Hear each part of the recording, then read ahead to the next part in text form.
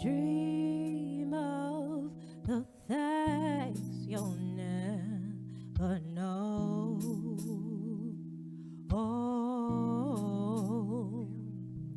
dream of the beauty within your soul. When you dream, dream slow.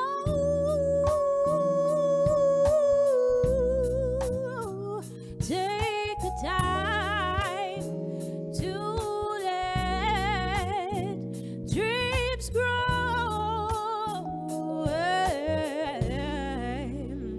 Just dream, just dream, just dream.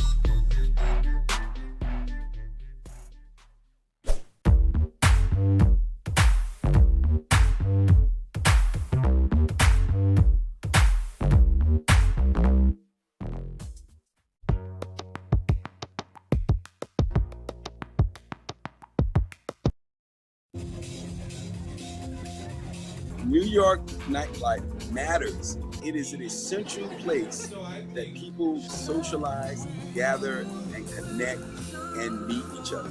It also provides a lot of jobs to thousands and thousands of people.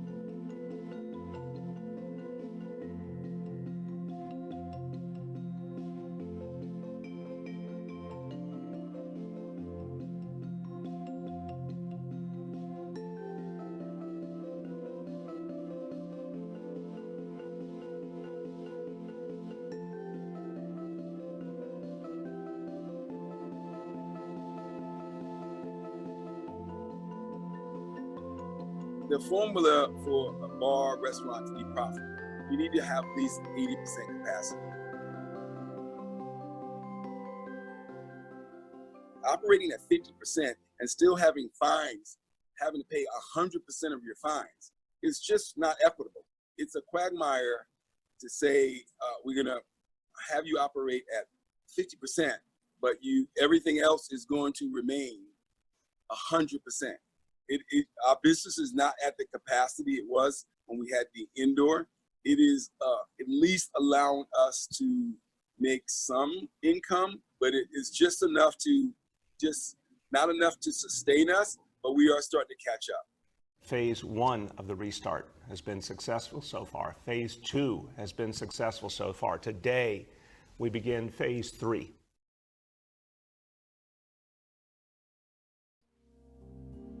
We've never seen anything like this. The industries that we're in is meant for people. It's the hospitality business, and it's about people coming together and being close proximity to each other. I feel for some of my customers who are regulars, who come there 4 or 5 days a week just to connect with their neighbors. And so not to be able to provide this resource in a way that restaurants and bars have done it for thousands of years is disheartening. There are only a limited number of businesses in the downtown area. We're in Fort Greene, on the side of Fort Greene that is very middle class, upscale. No less than 4, maybe 5 businesses have not reopened around, and that have been around for more than a decade. My prayers go out to so many of my fellow brothers and sisters who own bars and restaurants and clubs and hotels, and that may not survive. A bar or restaurant that is violating these rules can lose their liquor license, and that is a big deal for a bar or a restaurant.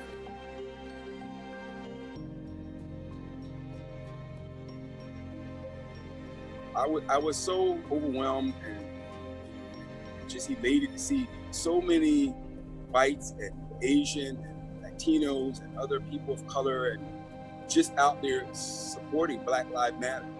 And so I think one of the ways we can help Black Lives Matter is that we have to have an economic element to that. And the only way to do that is to have Black-owned businesses. Seek out Black-owned businesses. Those people, all those whites that I saw marching, seek out Black-owned businesses. There were far more Black businesses 100 years ago than there are now. We only own 3% of businesses, and so we have to change that.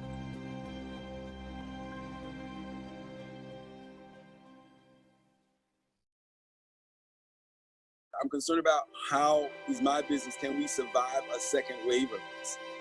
I'm really unclear about the future. I'm not sure. I know New Yorkers are very innovative. We have survived this epidemic. We're down to, we had 0 deaths for the first time. So that was very optimistic about that. And I feel like New Yorkers, we're survivors.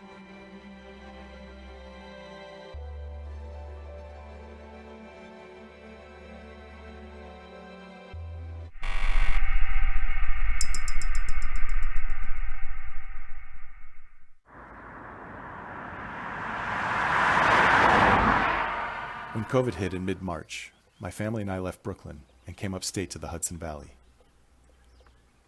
Sometimes it's called the breadbasket of New York City. And with 6,000 farms, it's a good place to observe what's been our country's worst food crisis in a generation. But at the moment, I'm on my way back to Brooklyn, following a farm truck to Bay Ridge to see the local food supply chain in action.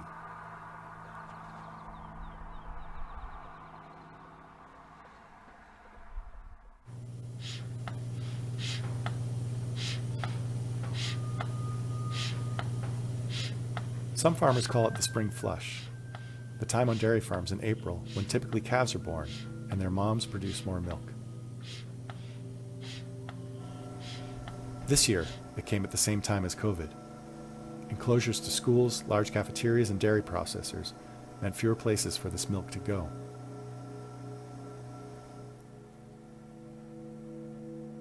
You can't just shut off a cow, so many large dairy farmers were forced to do the unthinkable. To find milk in some stores, and at the same time, some farmers around the country have had to dump their milk. David Summerstein of North Country Public. According to some estimates, they had to dump almost 4 million gallons a day. I actually heard about this as I was headed to buy milk at Ronnie Brook Dairy Farm in Pine Plains, New York. Hearing about the dairies that were dumping milk, did you guys have to do that? So luckily for us, we're sort of in a different, from here to there, all our milk is used. This is Dan Osofsky, one of Ronnie Brook's owners. He was pointing to the barn where the cows are milked, then to the facility across the road where everything is processed into a variety of products, including their signature glass jug milk. So you guys didn't have to dump anything? We had to dump nothing. I control my own destiny. This was early April, and soon there were other stories of trouble at factory farms. Reports from the New York Times of a single chicken factory smashing 750,000 unhatched eggs a week, large hog farmers exterminating hundreds of thousands of pigs, and farmers elsewhere plowing fruits and vegetables back into the earth. All this while the country was growing anxious about finding and shopping for food. The pandemic hasn't been kind to factory farms with their rigid supply chains. But I began to wonder about local farms, ones like Ronnie Brook in the Hudson Valley, that supply the city farmers markets, farm-to-table restaurants, soup kitchens, and food co-ops. How are they doing during the pandemic? And as food security questions abound, where do they fit in the equation of how we get fed? Okay, so he says 8 cc of the multi-min 90 and follow directions on the vitamin E. Before COVID, local farmer Sean Stanton of North Plain Farm in Great Barrington, Massachusetts, relied on restaurants for 50% of his business. He produced beef, pork, chicken, and dairy for Blue Hill Farm Restaurant in Greenwich Village. That business disappeared in the middle of March, but his season started with an additional challenge, one that wasn't related to the pandemic. I have a cow that's not feeling well, and so we're going to try and move her. She can't get up right now. She got up once and moved, but now I got to go get her some water, and then I got to try and get her up again. It could be so many things. It could be parasite overload, could be there's a cancer that older, especially beef cattle, can get. It's one of those things where you're like, am I going to just shoot this cow, or am I going to try and get her better? North Plain has 90 head of beef cattle that feed on hay all winter and move to the grass in the spring. This is the day they head to the grass. They're eager to go, but it seems like they don't want to leave anyone behind. There's a psychological challenge of losing animals. I mean, even sending them to slaughter has its own challenges. But there's also the financial challenge. I mean, the animal's worth $1,500 at least. Okay, what do you want to do?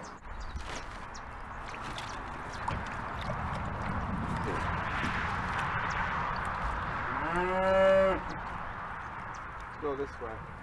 The animals are only worth money when they can be turned into food. The spread of COVID in large meatpacking plants has complicated that picture. It's boosted demand at smaller slaughterhouses, but there are fewer smaller facilities than ever. Most have disappeared over the last 30 years, either gobbled up by a handful of giant corporations or put out of business by the rock-bottom prices they ushered in.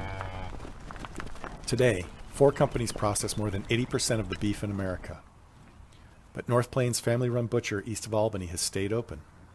So these cows will eventually end up on someone's plate. Somewhere.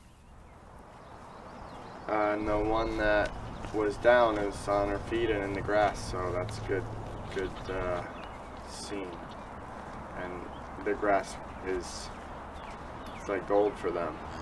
I mean, it can change everything. With their product intact, next came the question of how to bring it to market after their main retail outlets had to shut down. Like March 15th, they closed. I think it was March 15th.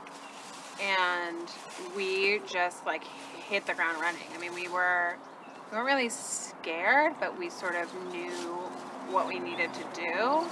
And the fact that we have a farm store, we're able to just turn right around and start selling direct to consumer. And that's the only thing that's saving us. I mean, it's not to say that it's going to save us long term, but it's been pretty amazing to see that also the consumer awareness. The consumers get that, you know, they're alternatives. The alternative being local, more sustainably grown vegetables and animals with fewer antibiotics, growth hormones, chemical pesticides, or artificial fertilizers. It's the moment where it's really coming to light that the industrial food system is so fragile. By contrast, smaller farms have seen their stock rise, and in early spring, cash flow for many was reaching record highs. And you wonder, when you're in our position, if it's possible that maybe it'll change consciousness and maybe it will change buying habits. And, you know, that's really that's the American way, right? Voting with your dollar. Another way people have been voting with their dollars is with community-supported agriculture, or CSAs.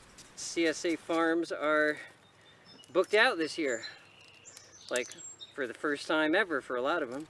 Hardy Roots Farm near Hudson, New York has been running on the CSA model since its inception in 2004. A CSA is a farm where people can purchase shares to get regular deliveries of food. Their program currently feeds 1,200 families in the Hudson Valley in New York City. Daniel Woodham is their harvest leader. Community-supported agriculture is now a sought-after thing. This year you've seen more demand than ever in your experience? Yes, absolutely. Yep. CSAs kind of came into the U.S. in late 70s, and they're sort of popular, some in the 90s, and I think was early 2000s. Oprah said something about a CSA, and then they spiked again. But I don't think they've ever been as popular as right now. Ben Shute is the owner and operator of Hardy Roots Farm. We were able to get this farm started from scratch on a very small scale because we decided to use the CSA model. Every spring we would sell our CSA shares and get payments from our members up front, which would enable us to literally take that money and buy the seeds for the season, buy our supplies. He went from a 3/4 acre rental to owning 70 acres, farming about 50 different vegetables, with 75% of their business coming from the CSA, and a new farm store that accounts for much of the rest. Our approach, which is this kind of community-focused approach, enabled us to get through, various wrenches thrown in the works with the pandemic. Every vegetable we're growing, we've managed to sell to a CSA share. It wasn't all dependent on one link in the chain. People were definitely made a little more aware of where their food is coming from or not coming from when they started to see grocery shelves empty or limitations on where they could shop and how they could shop. The CSA relationship is unique. It's like paying for a personal grower who also happens to be thinking about your cooking habits and your salad. All our plans for this season are based around our CSA. We say we're growing for this many families this year, then we plant our field according to that. We never want to have, just a ton of two different things, because that's not how people cook. People want a salad and they want some roots and they want some cooking greens and some herbs. And so we carefully plan to make sure that we have all those different things every week of the season, starting on day one. There's a resiliency to these farms by design. They offer a range of products. They're small, so they're versatile. And they're also built to be self-reliant. Unfortunately, you can't reverse the track. That would be ideal. Sean Stanton from North Plain Farm talked to me about this while he was trying to fix a stuck manure spreader stuffed with the winter bedding of their pigs and chickens. We compost it, and then we use it for spreading on the pasture or whatever else we want compost for. The reality is you have to have fertilizer to grow vegetables for the most part, and there's different ways of doing that, and one of those ways is to have animals. It's part of the biodynamic philosophy, a holistic process that's even more rigorous than organic farming. It's a cycle, it's an ecosystem within a farm, and it has plants and animals, and humans are basically skimming off the top of everything. But a push for productivity in the 1960s gave way to huge factory farms that would produce few things, and smaller, more sustainable farms, from the federal government's perspective, became an afterthought. All in the name of efficiency. It's not actually efficient when you look at all the external costs that aren't calculated when you go to the grocery store. I mean, this isn't terribly efficient either. It was May when people started talking about a meat shortage in the United States. It was more of a figment, but the talk came with a panic, boosting North Plains sales even further. Even though one of the main sources of their income, the farmers market, opened late and with restrictions. Attendance is down, but this farmers market, we've seen almost double in customers for the past 3 years. This market's bonkers, and it's a beautiful market. Got the eggs, the sauerkraut, 24 total. The chops are, the total is $133.78. It used to be sort of like our advertising budget, we would say, and now it's a huge part of our income. So we really hope that we can maintain some of that. We'll see. The CSA model has been more predictable, and currently there are more than 120 in New York City. Hardy Roots is preparing for its second delivery of the season on Saturday to one of its oldest CSA partners, one in Bay Ridge, Brooklyn. So we need 600. So That's the fourth one, I think. So if you want to keep a count, continue to do our 30s here. When I wanted to do my own farm and rented a little bit of land, wanted to not only meet the needs right in our, town, but also to be bringing food down to New York City. And that seemed like an important service to be providing. Could you leaf like this? We got to take that off. His farm also provides 2,200 pounds of fresh produce a week to city food pantries. So we're going out in teams, picking bunches of greens and digging up roots. All right, let's pack it. And sending everything into the barn where we're washing it. Getting it all in great shape to then pack up into shares. All right, so let's do David first. 107 shares. This year, putting them all in boxes or bags for people so that people aren't having to touch bulk bins of vegetables at the pickup sites. And we get all that together, goes in the cooler overnight. First thing in the morning, for New York City, we're loading up the truck and sending that truck down to the city to drop off at our different neighborhood sites.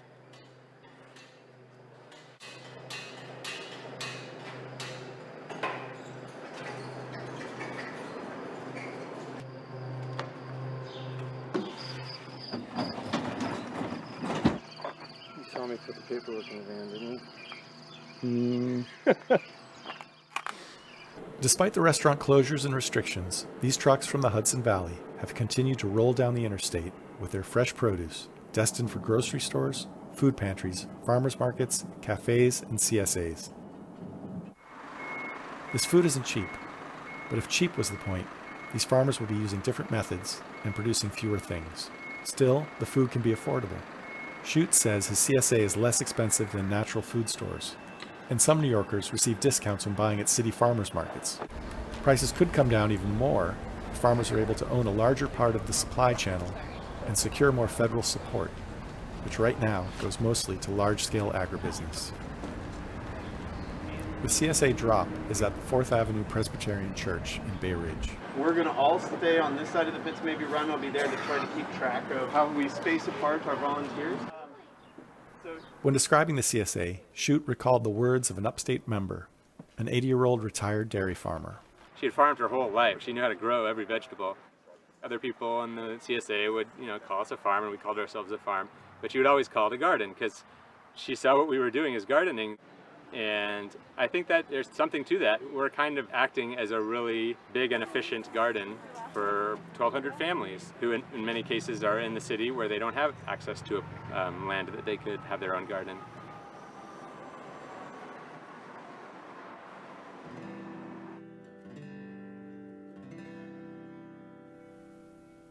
It's not surprising that smaller, local farms appear to be more resilient now during the pandemic. But it turns out this isn't something new. A 2015 U.S. Department of Agriculture study found that farms with direct-to-consumer sales were more likely to remain in business than those without. But the study found that they make up less than 8% of American farms.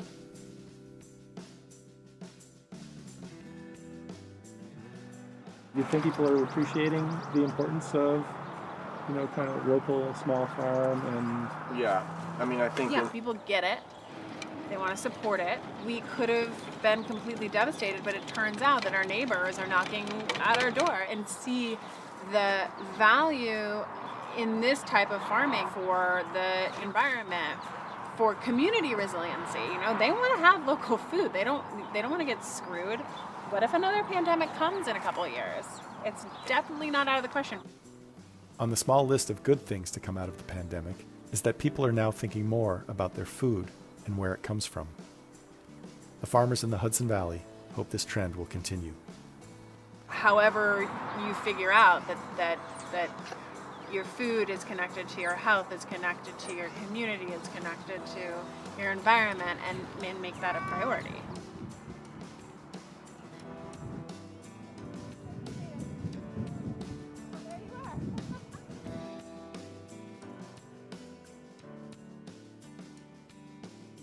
Even looking for some lipstick. So I talked to you guys. I put on some earrings. This must have been the first earrings I had on and since this stuff started. And I have 10 tubes of lipstick. I couldn't find one.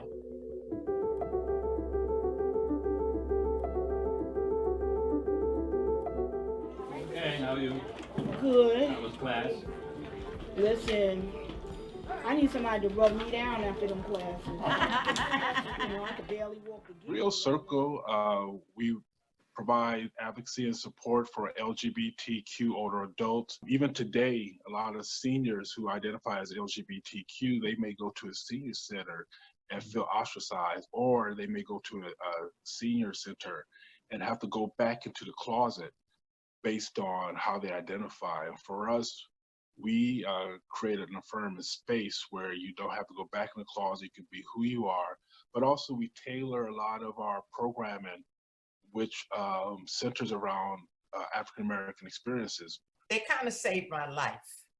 You know, when I didn't have anything else to do and my situation changed, they were a savior for me. And I really loved them for that. I really did. And I appreciate that we have somewhere like Rio for elderly people, you know, my age and stuff. It's just perfect for us. I say maybe 4 days into it, all of a sudden I stopped eating and I lost a lot of weight. I just couldn't eat, you know, because like I'm here alone. I went out and filled my freezer up and stuff like that, but I couldn't eat. And one day I was laying in the bed and I looked at my leg, it was just nothing but skin. And that fast, because I must have didn't eat for a week. And I talked to a member, I'm gonna just mention her first name, Mary. She said, Doretha, go to the store and get stuff that you like to eat. I got ice cream and sodas and cookies and everything. Do you know that gave me an appetite and I started eating again. It's good to have people to come to. It's good looking in your face. It's good that I can call somebody. I don't have a lot of friends, I never did. But now I feel like I have sisters and brothers and family. You know, maybe for a non-LGBT individual, a senior, they may have extended family, immediate family and extended family. They may live in a home with their sons, their daughters, or family members. Those seniors who identify as LGBTQ, they don't have that. That is sometimes just them.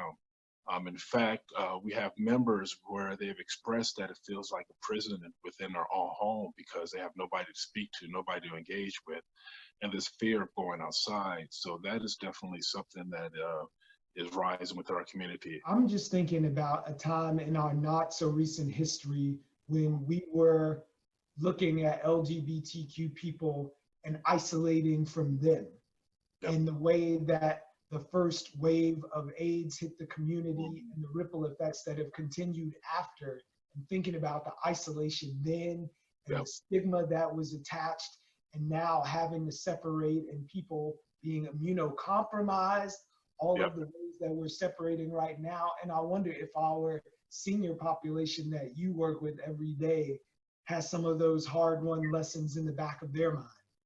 Oh yeah, definitely. And you know, in particular, we work with HIV individuals over 60, and for the what I hear from them is that this is such a reminder of the stigma that happened when HIV/AIDS first came. The stigma of the body reactions that people experience when somebody knew about their status, the fear of even discussing that you had, you know, HIV/AIDS, where nowadays the fear of people admitting that, hey, I had corona.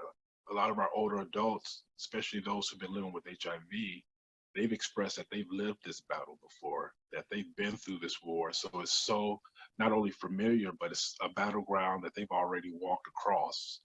And, you know, and with that, I think they may have a stronger resilience. What is it gonna look like at Griot Circle on the other side of this when our seniors get together and have community again and are able to share a meal and conversation and be with each other? How do you think things are going to change? I know, first of all, we're gonna have a party. We're gonna have a big party. we are going to get together and celebrate. We're going to have a potluck with all kinds of food. So that's going to be our first day. And we're going to be out partying and boogieing down, and I'm going to have on my gloves and my mask and my dress-up clothes, and I'm going to be hanging in there, but I'm going to have on my mask and my gloves. As people of color, you know, we hold fast to resiliency of the hardship we experienced in the past. And I know we'll get through this, but the only way we'll get through this is together. But with the spirit of our ancestors guiding us, I know we'll make it.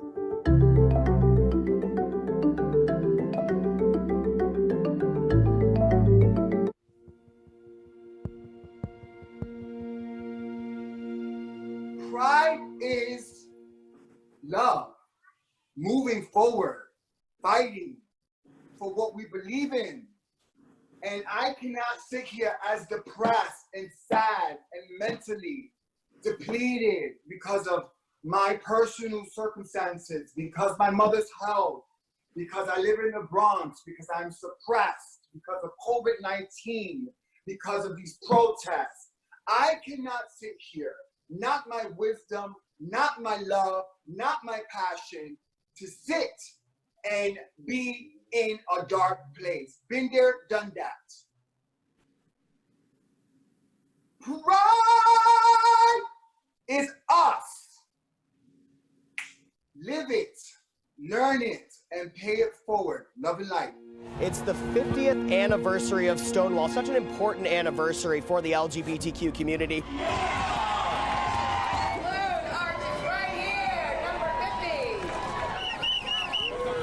And this probably will not surprise you, but I'm now reporting today that we will cancel city permits for June events as well.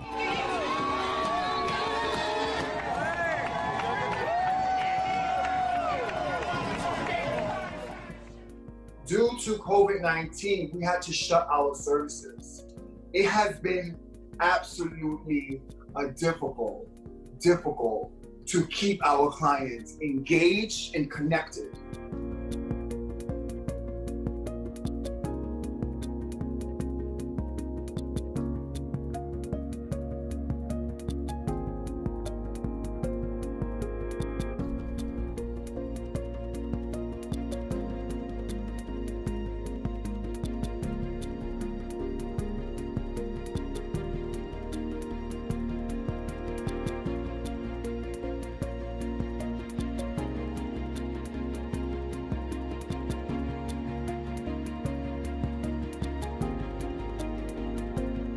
We're reaching out to our clients, and I'll speak about some of the stuff. We're providing HIV home test kits, but now we are sending them out to people. And for the trans community, likewise. Even though there's a male empowerment program, we accept all. But we're real close and connected with the trans community and the coalition and leaders in the community that can support our trans community.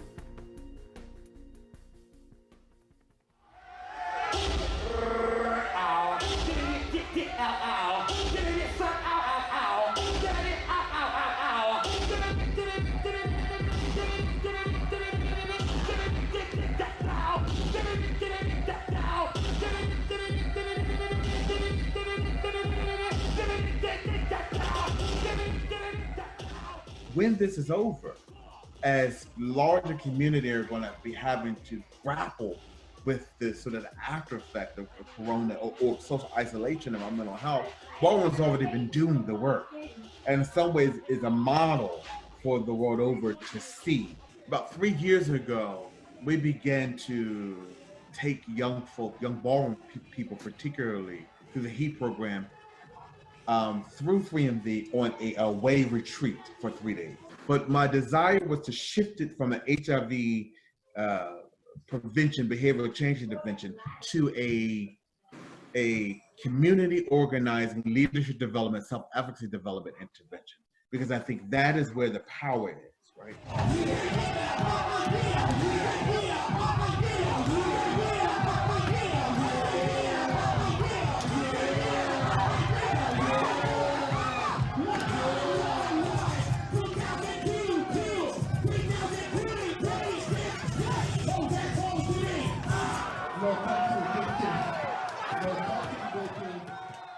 So across every geographical region, particularly in the US, there's a coalition of leaders. And that translated to social media. So if you go on Facebook, every ballroom coalition, so there's a West Coast ballroom coalition, there's an Atlanta ballroom coalition, but every house, for the most part, has its own Facebook forum. So when this happened, ballroom immediately just does what ballroom does. You know, I think marginalized communities, when they're at the brink of annihilation or extinction or crisis, they're very creative in our survival. And so we went just virtual. And we wind up having these virtual balls. The future is unrestricted. Precious. Dynamic. Latinx. The future holds that we continue to be wise, but not forget where we came from and what we have fought for and what our ancestors have fought for. So I see a thriving, hopeful future with lots of abundant and joy and happiness and pride. Pride in and of itself is born and birthed through the backs, from the backs of Black and brown trans women specifically, right? And mostly. We must remember that in this moment. So we can remember, number one. Number two is our ability to adapt and respond to crisis is beyond, right? It's in our DNA. It's absolutely in our DNA. And so it's why ballroom responded almost immediately. No, not the notion that, oh my God, after this, we're gonna have to deal with communities' mental health. No. We do this all day, every day. If I can get on a live with another ballroom person and read each other, I can get on live and take care of each other. Everybody bring it, let's have a fun at a ball. You matter. Black lives matter. Trans lives matter. LGBTQ, Latinos matter. We matter. We're not gonna settle, and we're not gonna fall behind. We won't let those fall behind. Not on my time. My name is Leanne Stewart. I use they, them, she, her pronouns, and I'm the founder of the Open Project.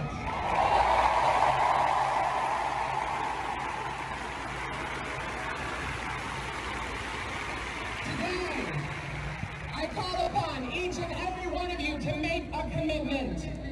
Today, I urge you to commit that today is the very last day that transphobia will bring the lives, loves, and joys of Black trans people.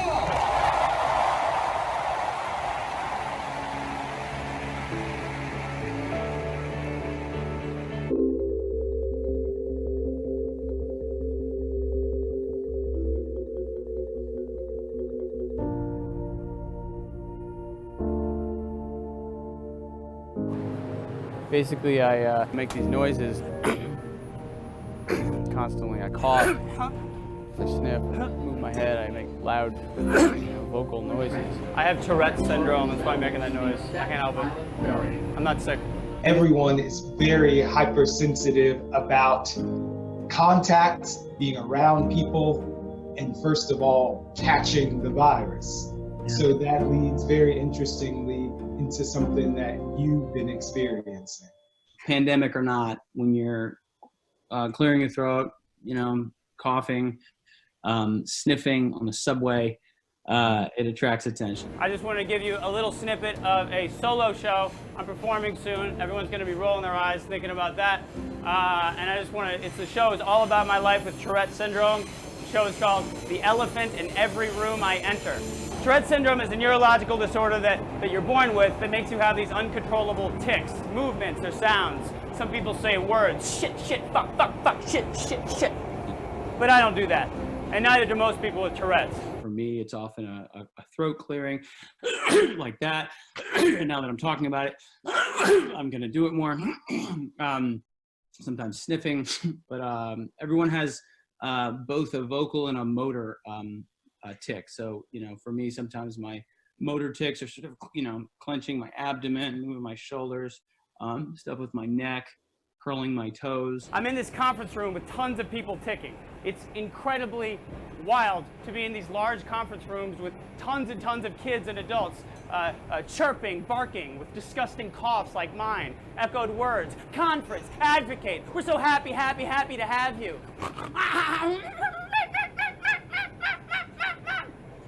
For the first time in my life, it was actually normal to have Tourette's. When I exercise, and I exercise a lot, partially because of the Tourette's and the noise that needs to sort of quiet down through exercise.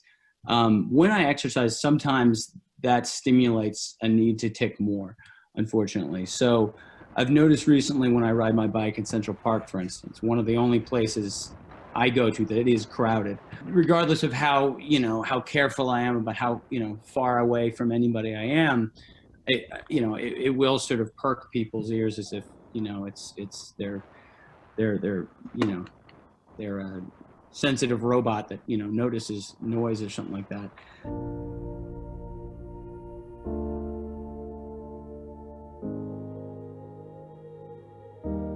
I know there's tremendous concern in our disability community, dealing with all the unknowns that everyone else is dealing with, but needing to make sure that there'll be sensitivity and concern in our city government and all the institutions of our society, that there'll be information flowing and messages that will be helpful and necessary information for the community. Well, I think, yes, Brian, I think you're right. We are in some very difficult times right now. And people with disabilities are feeling this. And traditionally, what the mayor's office with people with disabilities does is it works hard to ensure that every person with a disability has access to everything the city has to offer. And we do that through referrals, through transportation, housing, benefits. We have a program called NYC at Work, Project Open House, that comes in and makes people's houses accessible. And we have ASL Direct, which allows people who are deaf to be able to contact our office. People with disabilities are the most resilient people that are out there. We've adjusted to things like this throughout our lives and with our disabilities in society every day that people don't see. We adapt every day. And now every other person has to adapt every day.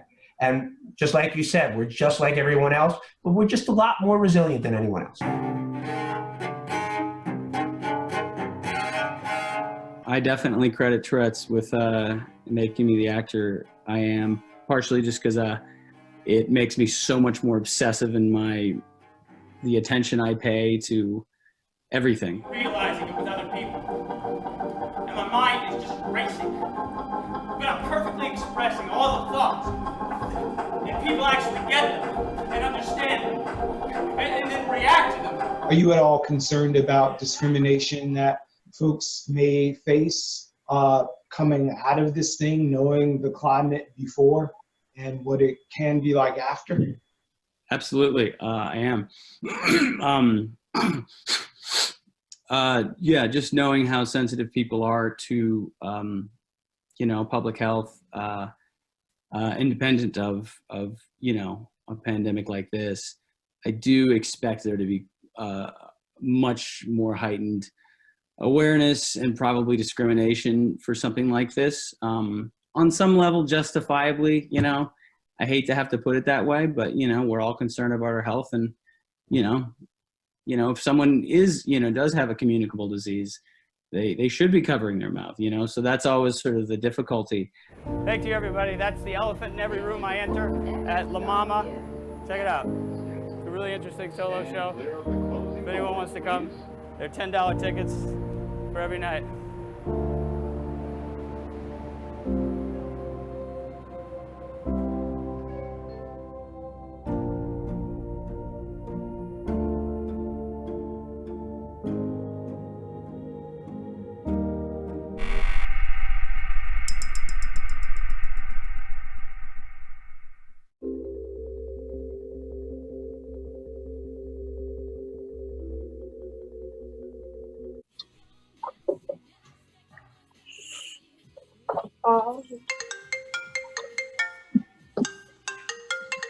All right, hold on. I think the microphone is off.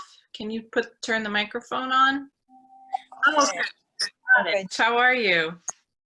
We're good, thank you. How are you, teacher? I'm good. Just, a a little crazy right now. How's school online on the computer?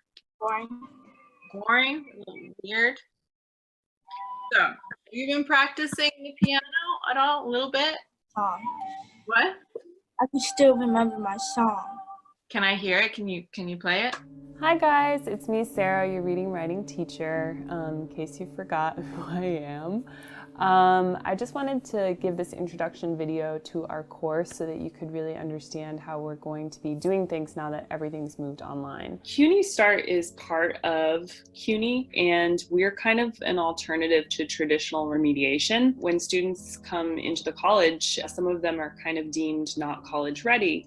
They kind of have to work on some of their skills, whether it's reading, writing, or math. And so our program is meant to serve those students. I'm a hearing education services teacher. I teach students K to 12 who are deaf or hard of hearing. I also teach a music class for District 75 school. This came on really suddenly, and the shift to remote learning for everybody was a big shift. The shift to remote learning for students with disabilities was an even bigger shift because it took a while to get what they call the remote learning plans that are developed for kids with disabilities up and running. It took a while to give families input into those remote learning plans. It took a while to get things like their assistive technology home with them. There was this moment of realization, which should have been obvious, which is that our students have major access issues. Many of them don't have access to computers. They are sharing devices with family members. They have inconsistent Wi-Fi, if they even have Wi-Fi. Some of them are using hotspots on their phones to access,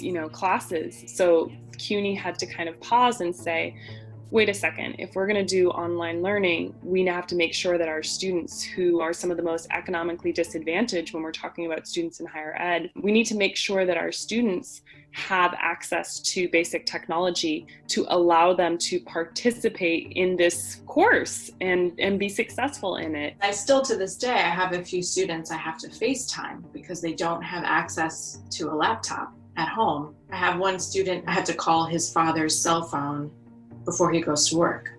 And then the phone's gone and that's it. We wasn't prepared. They had to scramble. This virus took everybody by surprise. And they're not all up to speed yet, especially African Americans and Latino and poor children who's already behind. I think it's so easy to forget about the parts of the student population who have such high needs in times like this. It's not that kids with disabilities can't learn, it's that they need the supports and services to do so. And it's so hard to get them all that they need right now. Can you clap this measure for me? Okay. I did.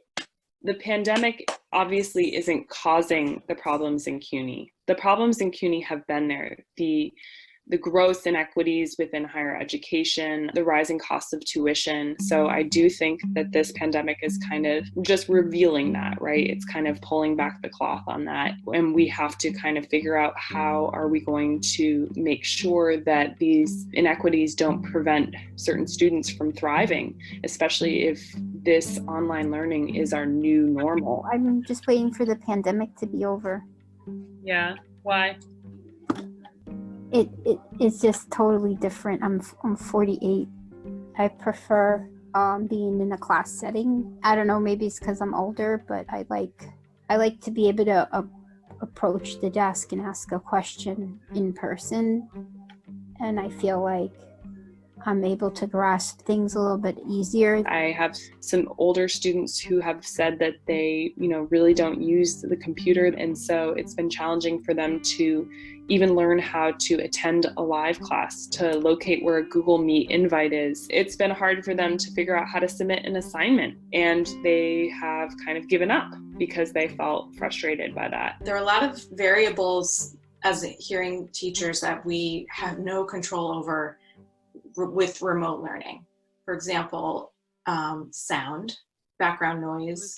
I can't tell you how many times I've been on the line with a student and I hear so many things in the background, a TV, a little sister or brother yelling, a dog barking, and it's an absolute nightmare for when you're trying to get hearing session done. I've been teaching classes, and some of my students will be sitting in their car because it's the only quiet place that they can learn. Some of them have to go into their bathrooms to hear the lesson. So is not passing, and he hasn't done any work since writing paragraph 1 and 2. Right.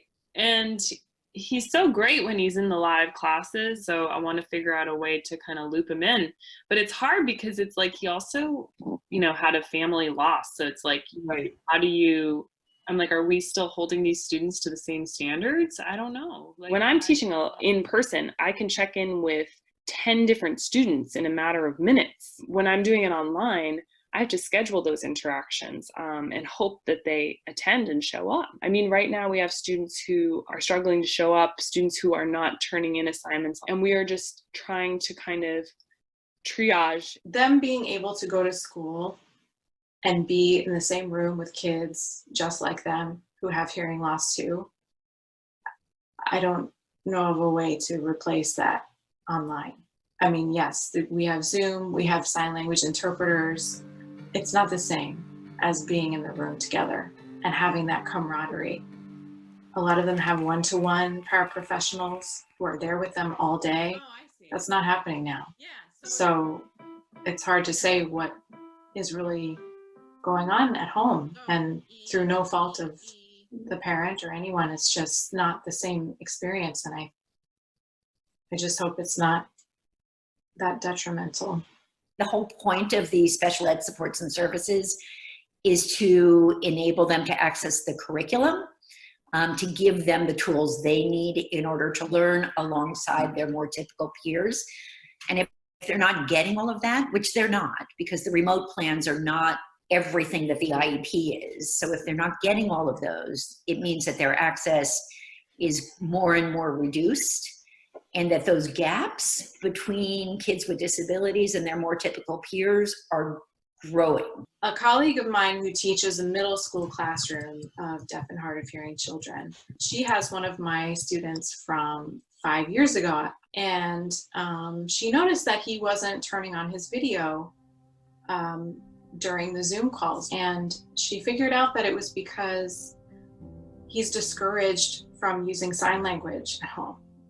And he knew that if he turned his video on, he would sign because he's an excellent signer.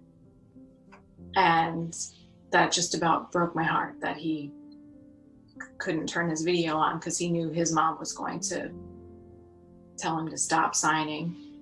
Obviously, that would not happen in the classroom. And I've seen the students sign as a primary form of communication. So I just gotta check. Yeah, so.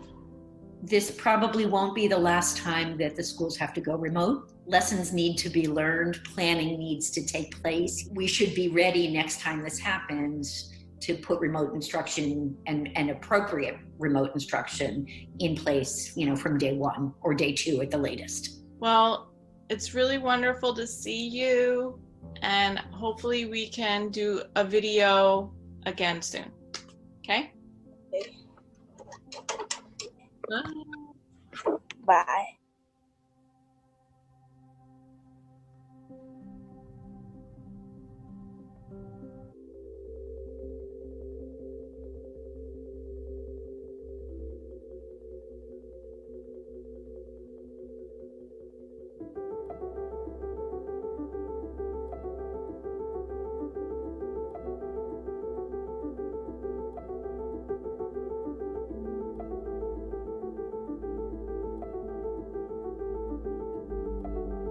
So if we're going to work on a plan for restoring Brownsville to better than it was before, tell me one thing from each of your respective points of view, and I'll start with you, Dr. Lewis.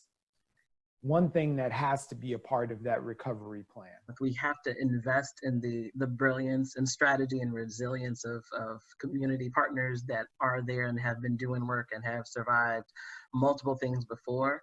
But that also means we gotta, divest from the things that have harmed and hurt people in Brownsville, all the panic and neglect and the issues. So, yes, invest in our dopeness and divest from the things that harm us. My mantra for all these issues is that we have to get at the root. You know, the pandemic exposed already glaring health disparities that exist. So what we have to do is really dig deep and go to what is the source of why we are affected disproportionately across the board with all of the various diseases. And it's because of neglect, medical apartheid, the racism within the healthcare delivery system, the employment system, the housing system. And we have to name racism, and we have to have race-specific solutions that are grounded in equity.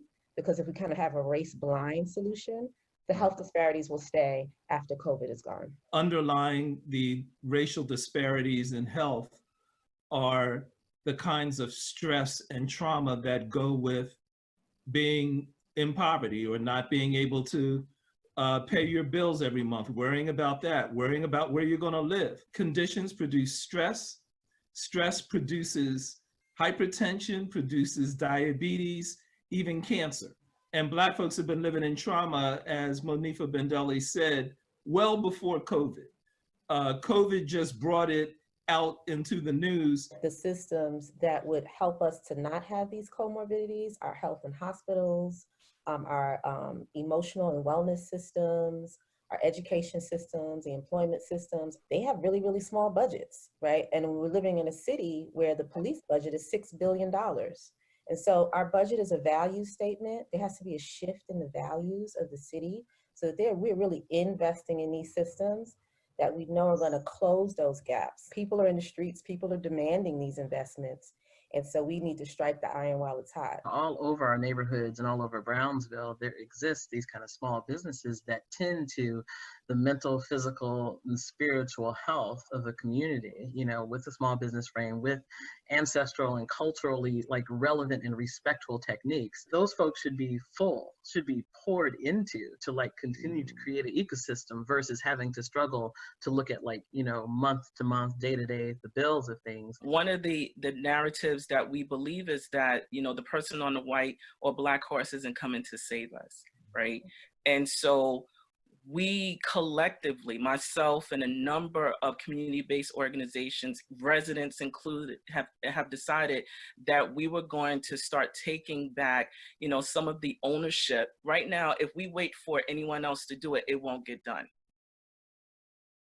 The lived experience of my community, you know, whether it's Bed-Stuy or Brownsville, you know, or just Brooklyn or Black women or Black people, is that what we've seen and felt over the last couple of months is, you know, as Anita was saying, language that didn't really resonate with us, stories and feelings of loss and death. I mean, we could all do more than two hands of people that died.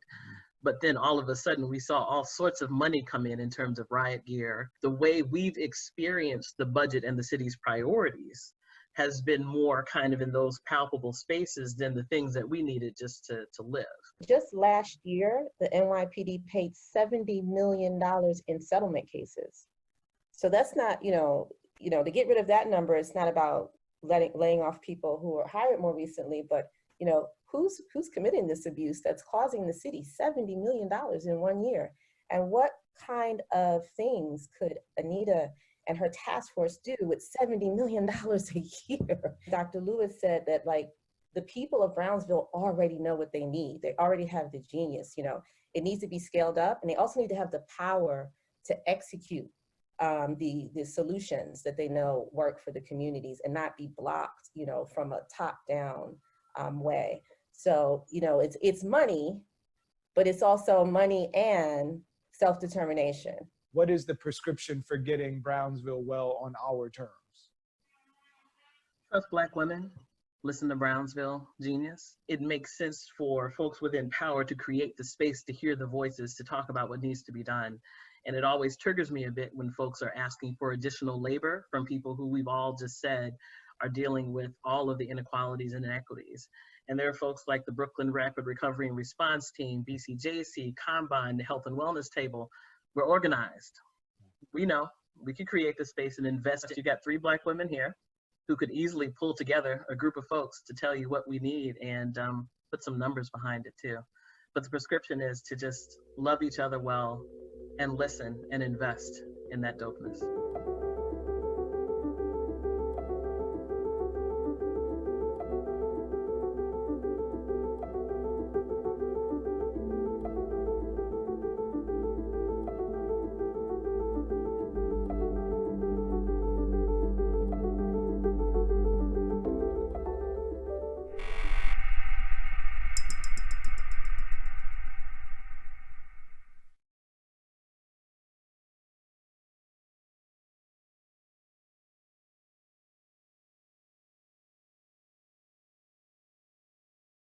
Dream of the things you'll never know. Oh, dream of the beauty within your soul. George Floyd! When you dream, when you dream, dream slow.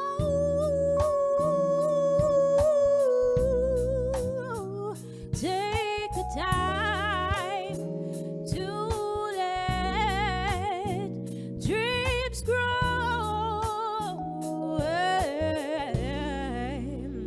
Just dream, just dream, just dream.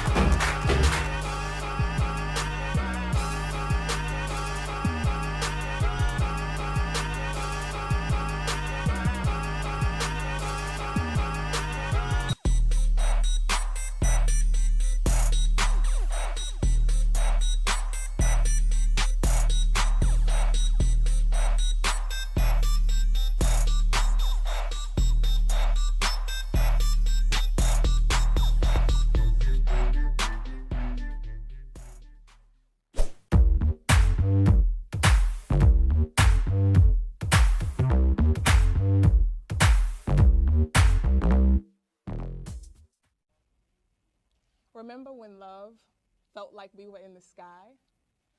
I do too. And today's Songbird is bringing us a dose of that ethereal, electro-pop-infused nostalgia straight from the R&B heavens. A singer, songwriter, producer, and poet with a shimmery sound and lush lyrics. If Bridget Perez were a spirit animal, she'd be part owl. Her distinct call and consciousness unveil a raw insight into love that pierces the senses and gets all the other beasts of this earth all up in their feelings. I am your host, Queen God Is, with a new episode of B-Side, serving a much-needed musical catharsis during these wild and revealing times. But just because the world feels too heavy and a bit heartless doesn't mean that we have to stop the music. So get focused. Turn the volume up on those speakers and all the way up on all of that love, and let's get ready to swoon and to sing and to dance so hard we fly. Let's go.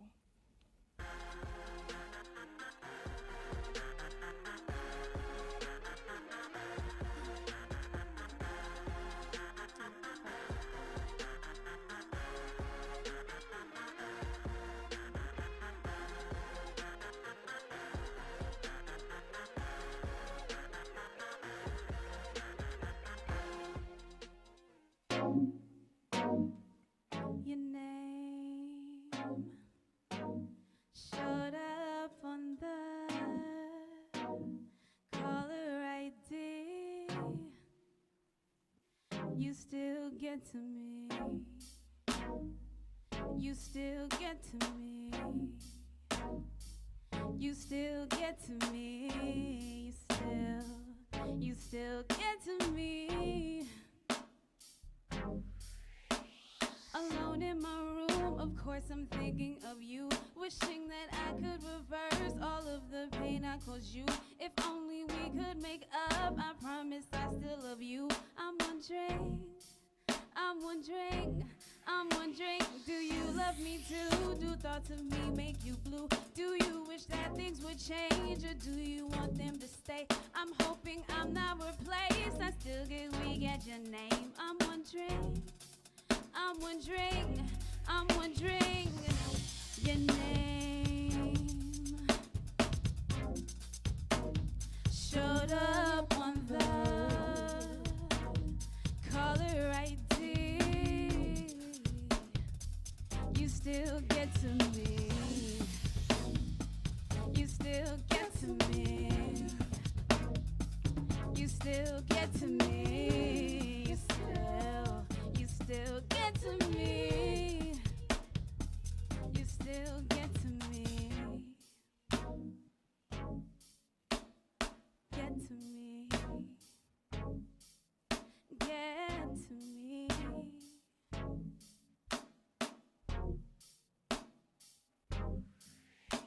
Thought by now you fade into this dark empty space. I tend to forget most days, yet ones with you won't erase. Our timing wasn't that great, though times with you were so great. I'm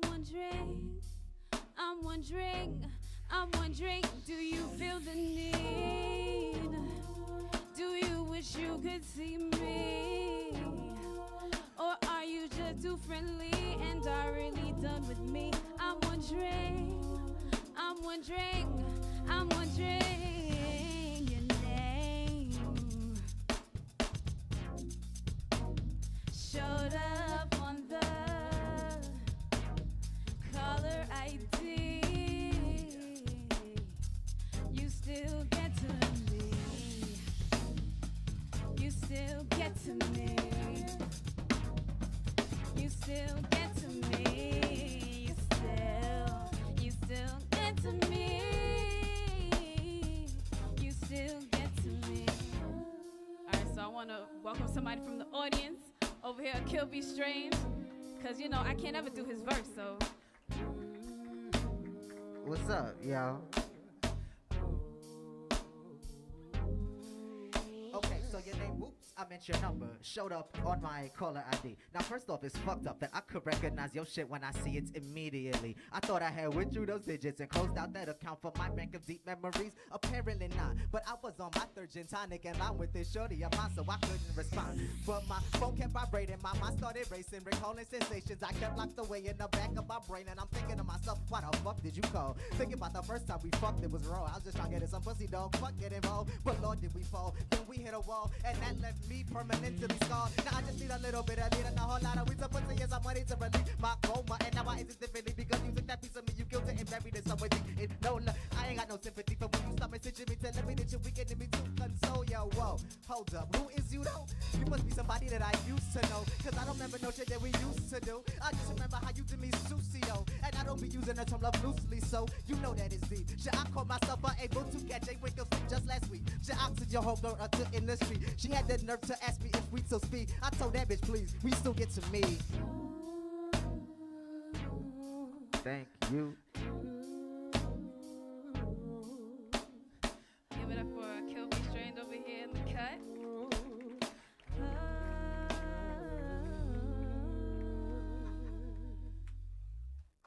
You know what I'm saying? Thank y'all. That song was called Get to Me. This is Bridget Perez, and this is B-side, where we have people just jump out of the audience, spit a hot 16, and sit back down like nothing. Before we go into introducing this band, your wonderful support system and crew, let us get into it. Let's get into this. It is November 10th, 2016. All of the time zones have made it so that now, in this moment, everyone possibly in the world who's tuned in to media knows that who is the current president-elect for the United States of America. You, Ms. Perez, have been given the wonderful job of creating a playlist which will be the soundtrack to that very moment when that news of this election was unveiled, what songs would be on that soundtrack? Some Metallica, some Korn, some heavy metal. I'm just playing, I don't know. Give us some titles that based on how you felt that day, watching everything unfold. Some songs that you think would represent well that moment, or maybe some songs that helped you get through that moment. I don't know, that day is honestly kind of a blur. I wasn't really thinking about music when he was elected. I just found it all to be extremely interesting. Yeah. Do you have any songs that you have created that you think speak to a moment like what we're witnessing in the world right now? Oh yeah, Aquarius, I'm gonna do that. Tell us a little bit about it and then we'll hear it later. Okay, yeah. Aquarius? I'm saying, yeah, I know we can't curse, but I'm saying, you know, F the law, F everything that, F establishment. That's kind of what that song is about. And he is establishment, so that's how I feel about that. And you know, you can interpret the F however you like. That said, F the establishment. Let us go into people who we have the L word for, which is what I'm gonna assume is love here. Let's introduce these awesome folks behind you. Okay, we have Mr. Daniel over there, Danny on the vocals, you know. We have Civic over there holding it down on bass, you know what I'm saying? And we have Sharik over there on drums. I was about to be like, but you know, no cursing. So we have Miss Boston Cherry over there, you know, holding down the 1 and 2, you know. And I think that we kind of like pushed the cursing envelope a little bit. I didn't understand all the words. I didn't understand all the words, but I got a few. Yeah, Please yeah, let's introduce this man one more time who popped up Name out is, of the audience. Kill Me Strange. Kill Me Strange. How y'all doing? Kill Me Strange. My mic's not working. He gave a shout out. The mic is not on, but we felt it. We felt After it. After the first curse, I was like, no cursing. Oh, is that what you said to me? Yeah. I thought you was like my hype man over there. All right, and scene on that. We'll come back to that a little bit later. But given the way that things are unfolding in the world, you know, it is what it is. Let's talk a little bit about who you are and where you're from. Well, my name is Bridget Perez. I'm from Queens, Rosa to be exact. Hey. Yeah. Queens, New York. And what people don't know is that artists are very interesting people. Allegedly. Sometimes people, some artists are very interesting people. Emphasis on some. Sometimes people describe us as a lot, right? When there are no other words. And you just actually went through a lot to get here. So I wanted to acknowledge that because I think that that colors not only your sound or your process and just what you bring to this thing that you're doing. And you born in Queens, New York, by way of parents who are from South Carolina and Guyana and Puerto Rico. Hey, Boricua.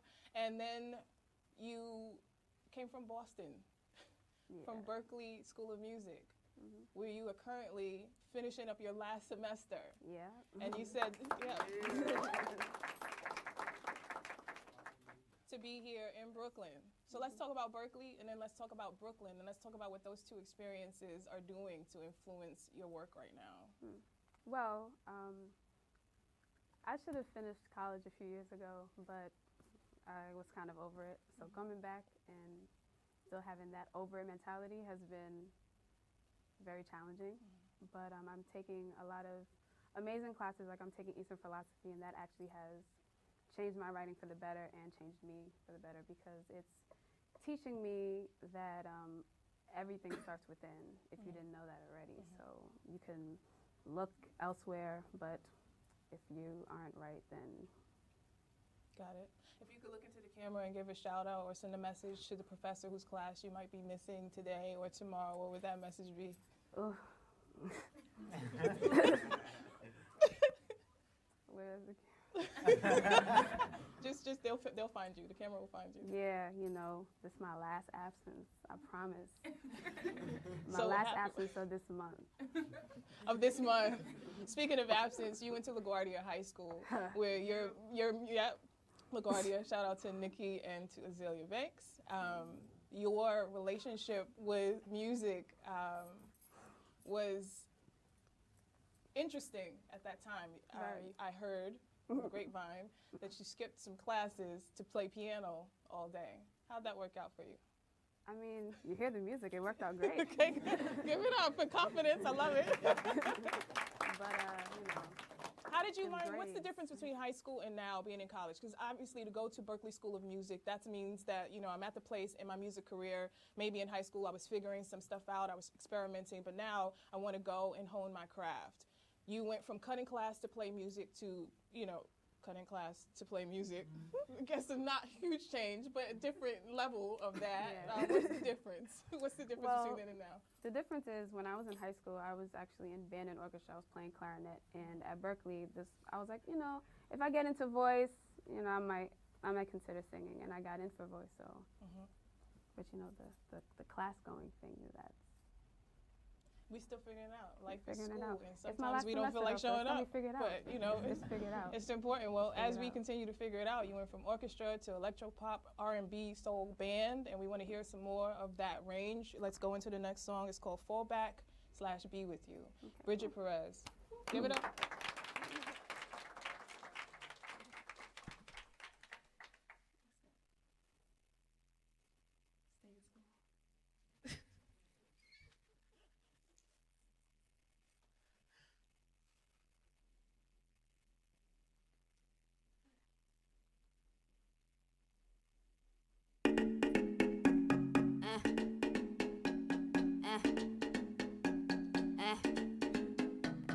Yeah.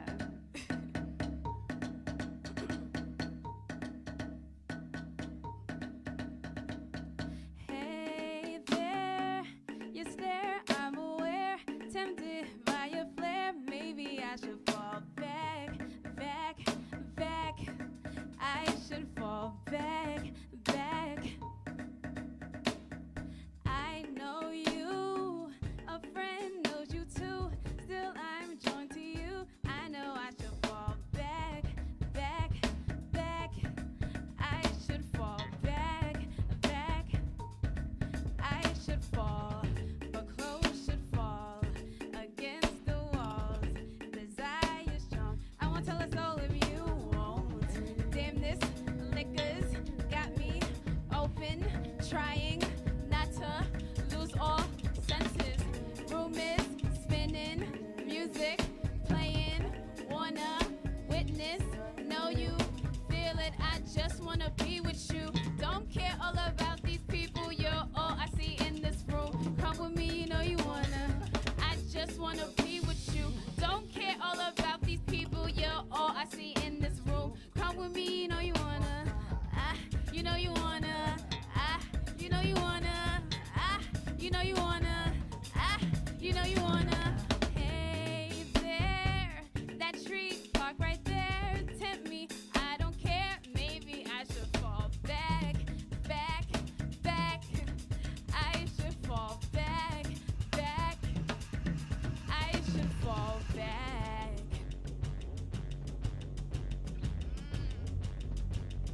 I just wanna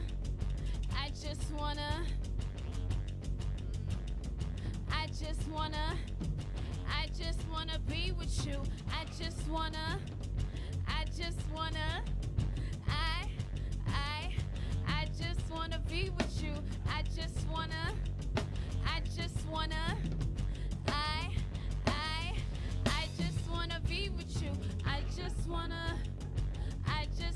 be with you. I just wanna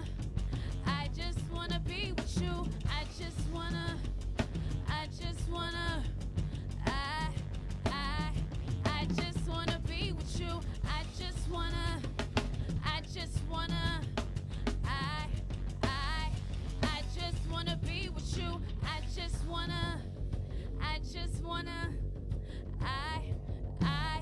I just wanna be with you.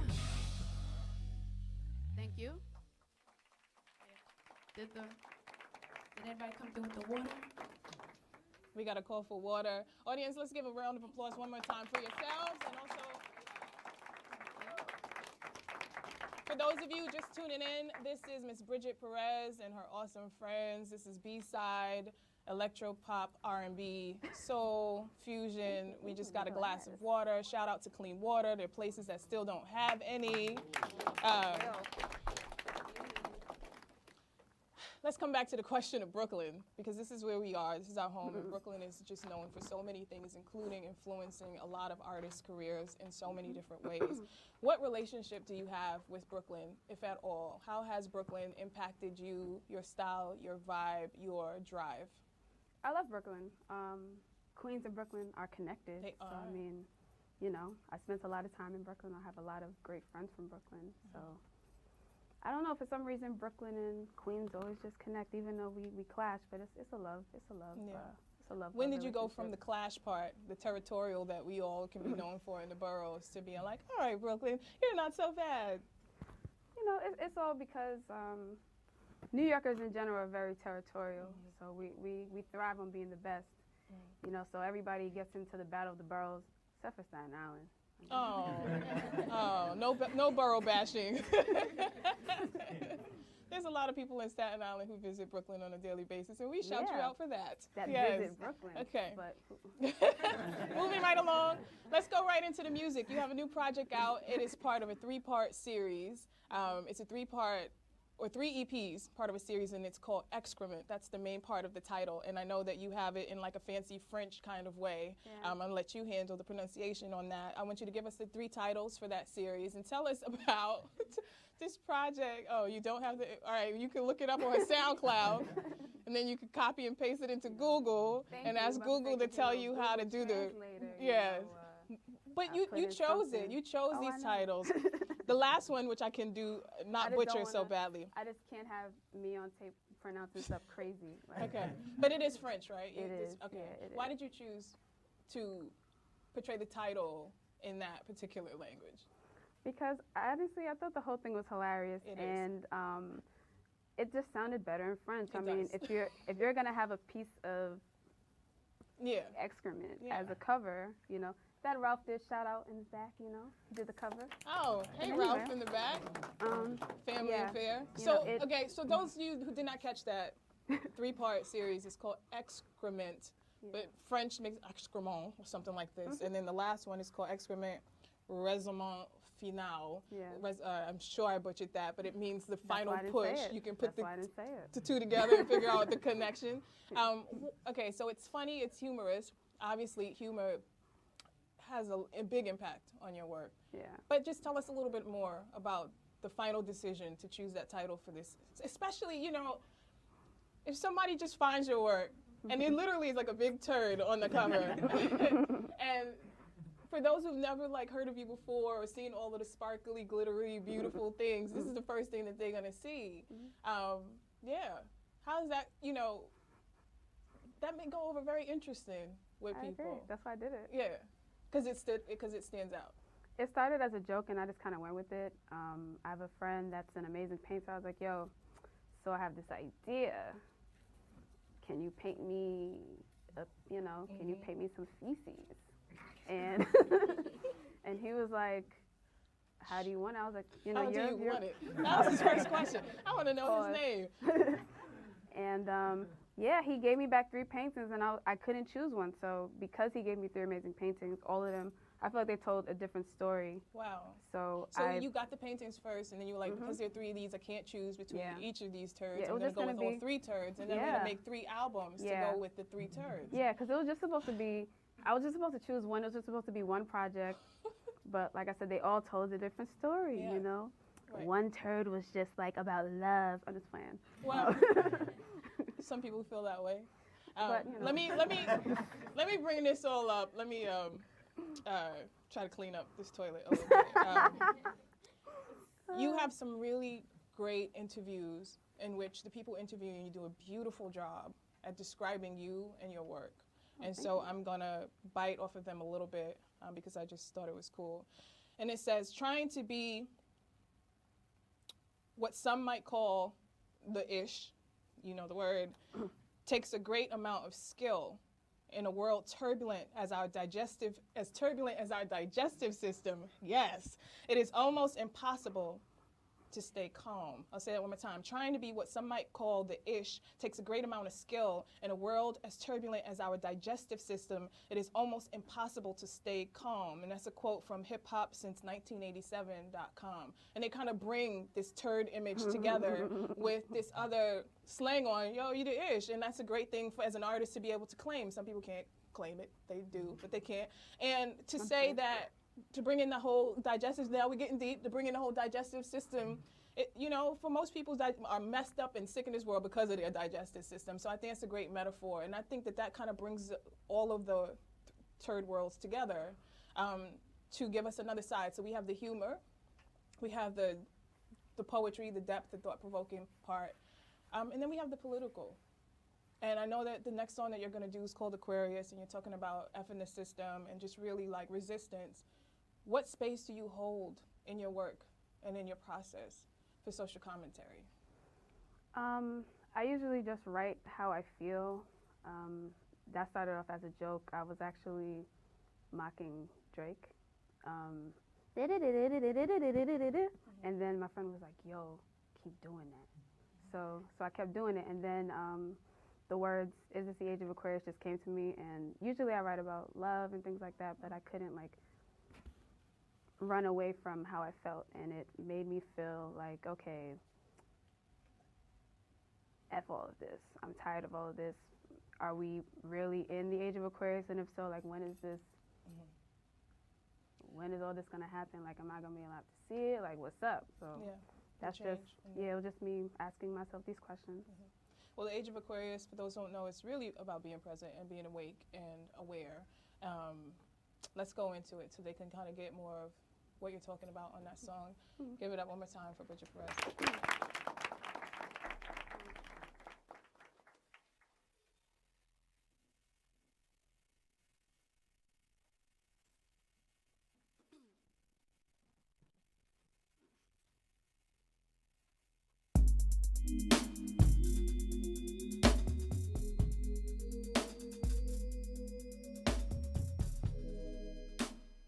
Is this the age of Aquarius?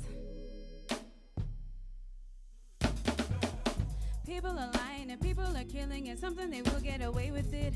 Racists are getting away with it. How do they always wind up getting away with it? Is this the age of Aquarius?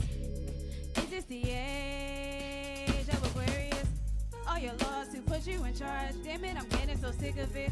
Are you not fed up? Was not that beat up? Too many out here struggling. Is this the age of Aquarius? Is this the age of Aquarius?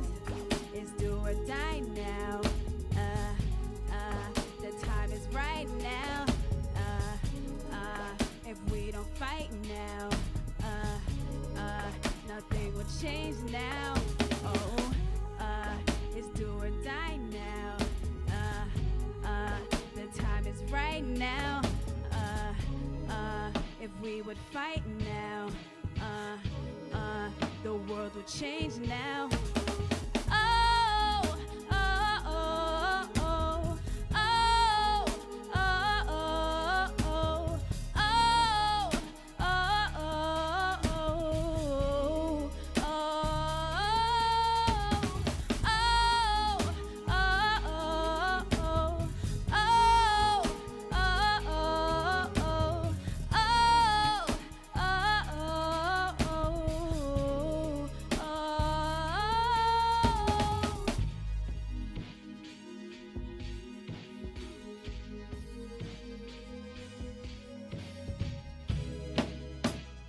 Is this the age of Aquarius? People are silent, we need to be shouting. We've become accustomed to the world is screaming for unity. We're so evolved, but we're missing humanity. Is this the age of Aquarius? Is this the age of Aquarius? The world is at war, money's a cause. Can't be the only one sick of it. Have money for guns, some teardrops and bonds, but can't afford to surveil their own. Is this the age of Aquarius? Is this the age of Aquarius? It's do or die now. The time is right now. If we don't fight now, change now. Oh, it's do or die now. The time is right now. If we would fight now, the world will change now. Oh, oh, oh, oh, oh, oh, oh, oh, oh, oh, oh,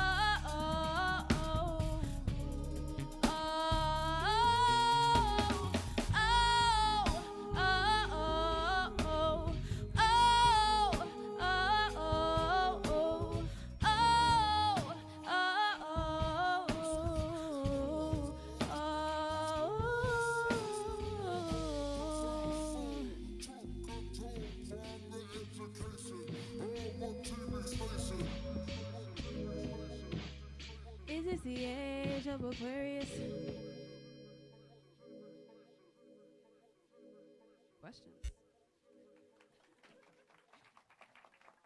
For those of you just tuning in, this is Bric Perez and Friends bringing to you a part of her 3-part series called Excrement. That song was called Aquarius, and we have to do proper shout out to Champagne Poppy, Aubrey Graham, aka Drake. He gets a lot of slack, but it was so much fun to like borrow from his flows. Like we gotta give him a little bit. Like give Well, Drake. that's actually Migos, but you know. Oh, but you just said Drake as well. Drake is in there. We like. Oh, yeah, of yes, course, yeah. you know. And after a I'm while, not you gonna really get into can't that tell the conversation. difference because everybody is definitely drinking the same Kool-Aid. Okay, but no, I really mean that shout out. Let's talk about hip hop real quick. I love that there are some hip hop influences in your work. Some of them might be a joke, but obviously you do it pretty well. Like so, that's not so much of a joke.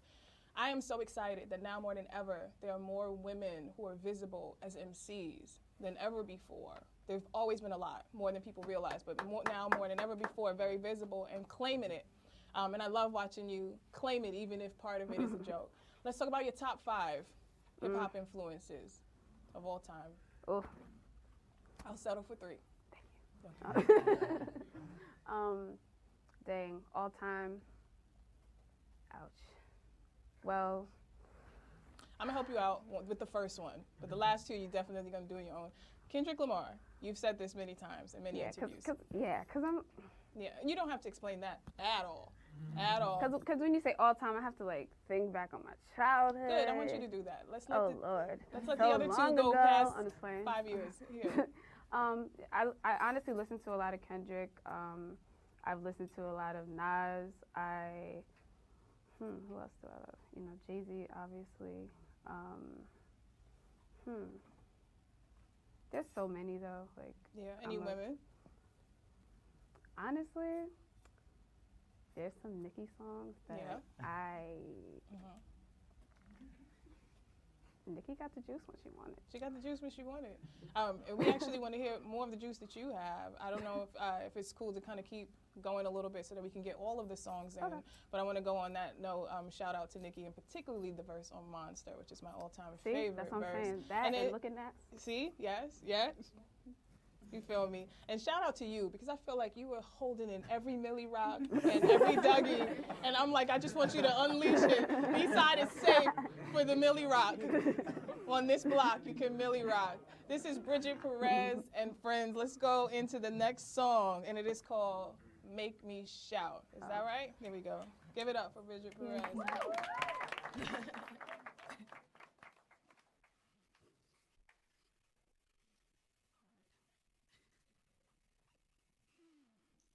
Hey, Mom.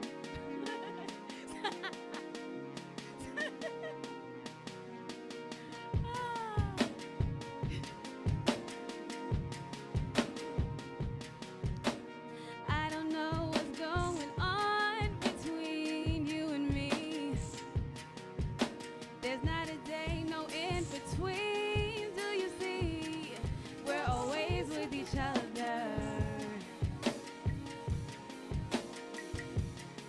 Just need you to come closer. You are what I could be, what you want me to be. I could be your biggest fantasy. Just come here, let me show you what I need from you. Please just make me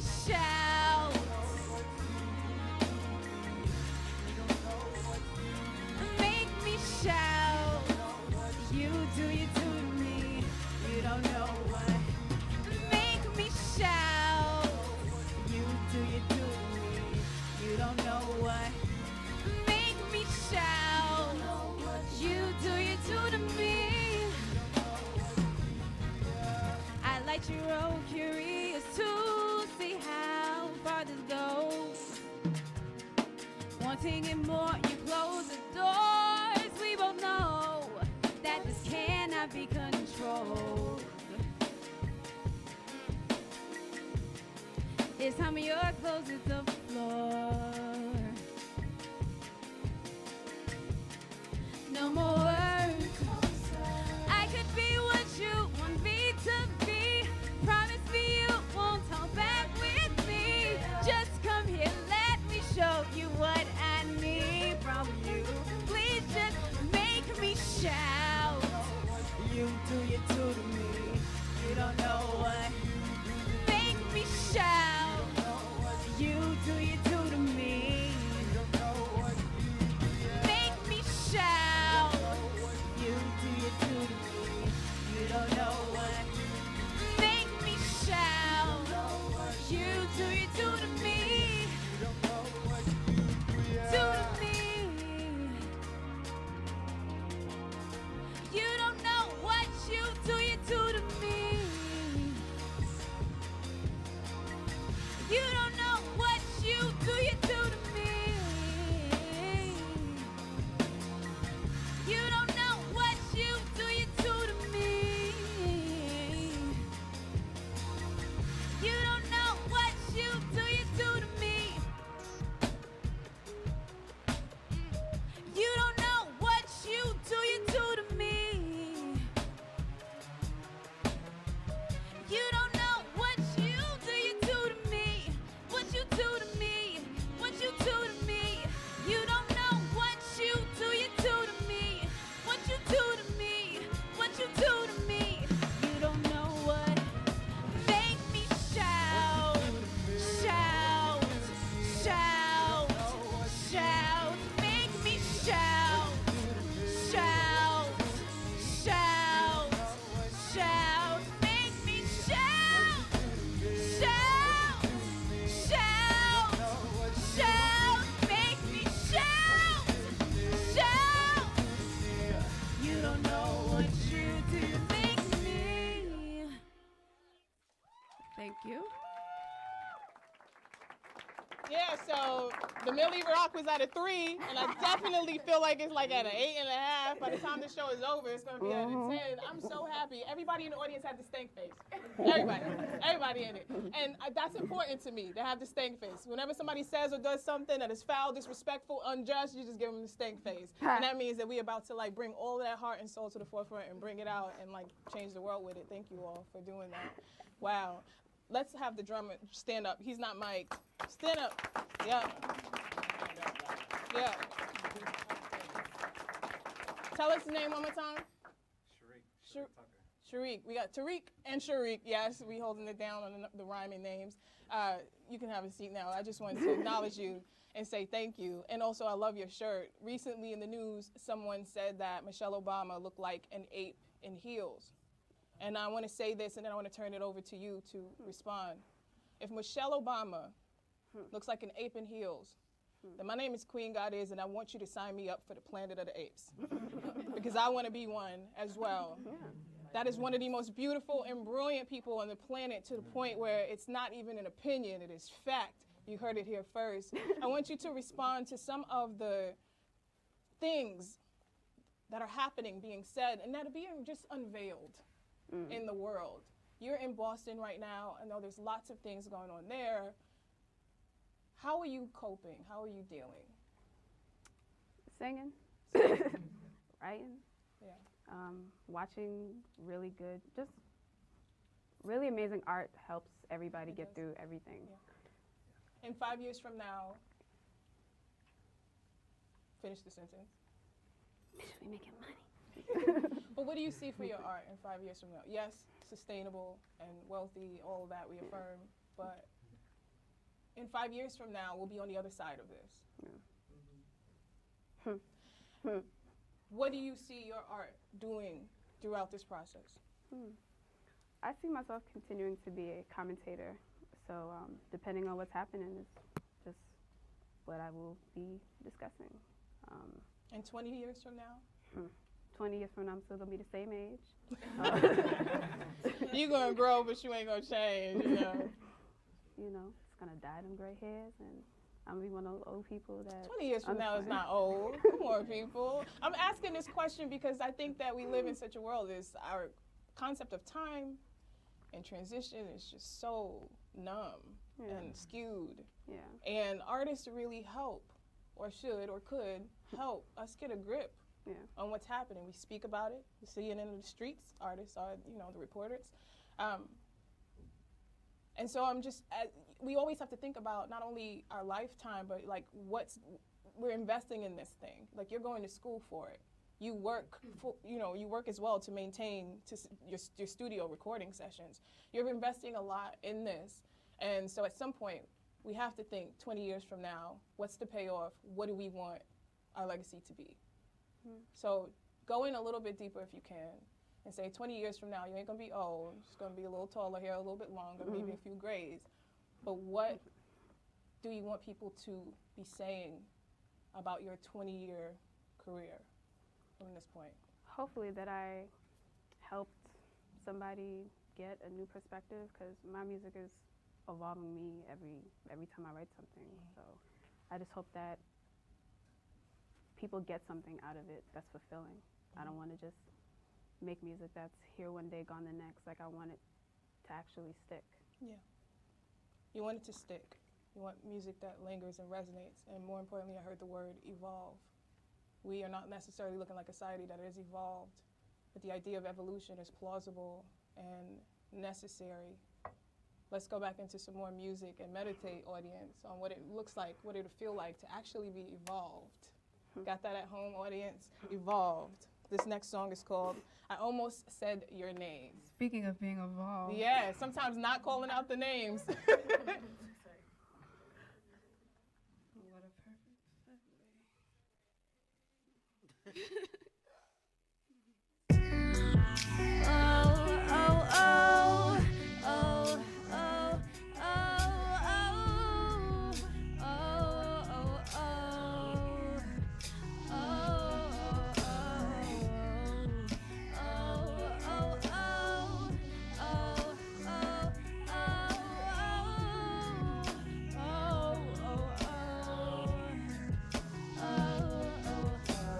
Starting to get closer. I don't think that's a problem. No, no. Me and my man were tiny. Then it led to undressing. I got real into it. Guess whose name came to me? No, I almost said your name. I almost said your name. Ooh, I almost said your name. I almost said your name. Oh, ooh. Oh, oh, oh, oh, oh, oh, oh, oh, oh, oh, oh. I'll deny it to this day. I won't admit what he can't prove. No, no, I got a little tongue-tied. Alright, well I guess then you did too. I'll give you your credentials. You know just what to do. No, ooh, I almost said your name. I almost said your name. Oh, ooh, I almost said your name. I almost said your name. Oh, ooh, I almost said your name. I almost said your name. Oh, oh, I almost said your name. I almost said your name. Oh, oh.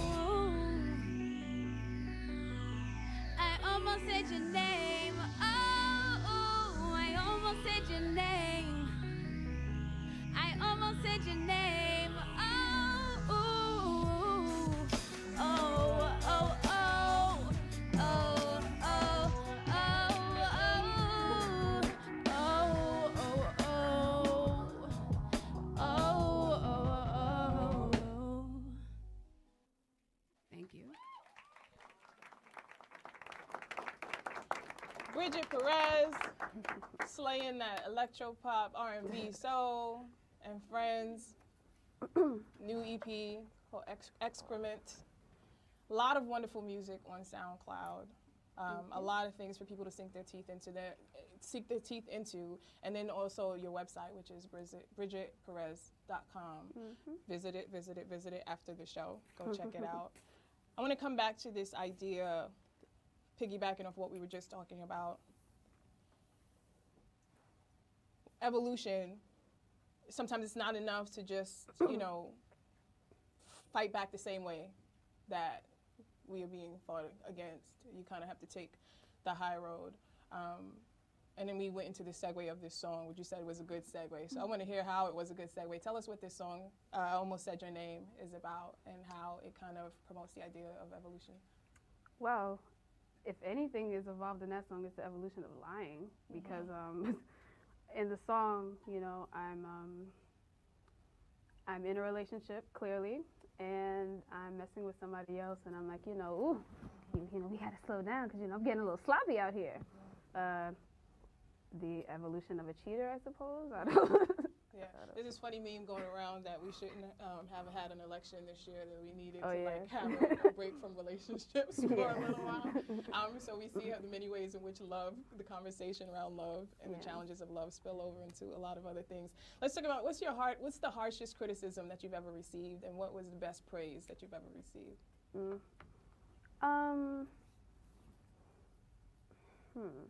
I'll say the harshest, probably. I can't really think of a harshest criticism, but I remember one time I sent a Kill Over Here song, and he sent me back his verse, and he made me write my part over. So ain't that something? The yeah. person guest So featuring was like, I'm gonna need you to step up your game. Yeah, exactly. So I wouldn't say. How'd you take that? I liked it. I was like, yo, I'm out here sounding weak. I was like, let me sing some stuff over and add some harmonies and change some words. What's the best praise that you've ever received? I don't know. Somebody said that I sounded like something like an audible birth something to Pharrell and somebody else, and I was like, I like that. But like a birth child? Yeah. Of Pharrell and the other person, like, you don't remember? I don't know. Okay. But they said Pharrell, and I was like, hey, okay. Pharrell, the ageless wonder. We'll take that. Let's talk about other influences. So we know by now, if you've ever looked her up or been to a show or read any interviews, that Minnie Riperton is one of the premier influences in your life and work, and not just the songs that we're all familiar with, but it's like you go deeper into her work. The sassiness, the rawness, the talking about things that most people were too timid to talk about. And then on the other end of the spectrum, you have James Fauntleroy, who you also big up a lot, and he's part of a collective that he helped to create. It's a hip hop collective called Cocaine 80s. Take that, take that, take that. I want to talk about this idea of collaboration and collective. So in 2011, which I believe is when Cocaine 80s was formed, and it has people like Common, Janae Aiko, Bill Nye. In late 80s, early 90s, there was another collective, which is very relevant now because of a new album that just dropped. It's called Native Tongues, featuring Jungle Brothers, De La Soul, Tribe Called Quest as the premier groups of that collective. Shout out to Tribe Called Quest. If you could have your dream collaborators and form that into a collective right now, 21st century, 2016, who would be on that? You worked with a lot of producers, you produced yourself, you worked with some vocalists, and we're definitely going to keep him in this collective, so we're just going to add him by default. Who else would be on that list? Besides the people that are on, I was going to say stage, but on this carpet right now? Yeah. We keep it all of y'all. Yeah, yes. Everybody here. James Fauntleroy, Kendrick. Cliche answers. What about some lesser name artists? This is a really good time for music. I think the access that musicians have now to really put themselves in the forefront is stronger than it's ever been or been in a while. You've worked with people I've worked with? Yeah. Alan Ritter, Babe Row. Babe Row, yeah. Babe Row. Some Joe. MCs? Oh yeah, Rapper Zombies. All right. It's coming back. A La Soul. A La Soul? Yeah, from Pro Era. From Pro Era. Let's make sure everybody's getting these names. These are names that you should know. They don't get name dropped enough. And give us one more. All right. I'm going to take it easy on you just because you probably got some exams looming in the near future, right? Let's give it up for her one more time for making sure that she was here with us, but she could be working on that A. We're going to go into this next song, which is very fitting. It's called Blur. And I think that as all these ideas and names and stuff come back to you, that'll be good. But we're going to give you a break right now because we know that you've been working hard. Give it up one more time for Bridget for us.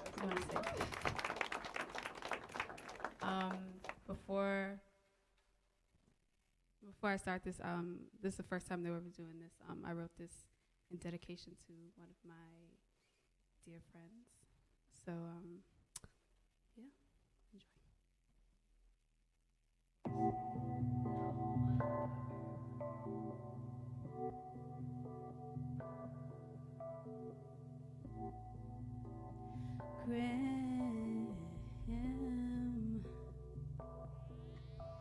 Grim blood, pure heart, soft words, poets touch.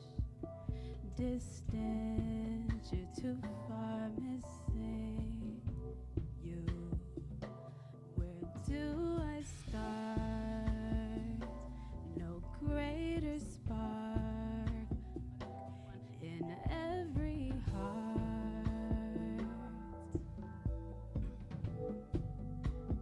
Hoped it wasn't true. No, it couldn't be you. Such a blur that day. Drugs to cope the pain. Poured liquor as you lay. Memories started to play. Always wore raven shades. Hoped it wasn't true. No, it couldn't be you. Such a blur that day. Drugs to cope the pain. Hoped it wasn't true. No, it couldn't be you. Such a blur that day.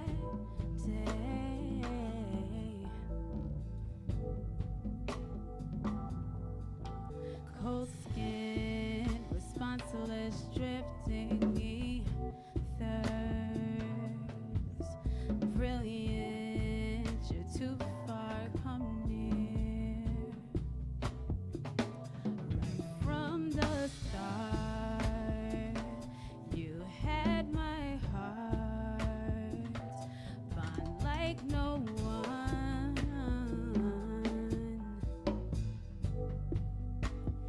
Hoped it wasn't true. No, it couldn't be you. Such a blur that day. Drugs took hold the muted thing. Said we laid. Memories started to play. Wrong MP3 right there. So he's gonna cut it. 3, 2, 1. Thank you. I'm doing something unprecedented. I'm actually going to shout out. I just wanted to give you a hug on that to acknowledge that actual moment. I don't think that there are too many mistakes in the world, if any at all. This song is currently dedicated to a friend of yours who's also a collaborator called Ralphie O'Hare.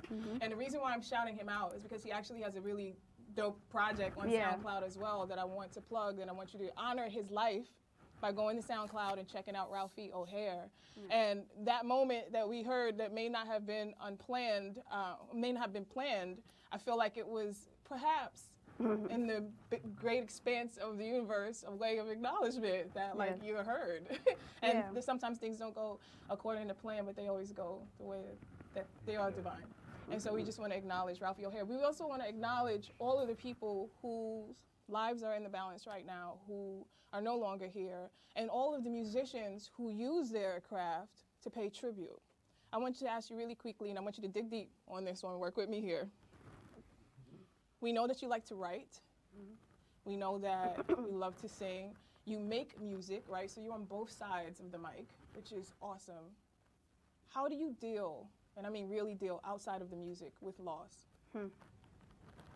Well, in that situation in particular, I actually had to write because I was really numb to it. It was just weird. Like, you're just here one day, gone the next. So, like, I really didn't know how to process it. And for me, music always helps me process my emotions. So, like, I had to really sit down and be like, how do you feel about this? Like, that's how I know if I like somebody or everything. Like, you know, I'm like, how do I feel about this person? And then if it just goes, Wait, hold that thought for one quick second. We need to do a technical adjustment. We want to make sure that everybody can hear what you're saying. Okay. We need to just check a mic really quickly.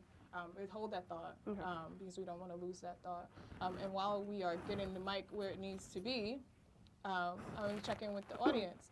How many people have had to, in the recent past, deal with some kind of loss, whether it was the election or anything else?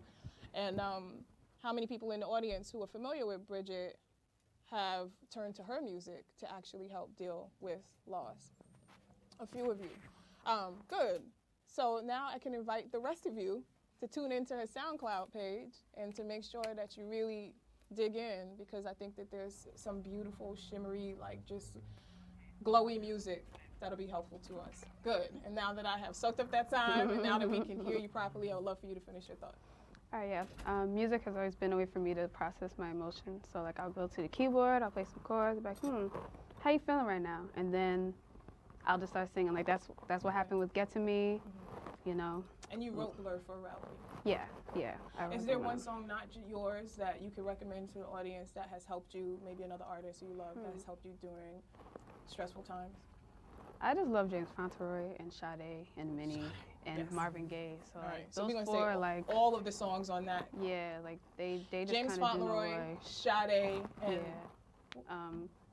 Minnie and Riperton, Marvin Gaye. Stevie Wonder too. Because you know. of course Stevie. I think Stevie's every like, artist that I have interviewed in this studio has definitely said Stevie, Marvin Gaye, because what is going on? Yeah.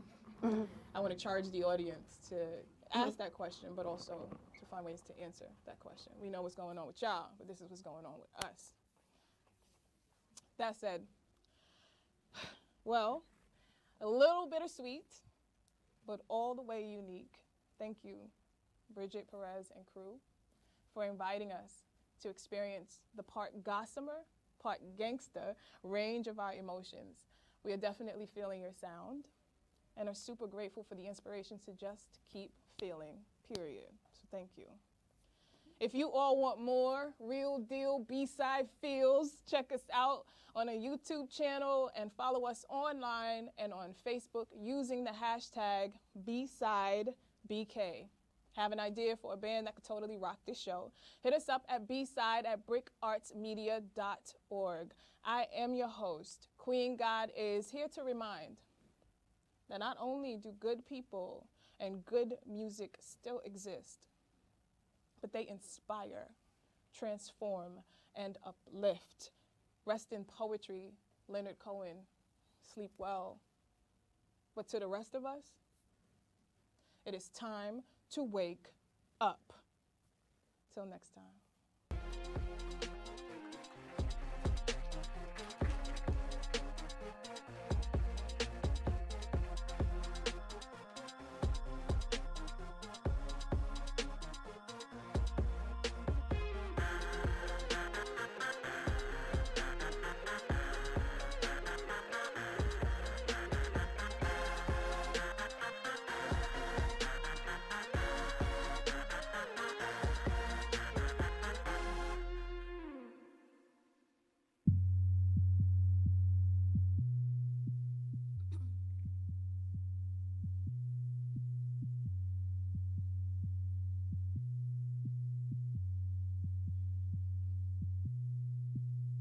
You cast a spell on me. You cast a spell on me. You cast a spell on me. You cast a spell on me. Must be. I'm not trying to think about you, but damn, I can't stop thinking about you. Replaying moments, watching Eve's by you. Musta took notes when I left. Hands up! Hands up! For a blink moment in time, people are aware of what they're feeling every day. If you're going to restore and sustain a democracy, there must be an informed and engaged citizenry. I spent 2 years in immigration detention. You know how much they spent to feed me for one whole day? How much? 75 cents. Immigrants as a whole, migration as a whole, is associated with lower rates of crime. Immigrants make our communities safer. What causes climate change, the selling and burning of fossil fuels, benefits most the power elite. And so they have a disincentive to address it, and they have an incentive to deny it. They're not gonna funnel more money into our schools. They're not gonna do it unless they have to, right? And the way they have to is by our participation, our organization, us taking accountability for our actions. Dream of the things you'll never know. Oh, dream of the beauty within your soul. George Floyd! When you dream, dream slow.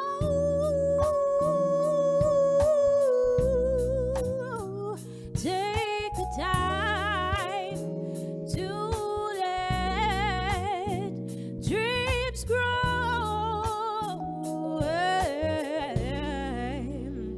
Just dream, just dream, just dream.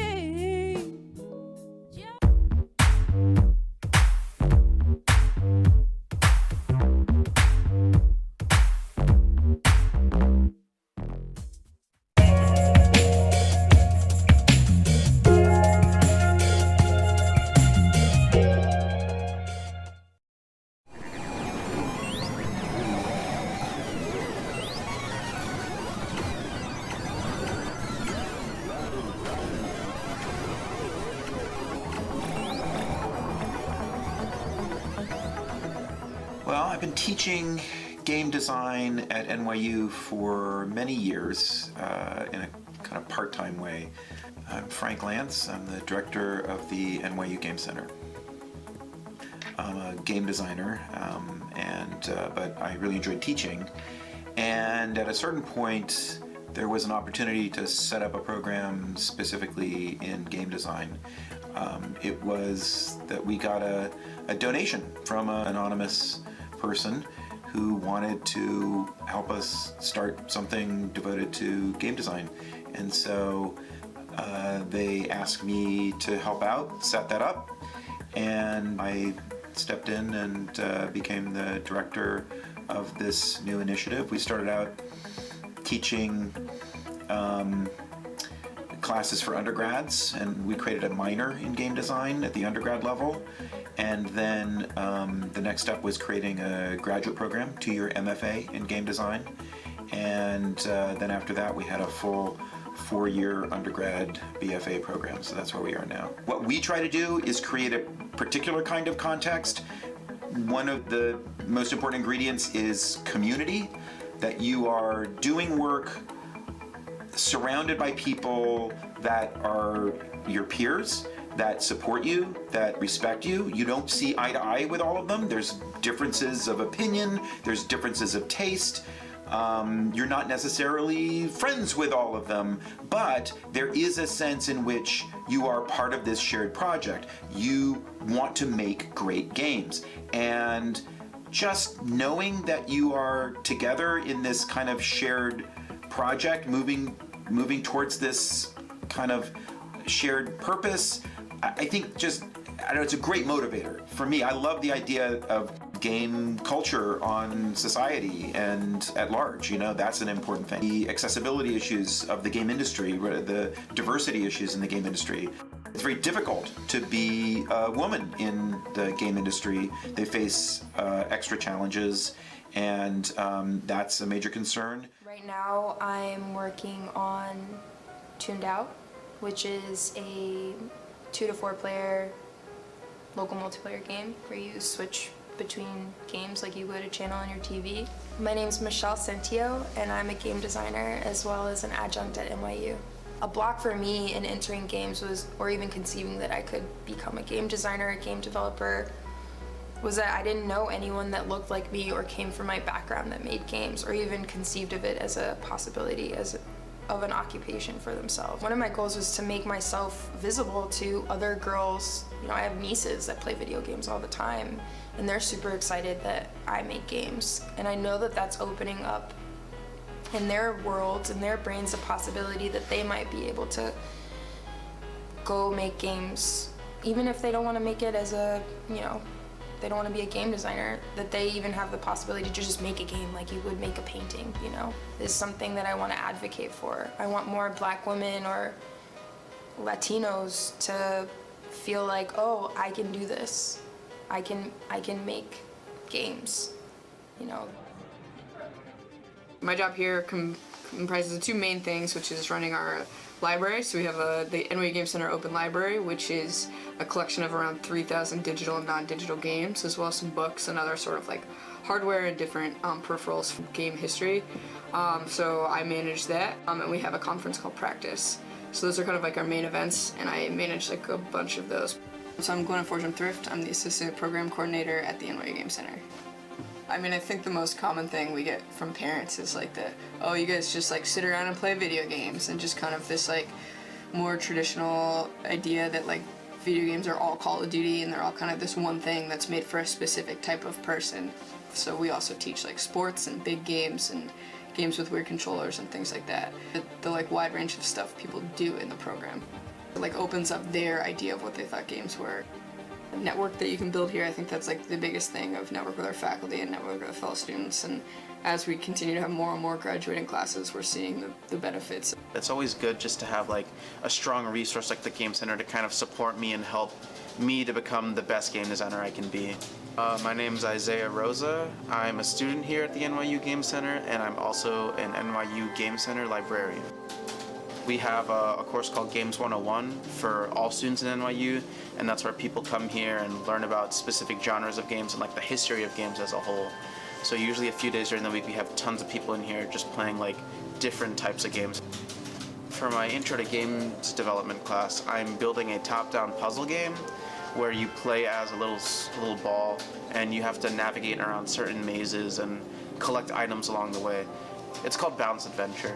I guess for potential students like looking into the Game Center, I would strongly encourage applying for the NYU Future Game Designers program if possible. Like if you're in New York, it's a no-brainer. I really enjoy that the Game Center is here in Brooklyn just because every now and then I just get to visit home every once in a while, and it feels like a little bit more cozy than being in Manhattan.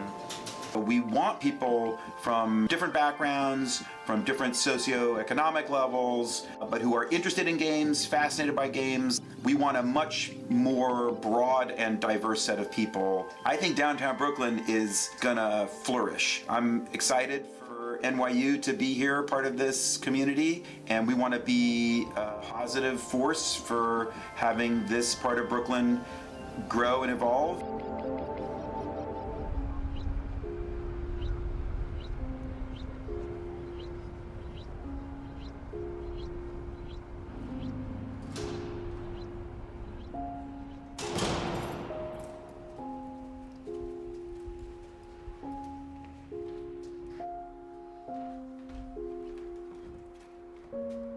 I have lived in Prospect Heights since 2000. The neighborhood wasn't doing so great at the time, but with the presence of a museum, Prospect Park, and a public library, I figured this has got to be a good place to be. Now, with my 17 years living in Prospect Heights, I'm discovering all these new things. Through the research that we've done, I discovered that we're close to Prospect Park, but we almost were Prospect Park. The original design of Prospect Park included the area we're sitting in right now. We're sitting in some place that was supposed to be part of Prospect Park, but never came to pass that way because the original landscape architect that was hired by the Brooklyn Parks Commission, a fellow named Veal, was also in the Army Corps of Engineers, and when the Civil War broke out, he was called into service. Initially, there was an Egbert-Veal plan, which I think dated to 1861, which had a much larger footprint that was bifurcated by Flatbush Avenue. Egbert-Veal got called away to fight in the Civil War, and Prospect Park was given to Olmsted and Vaux. And they brought in two guys named Olmsted and Vaux who had built a pretty nice park in Manhattan called Central Park. And Olmsted and Vaux looked at Veely's design and said, we don't think you ought to have Flatbush Avenue running through the middle of this park, so we're not going to use any of this land here on the east side of Flatbush Avenue. So they eliminated the areas of the Prospect Park plan that were east of Flatbush. So now all of a sudden the city of Brooklyn had a big chunk of land on its hands, and it didn't know what to do with it. It had an idea that it would sell some of it for development, but because the land had been assembled under eminent domain, some of the former owners who were farmers decided to contest it being given away to developers. They were told it was going to be used for a park. It took a long time to work out those lawsuits, and so it wasn't until the early 20th century, really till 1909, that you started to have buildings finally get constructed on the area that's just north of Eastern Parkway. There were some urban developments happen that changed the way development happened. So the idea that the subway could be extended into Brooklyn meant that developers saw a different way of developing these plots. By that point, people now wanted to live in apartment buildings. So all the lots up there, which were originally small lots for row houses, were aggregated into big lots that you could build bigger apartment buildings in. The first buildings were constructed around 1908, and the development carried on until 1929. So we have like around 20 years of development of apartment buildings. The interesting thing about the Prospect Heights apartment house district is that this was a real cultural boulevard in Brooklyn that had a dense residential neighborhood developed right alongside it to encourage people from Manhattan to move to Brooklyn.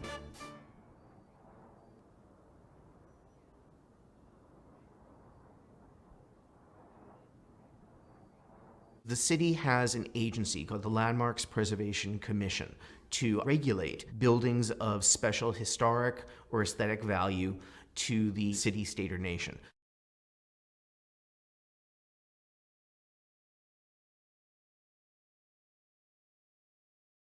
The chances that the Lincoln Place people got the postcards are very small. This is some of the stuff that we'll be distributing to elicit interest in the district. It's just about 50-50 ownership buildings and rental buildings. The wonderful thing about the Prospect Heights apartment house district is that it is an obvious historic district. Looking around in the area in Brooklyn, and in fact, looking around the area in the larger sense of New York City, it is up there with things like Riverside Drive, with places like Central Park West that create a sense of procession and a sense of classic order that's quite rare in New York City. We'll have some progress to report. I think we have a call with the city. We're trying to reach not only people who own apartments and co-op and condo buildings in the southeast part of the neighborhood, but we would need to reach the tenants as well, and especially need to reach the tenants so they understand what the benefits are with respect to historic designation on helping to stabilize the housing stock in the neighborhood.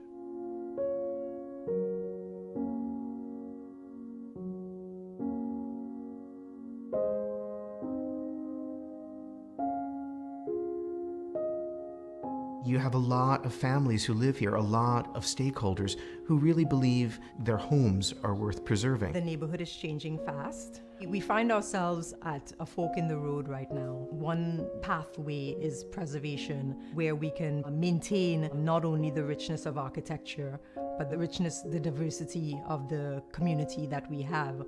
Or we can go down the other path where we can see increases in height, we can see development that puts profit before people and basically destroys the human fabric of our neighborhood.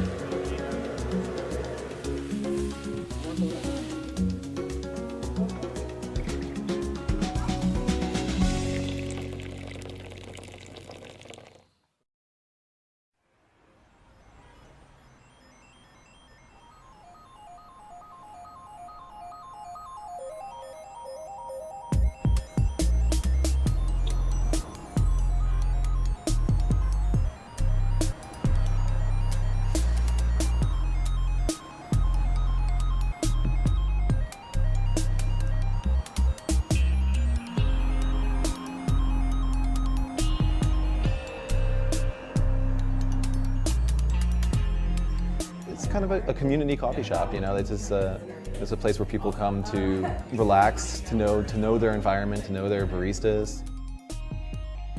Not to mention our coffee is pretty amazing. We have been 100% barista owned for our entire existence. It started out just the three of us, and we have grown into a little family of baristas.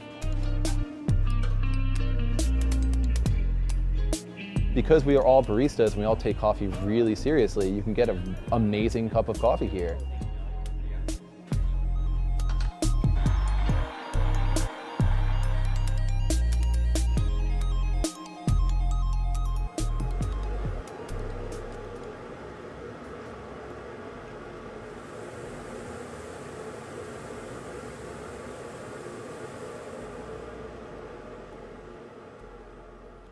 A lot of what it comes down to in coffee is curation. We try to give the best service we can for our clients. I have no doubt that our coffee is great. We source well. I know it's roasted well. Ethiopian is just like a taste profile that you can't find anywhere else. If you ever wanted to try a coffee that tastes like candy, you try an Ethiopian, you know? If you ever want to try something that tastes like tart cherries, try an Ethiopian. Yeah, I mean, it's kind of like no other coffee experience.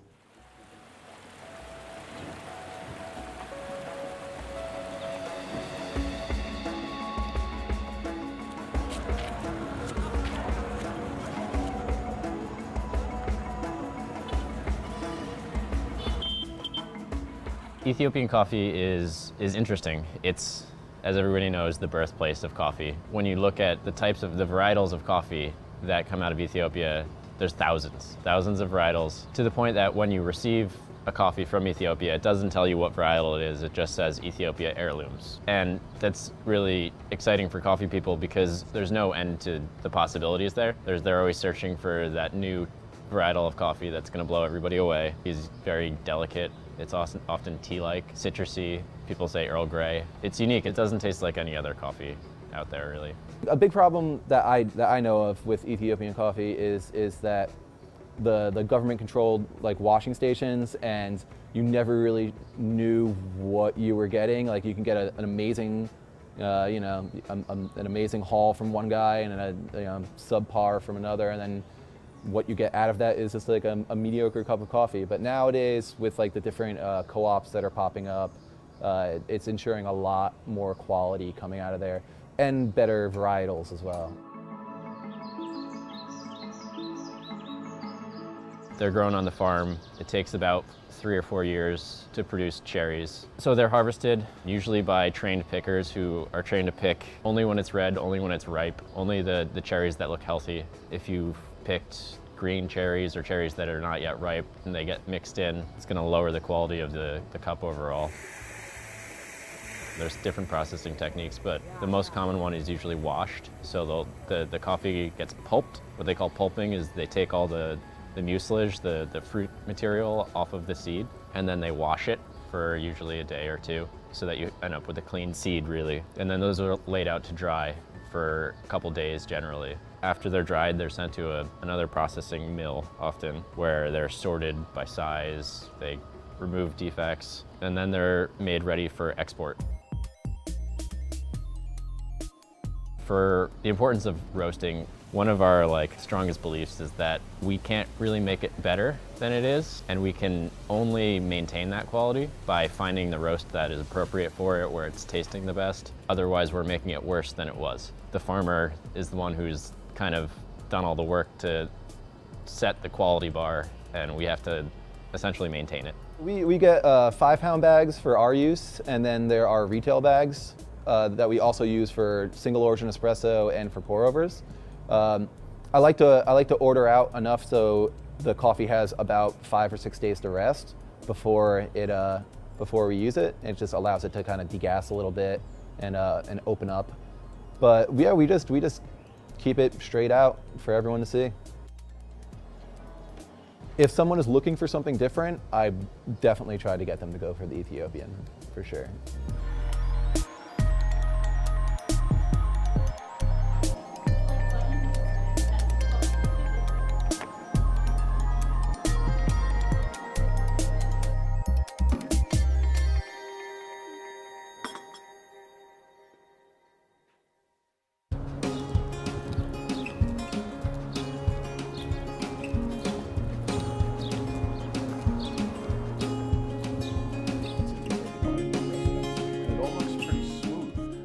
Joe Maggio. I work in a bookstore and I'm a huge astrology enthusiast. My sign is Scorpio. I grew up not far from here. This is Bensonhurst. I moved here a while ago. I grew up in Gravesend. I had my family, a lot of relatives in the neighborhood. As far back as I can remember, I was always attracted to any astrological paraphernalia. Anything that had my birth sign on it was very attractive to me. I often ask people, and I often guess upon meeting them for a moment, oh, you're a Gemini, how did you know? Well, I'm an astrologer, it's, a sideline of mine, a hobby. Oh, would you like to do a reading for me? And I'm like, sure, name the time or place. You have an opportunity now for a lot of stability by the sun moving through Taurus, your second house of stability. I met Joe, it's been over a year now. I was living in Delaware for a long time. I got divorced, needed a change, so I up and moved to Brooklyn. I was a little scared of what he might say because I was at a pivotal point in my life. But he gave me the advice and told me things that did wind up happening and enabled me to make decisions and really let me feel like I was on the right path. The sun is in Taurus now. Everyone is experiencing the sun in Taurus. But each sign, each of the 12 signs, experiences the sun in Taurus in a different area of a chart, a different house of a chart. And a house is an area of life activity, like a house of initiative, a house of income, a house of communication, a house of love. I was recently divorced and, I was scared to kind of get back out into the dating world. But I did. I put myself out there and I started to meet people, and I'm now dating a wonderful guy who's a Pisces. So Joe talked to me about the alignment between Pisces and Aries, and Joe really helped guide me and make me feel confident in trusting him. There's a great compassion to receive and give love. It's very true. It's something I see that's anyone can see by looking at an astrological calendar. It's just an particular person's ability to interpret that astrological calendar. Joe likes to use an analogy about, being a travel agent and helping us open doors or take flights we might not to or leave certain baggage behind. And that's absolutely what his readings have done for me. My style is to uplift people and include the good and the bad. My style upon the darker side of life is to just try to alert the person that this may be a time when your fortitude is tested. The truth is that you just have to stare at it squarely and face it for what it is so that you can appropriately make the right decisions. Joe's a wonderful person, but he really has a passion for this too. Truly passionate about astrology and about the things that he tells you and helping people. Well, it's helping other people through giving them an accurate reading about themselves or about things that might be around the corner. It's a great reward to share with people. It makes me feel that there's something that we all share.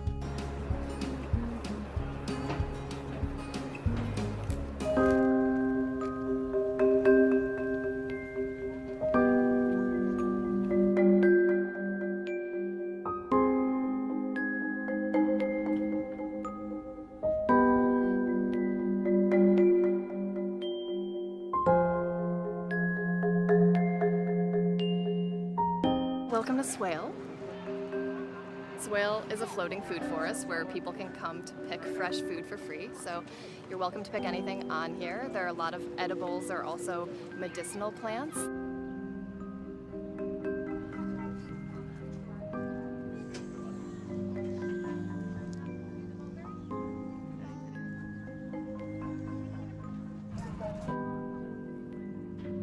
Part of the point of Swale is to get onto the water, to get people onto the water, to get excited about the watery space of New York City and also the plant life and the soil, what goes into making an ecosystem work, and how we could have edible spaces like this in New York City in public parks.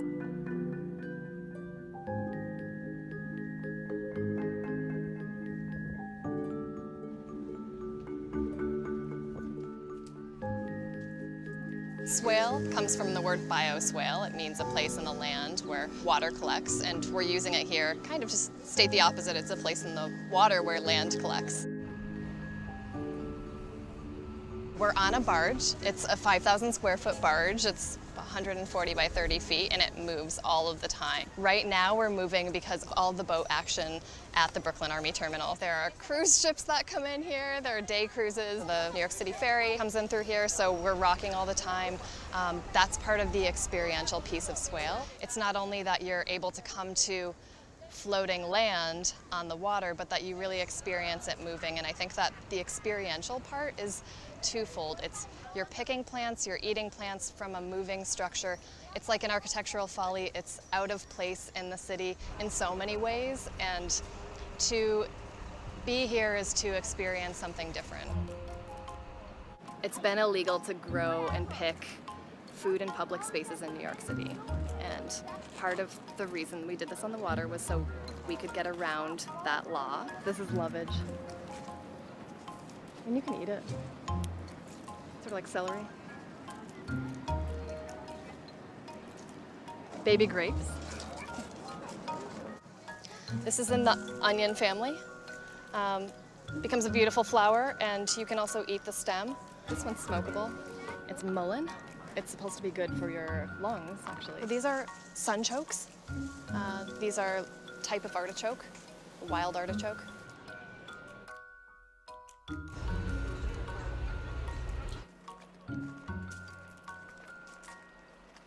For us, we're trying to talk about foraging in public space. Finding some good mint. So currently in New York City parks, you're not allowed to forage anything. It's called destruction of property, is what they say. So we're trying to have this conversation about what it means to steward public land, not just take all of the food and all of the medicine and all of the fruit, but actually take care of those plants and take care of that land in a way that's taking care of our common home and paying attention to what's there and why.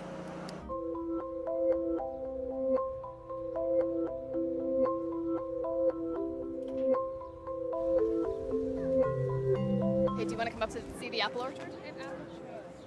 Go ahead.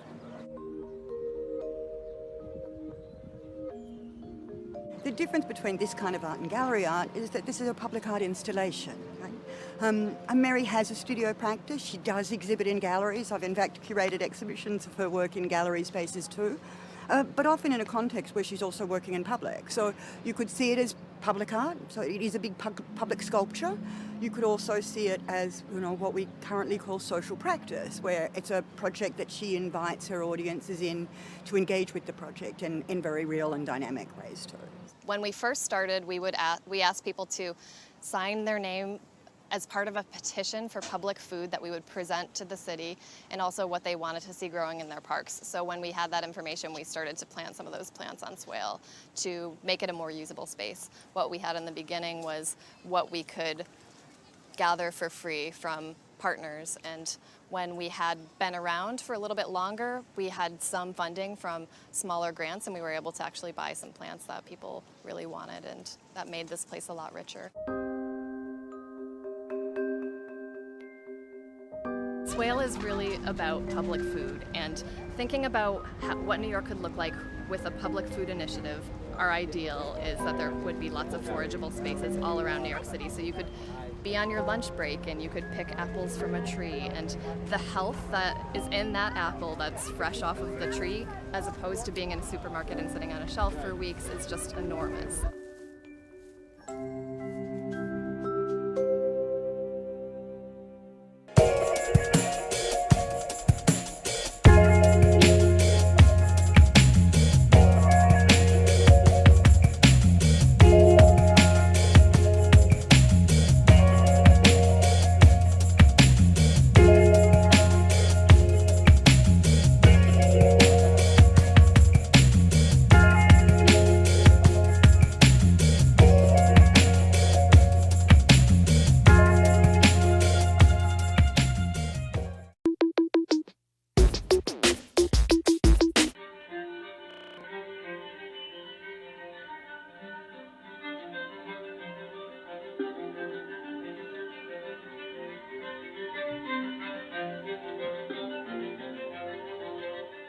Nia and Ness is a dancer-poet duo that is based in Brooklyn, New York, where we live. All of our work for our company is based off of our experiences as being two Black queer women, out lesbians in New York, and our experiences with that, and telling our story through that.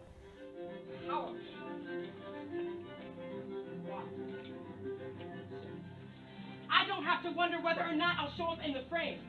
And she's often been the only dark-skinned Black woman at a dance audition, looking around the room, knowing she doesn't stand a chance, but still she dances, giving her best, showing them she is there, she will be seen, she isn't leaving, she is strong, powerful. Why? Well, we use our identities to connect to a broader humanity that we all have. We're also in a relationship. I guess it brings a more intimate aspect to our art. Yes, I agree. Strong. Powerful. Wise. It's a story I tell her. What she tells me.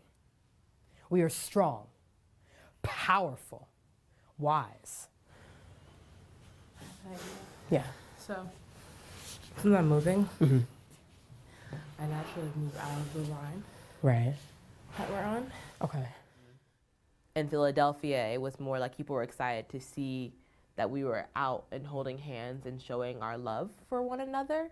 And then moving to New York in Sheepshead Bay, Brooklyn, it's a diverse area, but there aren't many African American Black people in that area.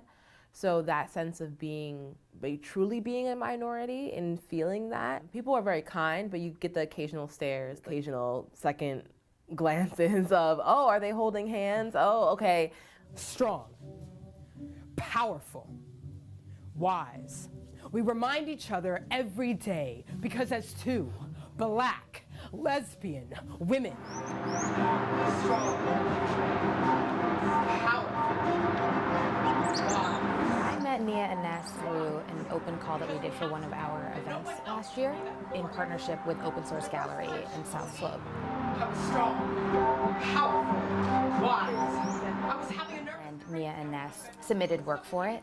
When I saw their work, I just knew that having that work with people, you know, in arm's reach from them could be so powerful. You are strong. You are powerful. You are wise. They have this intimacy in their relationship just between them, and you see that when they walk into a room. But then also when they perform, while they have this closeness between the two of them, they're also so welcoming to the people around them. you feel like you're really part of their work and you feel like you're experiencing what they experience and you're able to connect that to your own life in some way. Lesbian women, we need to remember our strength, our power, our wisdom. We had the first show after my hair got done. My hair got retwisted. Oh my God. My hair was in January, thicker, and I was like, like in the middle of dancing, I was like, I can't breathe. This is too much. It's too thick.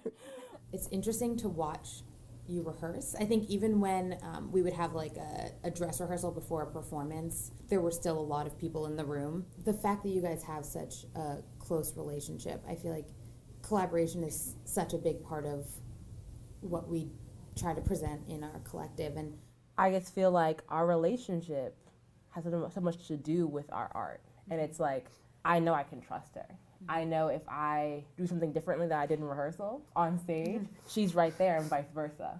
I feel like with movement, you can say things that I can't say. And I think that if anybody's unclear on your movement, like my words will clear that up. To me, that's the importance of our collaboration together.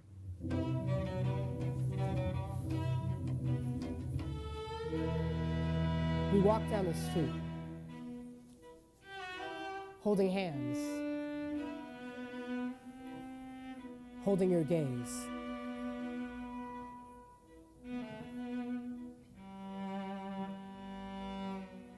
I hear her voice.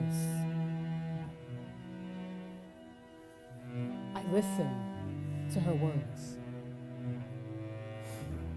Strong. Powerful. Wise.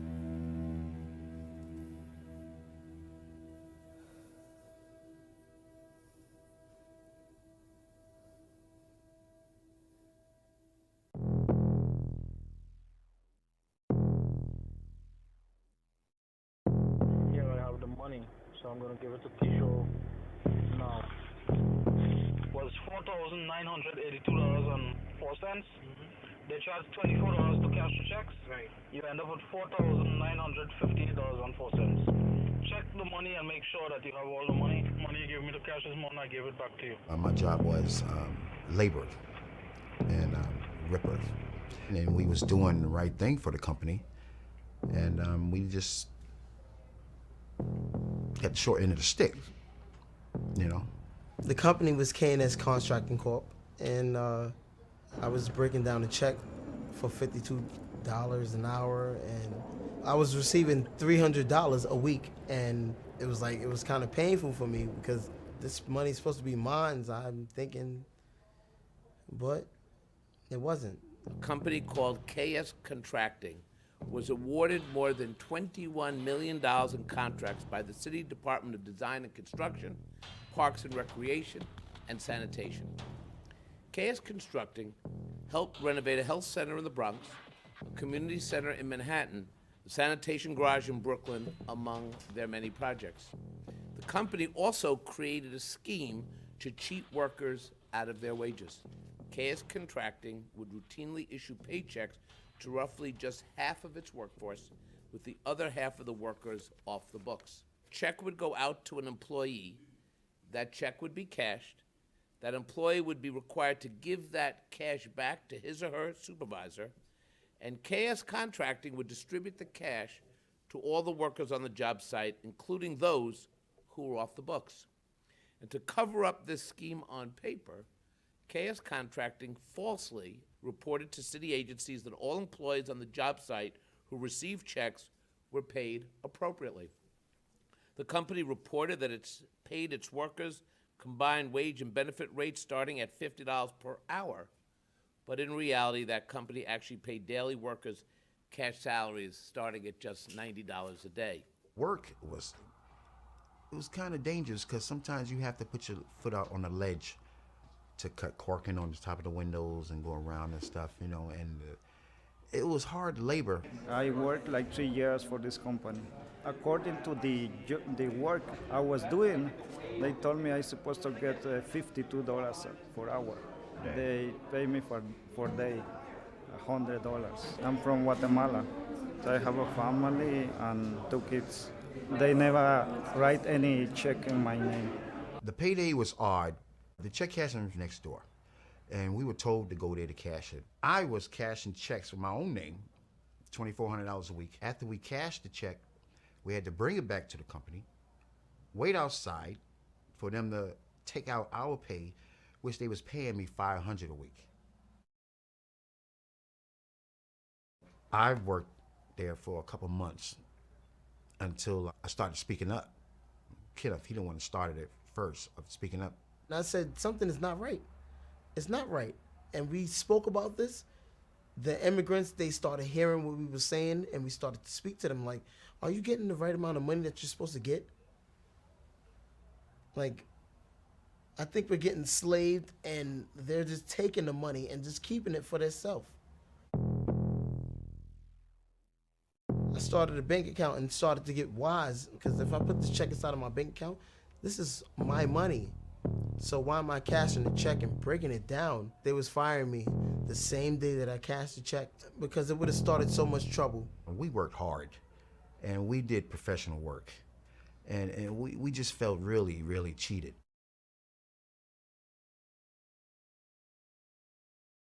My first contact with the comptroller's office was through our boss that was in charge of our crew. He went to the lawyers, and that's how we started this accusation against them. Today, I am signing an order that assesses KS Constructing Corporation and its owner, Paris Shah, with over $3.2 million in unpaid prevailing wages with interest and civil penalties. This order also bars this delinquent company from entering into contracts with New York City or New York State for a period of 5 years. This company, it seems like he was ripping us off and ripping off immigrants. You know, immigrants come here, you know, they have a little more struggle than we'd have. And to see this company ripping us off and then ripping immigrants off too, is like, it's, like I said, it's totally unacceptable.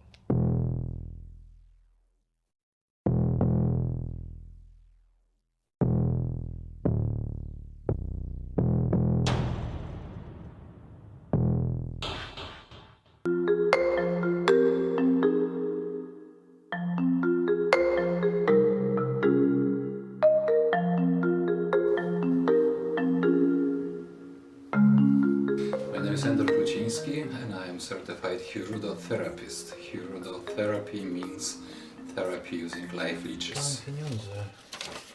Wie pan co? No w tej chwili jestem w gabinecie, to nie wiem co się dzieje, to ja muszę sprawdzić. I'm not a medical doctor. I'm a therapist, and leeches are registered as a medical tool.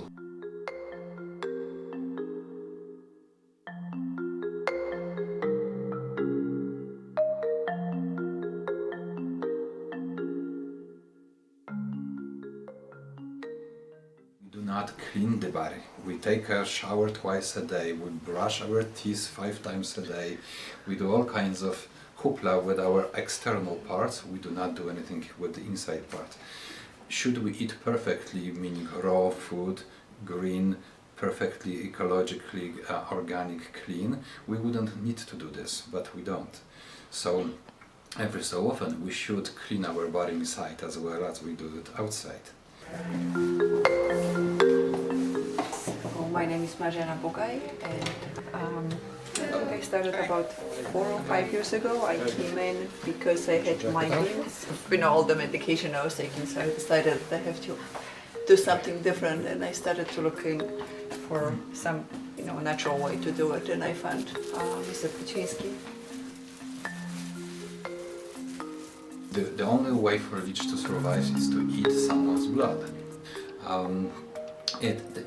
It's a huge chemical reaction that is happening when you're using leeches. Now, once the body is detoxified and it's able to start functioning again, we have natural ability to recoup from most everything once you take out of the body cause of the problem. The leeches are dissolving those toxins and helping to remove them. Once you take them out of the body, our body is coming back to the homeostasis, and that's the premise of leech therapy. We remove impurities that do not belong in the body. Once you do that, your body rejuvenates itself very quickly, overnight almost.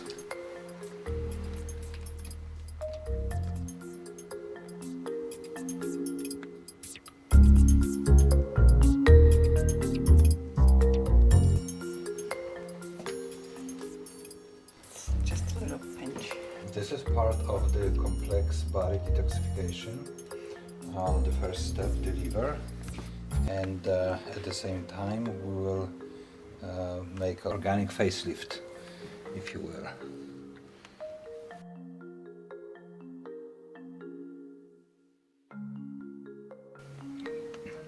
So first leeches have to secrete their saliva into the body, then they would drink up some lymphatic liquid combined with blood, and then we'll use that liquid as a mask, as a facial mask.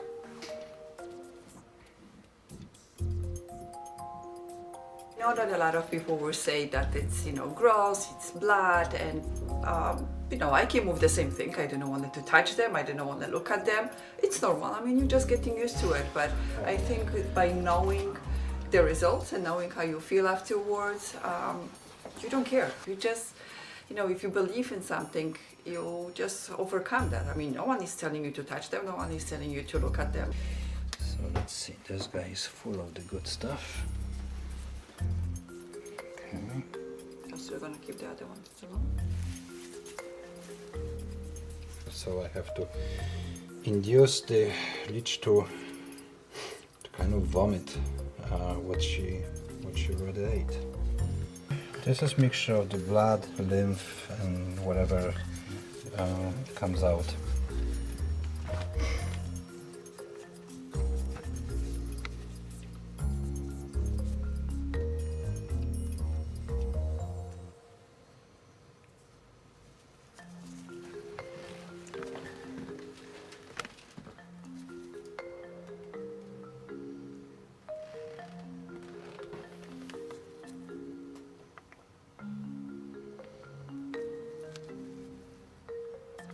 Well, leech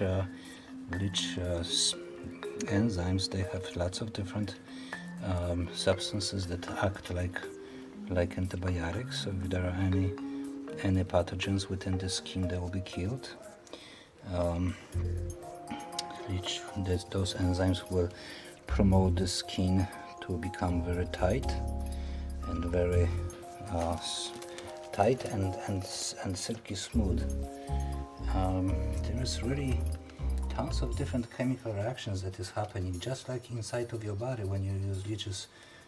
Obviously, this is not Harry Potter story where the Wonder Wand will do the tricks. You will not get rid of wrinkles, like bad wrinkles, all of a sudden you are 16 again. No, it will not happen. I know what leeches are doing.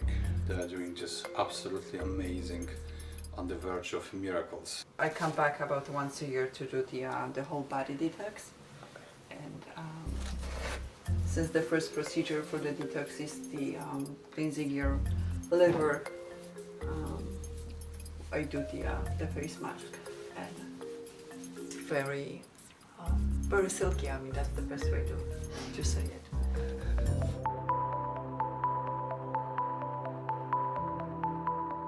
We are at the Material Recovery Facility, also known as a MRF, here in Sunset Park, Brooklyn. This facility finished construction in 2013. This is one of the newer recycling facilities in the country. And given the size of New York City and the size of this facility, we have a lot more technology than you might find in your traditional small-town recycling plant. There's an enormous amount of equipment used to automate as much as possible the separation of the mixture of materials that New Yorkers put in their recycling bins.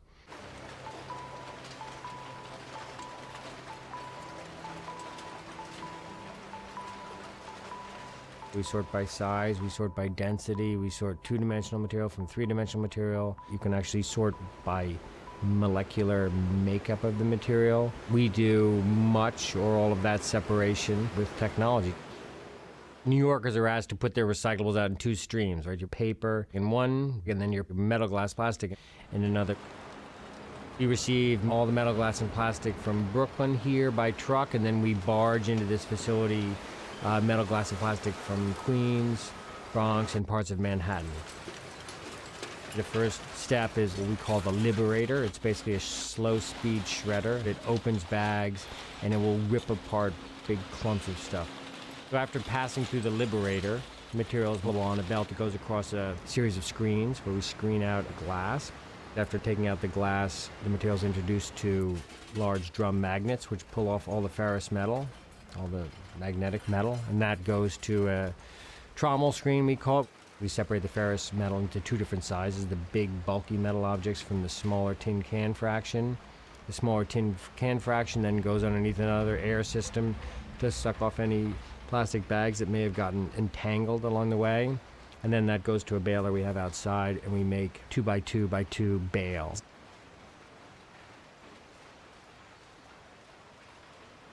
After removal of your glass and removal of your ferrous metal, we're separating all of the plastic bags into a series of optical sorters.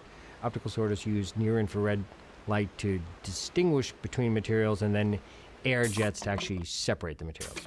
In New York City, the metal glass plastic program is basically all metal objects. So bits of copper pipe or keys or aluminum cans, aluminum foil. If it's a non-ferrous metal, it's non-magnetic. We use eddy current. Eddy currents basically conveys a charge, so we actually repel non-ferrous metals with eddy currents. This is by far the biggest metal glass plastic processing facility in the country.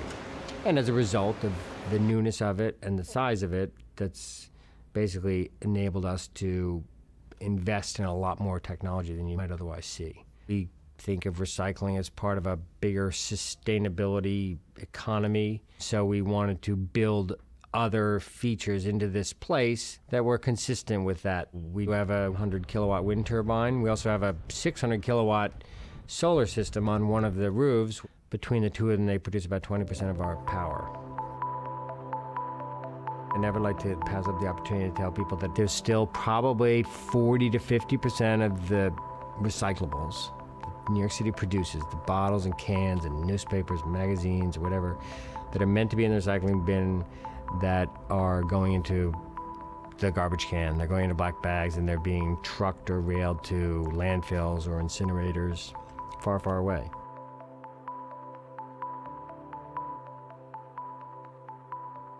Solving climate change and all sorts of things are huge hurdles, but for large parts of the city, it's as simple as putting it in this bin versus this bin, and you ultimately change the future.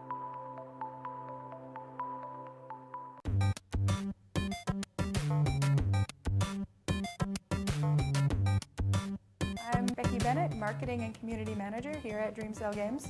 Hi, I'm Cindy Mallory. I'm the Business Analyst here at Dreamsale. And we are here to show Aaron some virtual reality gaming.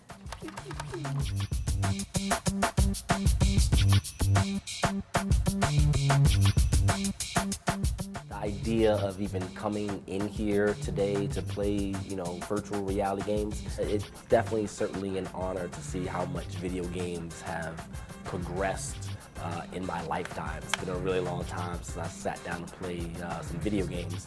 And, once you put that headset on and, they got the surround sound, headphones in your ears, you are literally stepping into a new world. Ladies, walk us through virtual reality gaming. Well, you're talking about where you have a game, you have your head-mounted display, you put it on your face, and you're actually interacting with the game environment in the virtual world. Where what we do is we do room scale VR, so you have your experience where you have trackers that show your hands and your head, and you actually walk around and manipulate things in a virtual space. Can you tell us about a little bit of the sort of advancements in the technology in the last couple of years? Some of the cool things have been advancements in eye tracking within the virtual reality headset, so that instead of just moving your head around to change the view, you just have to move your eyes. This is the first time that people are really getting access to it in their homes, and it's performing pretty well. Yeah, plus 2016 was the year that the PlayStation VR came out, and people already had a PlayStation, so they didn't need to buy crazy gaming PC in order to play in VR. Oh wow, you see this apartment? Yes. Oh, this is a beautiful apartment.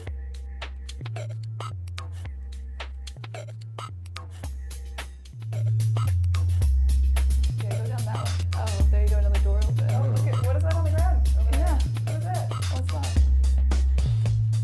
If that thing jumped out at me, I would be so scared right now. Okay, clowns actually do freak me out a little bit, and he has really big hands. Clowns are not supposed to have that. hands that big. When I was 5 years old, my father bought me a picture of a clown. No matter where I was in my room, the clown was looking at me. I really don't like clowns. Okay, the clown just disappeared. Ooh. Oh, y'all see that? Yeah, we see it. Yo! Did y'all see that? I may have cursed. Did I curse? I think you did. Yeah. Did I die? You game, yeah. Now you have your legs. So you can get a little further. Do I slap her? I've never actually put my hands on a woman. Why did I turn the lights out? Why did y'all let me turn the lights out? Yeah, well, I don't. It's like always randomized. It's like procedurally generated. So. Okay, there you go. There's a hallway opening. No. Help! Help! Help! Help! Help! There was still a jump scare. Like we were very closely watching what he was doing on the monitor. So like it still scared us too. Like I screamed. Aaron screamed louder than we did though. So.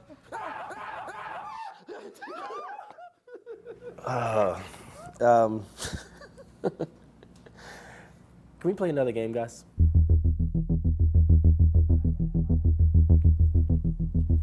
Oh, how do I reload?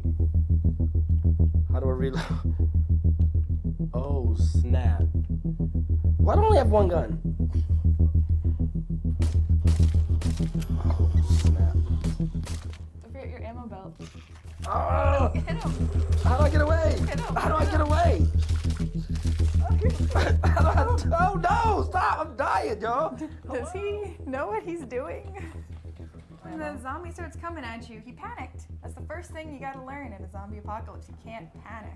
My aim is not that good. Aaron, shoot them in the head. They die. Oh.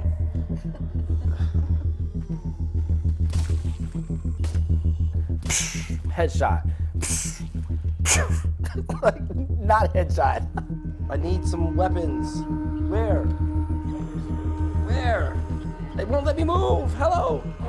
No. I ran out of ammo. Click, click, click. No ammo. Throw your gun at him. No, no, no. Did you just let him kill me like that? The first two games, I died. The third game, I just had an opportunity to just, have some fun.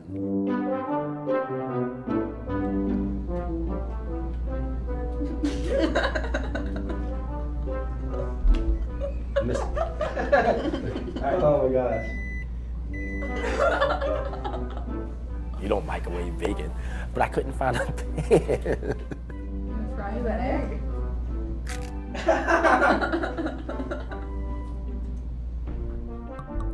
Oh my gosh, this wine is so good. Oh man, I'm definitely getting fired today. Just watching Aaron in virtual reality with Job Simulator, like he was crouching down, like really getting into it, and just watching people, like they forget that there's an audience laughing at them. We've been prototyping VR for a while, and now we're starting our full feature game we're making, and we're developing it over the next year. It's called Weld, and it's a robot fighting game where you get to battle a huge robot and knock down other monsters. If you ever have wanted to be the pilot of a giant mecha, keep an eye out for this game. I'd have to say that, this is a technology we've been waiting for all my life. Go put a headset on, plug in, enjoy. Welcome to the future.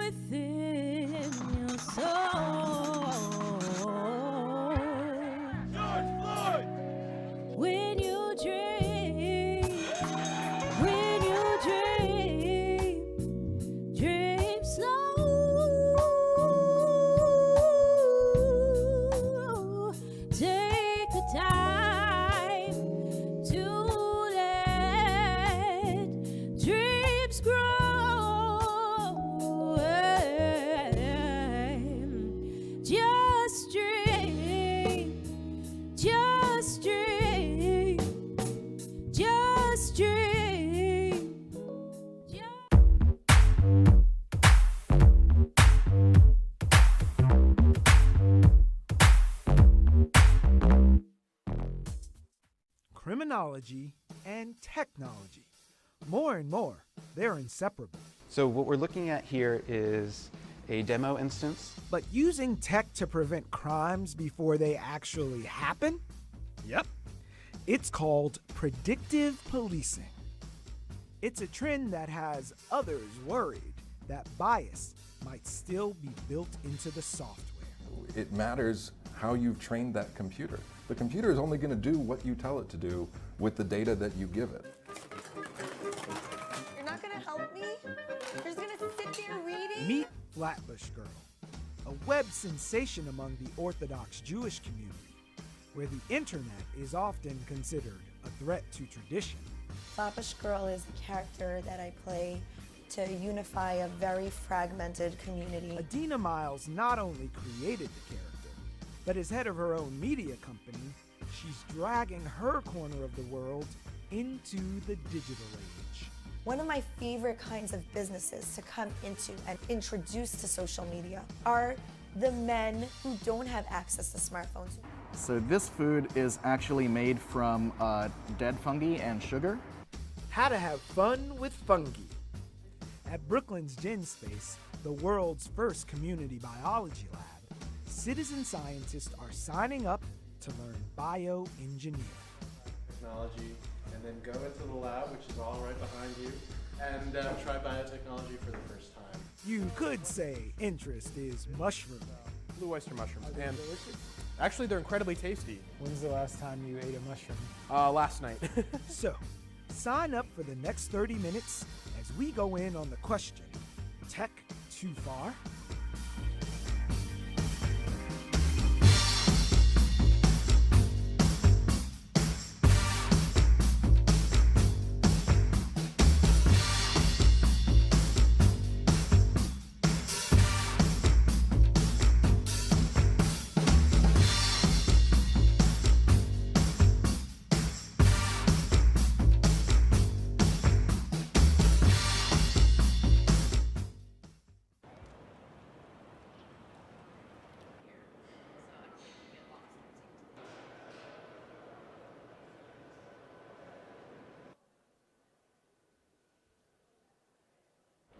Thanks, Brian. I love you too. I love you guys. I'm just sitting here taking a bath, both of you, and how much I love you. This is a real text message sent to me by my father, the same man who named me B-R-I-A-N. Yeah, my dad is a mush. He's also not a very good proofreader.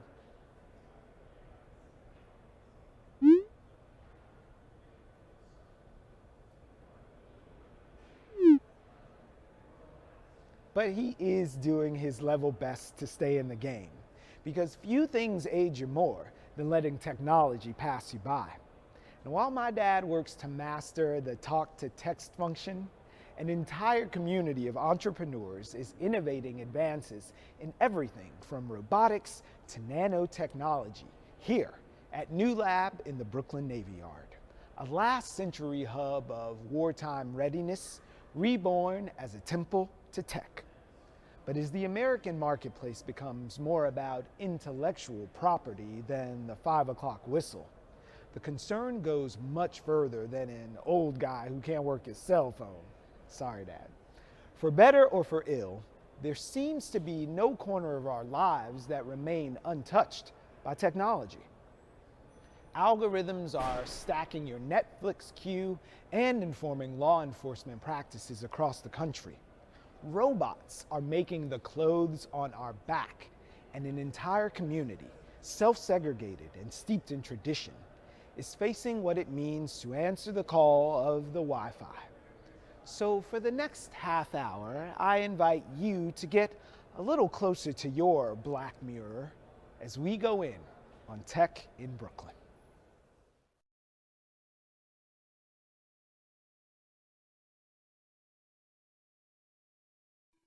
In 2016, Beauty.ai launched the planet's first international beauty contest, judged solely by machines, running complex algorithms determining which faces most closely embody human beauty. 6,000 entries from 100 countries, a bunch of white women winning. The computers calculated beauty based on the data they were given. Data that did not include many people of color as a beauty baseline. An objective competition undone by unintentional bias. A beauty pageant is low stakes when compared to law enforcement, which has been trying to get the calculations right for a practice called predictive policing. At Hunch Lab, in the city of brotherly love, they believe they have algorithmic law enforcement down to a science. So what we're looking at here is a demo instance using Philadelphia data. The software identifies locations that are good for you to go to based upon our risk analysis and policy about what's important to prevent that day. It's things like where are bars and bus stops and highway on-ramps and what day of the week is it and how many incidents happened in the last week, in the last month, things like that. So the different colors represent different types of crimes. So we're actually right here in our office, which is in one of these boxes, which is a blue box that represents theft from vehicles. Okay. So the officer can see that the theft from vehicles is about a third of the risk. The yellow here is robbery, the dark blue is motor vehicle theft, etc. So if I was an officer, I'd go to this location, and then I'm prompted to select a tactic. So the software can be configured with different types of tactics that could reflect the nature of police community interactions, issues, things like that. So in this case, it's saying visit businesses or high visibility car patrol. So these are the two choices. It's like choose your own adventure for law officers. Yes. Well, it sounds like the wave of the future, but what's the most valid criticism that you've ever heard of the work that you guys do here? The decisions about what is going to be addressed and how it's going to be addressed by the police is immensely important for public debate to discuss. And that can't happen if no one knows that it's going on, right? So that transparency aspect, I think, is the most important aspect of that, and it's often lacking in this process.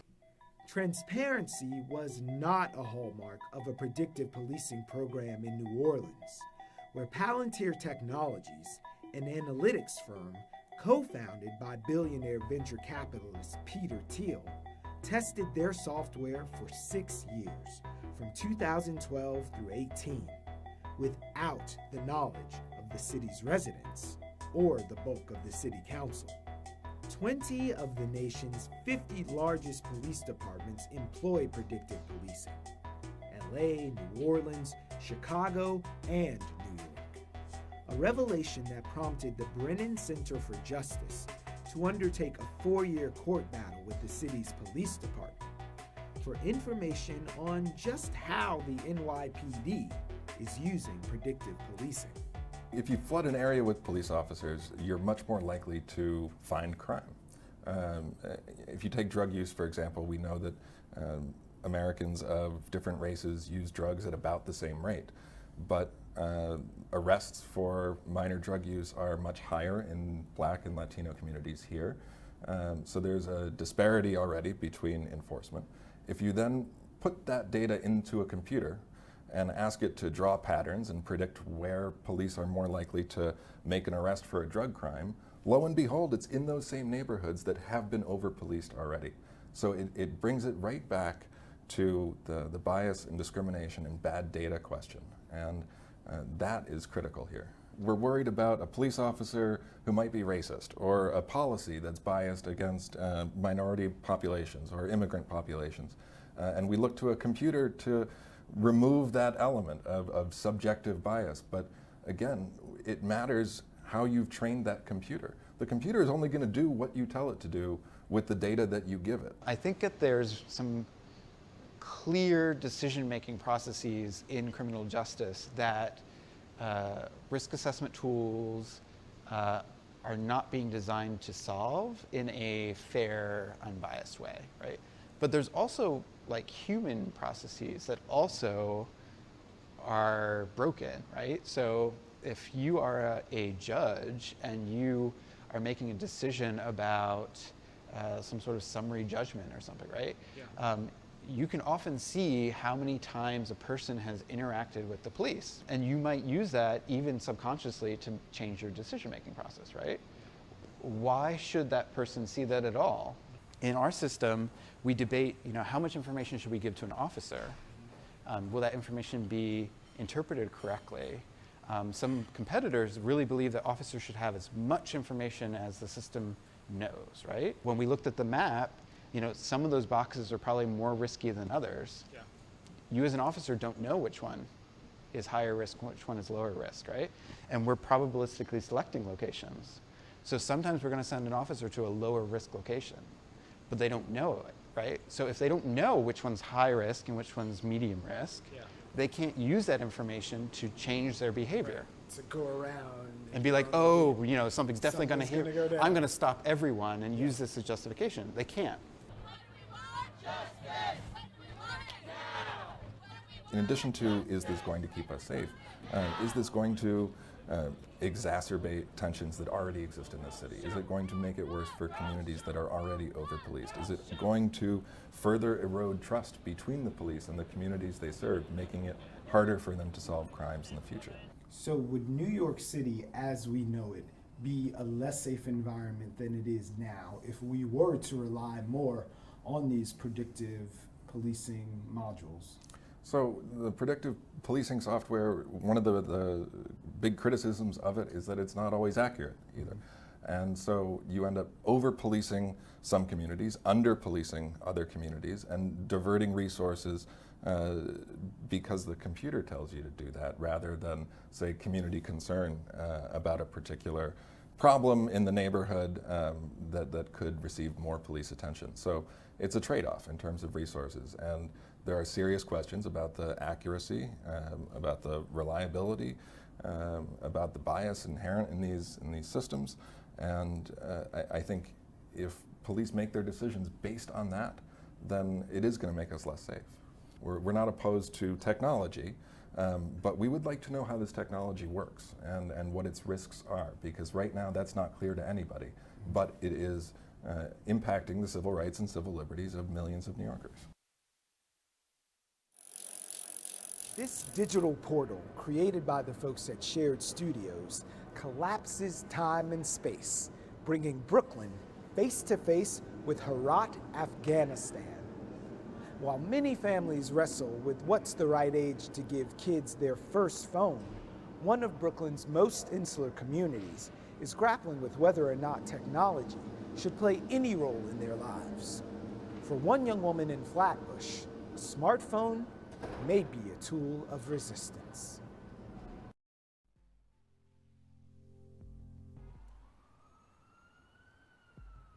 I grew up with no TV, no radio. I did not know what radio was.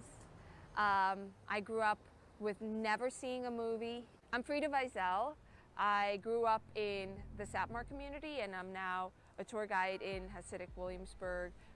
I personally don't think that the secular community is doing a good job of telling the community story, and in part because this community doesn't want to tell their story. We have such a different way of looking at things that it's really hard to get into the minds of members of this community. There's always a sense of, if there's technology, how can we make sure that we remove anything that's dangerous from it? This is a cell phone shop in New York City, and what they are selling, what they're advertising, is a flip phone. The first and most reputable firm in the kosher phone industry. Email communication with absolutely no browsing capabilities. I think that our community is still divided by those who are proponents for having access to a smartphone, having access to unify with other people of different backgrounds to come up with new ideas and new perspectives, and then the others who are just anti to the point where like a phone is literally the symbol of super saturated evil. There aren't that many Orthodox Jewish females who are in the spotlight, reaching for their camera and showing their face. Guys, why should I take the steps? That's way too boring. Let's show them how we roll, right? Right here we go. Farewell. I think that divide is slowly melting, because it's becoming impractical to live without a phone. It's gotten into a lot of the community. It's caused a divide. There's like the haves and the have-nots. And you don't even know who they are. Within the same family, there are people making the decision to use smartphones, and there are people making the decision not to use smartphones. Flatbush Girl is a character that I play to entertain an audience, create social commentary, to unify a very fragmented community. Managing Flatbush Media is maintaining clients, managing their social media presence for their business, ensuring that their end of the month sales are increasing. That occurs by me managing a group of people, my team, who make that happen.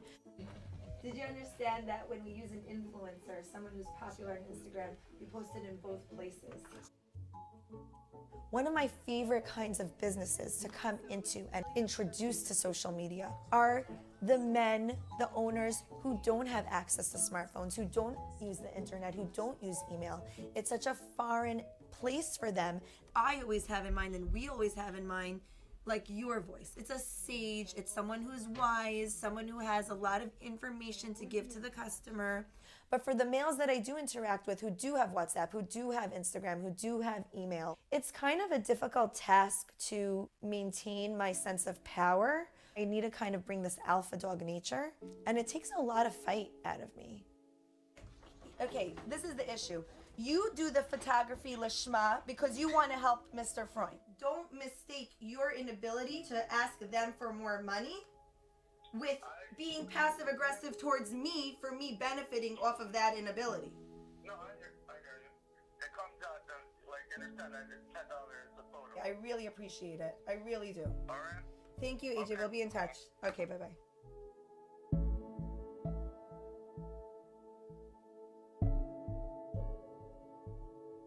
In the summertime, I placed a thank you ad to one of the senators for being so active in the community and trying to clean up the community and clean up graffiti. That paper rejected the ad because my face was in it. They'll show females, but they'll blot out the face. They'll pixelate the face. Looking back on the way in which I was schooled in the female school system, it's how can the females service the males? How can the females perpetuate bigger growth amongst families and amongst the community to further the klal? It's a Hebrew word for the whole. All Orthodox Jews know who she is. Adina can't even really walk down the street like, Flatbush Girl. Adina and I are of the opinion that if you just allow yourself to be an individual and a person, and people see you as an individual, as a person, they could choose to accept you or not. You're not gonna help me? You're just gonna sit there reading? Get up and help me. Down. I really don't feel comfortable, please. Get over here! Quickly, I'm gonna get 1,000 likes on this. So embarrassed. Hurry up. Remain, sit on deck. Mayor de Blasio, I just have a question for you. Yes? Would you ever consider converting to Judaism and then changing your name to Mayor so you could be Mayor? Mayor! I saw that coming. That's very smart. That's a great idea.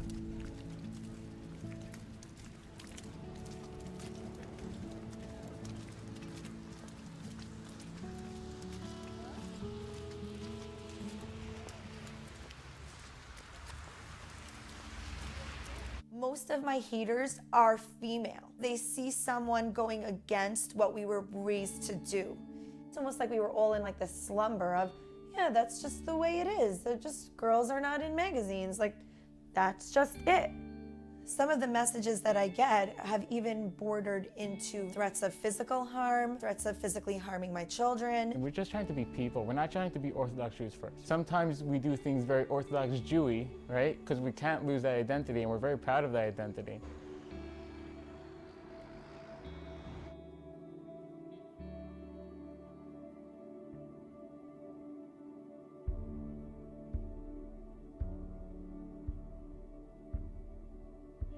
And it's a classic picture of the story of Purim, in which Mordechai watched as the people in, I guess, Shushan were bowing as if they were worshiping idols. And this is not supposed to have a smartphone in the middle, but someone cropped a smartphone into it, and the message is very clear that if you engage with your smartphone, then it's like idol worship.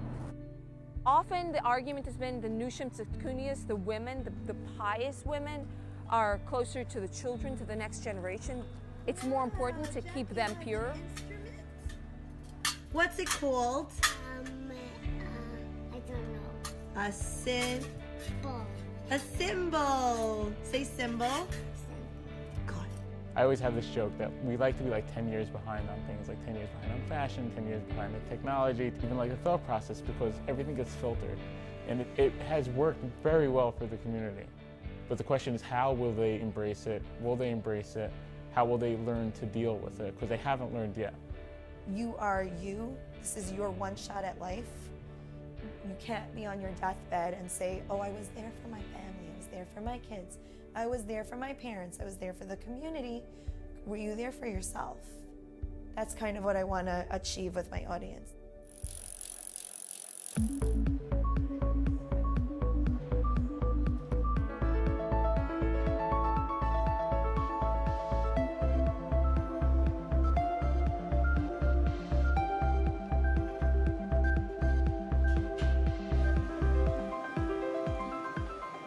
Lifelong learners interested in science have a home in Sunset Park, and it's called Gin Space.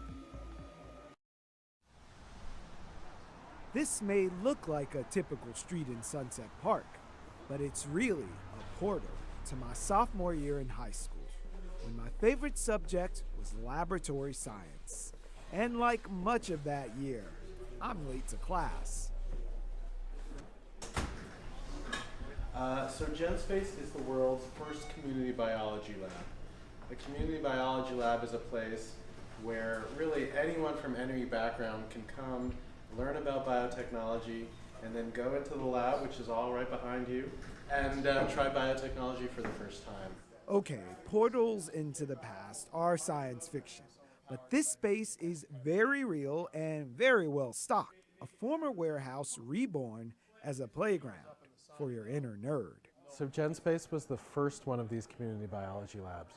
There are now 125 different groups around the world that are following in our footsteps. You've done a lot to dispel this notion that technology in Brooklyn is just some kid who dropped out of college to really make his app fly.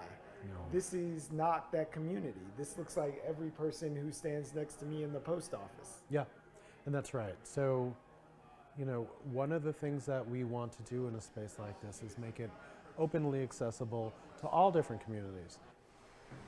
Will Schindel is the lab manager at Gin Space, and the day after orientation, he gave me a private tour.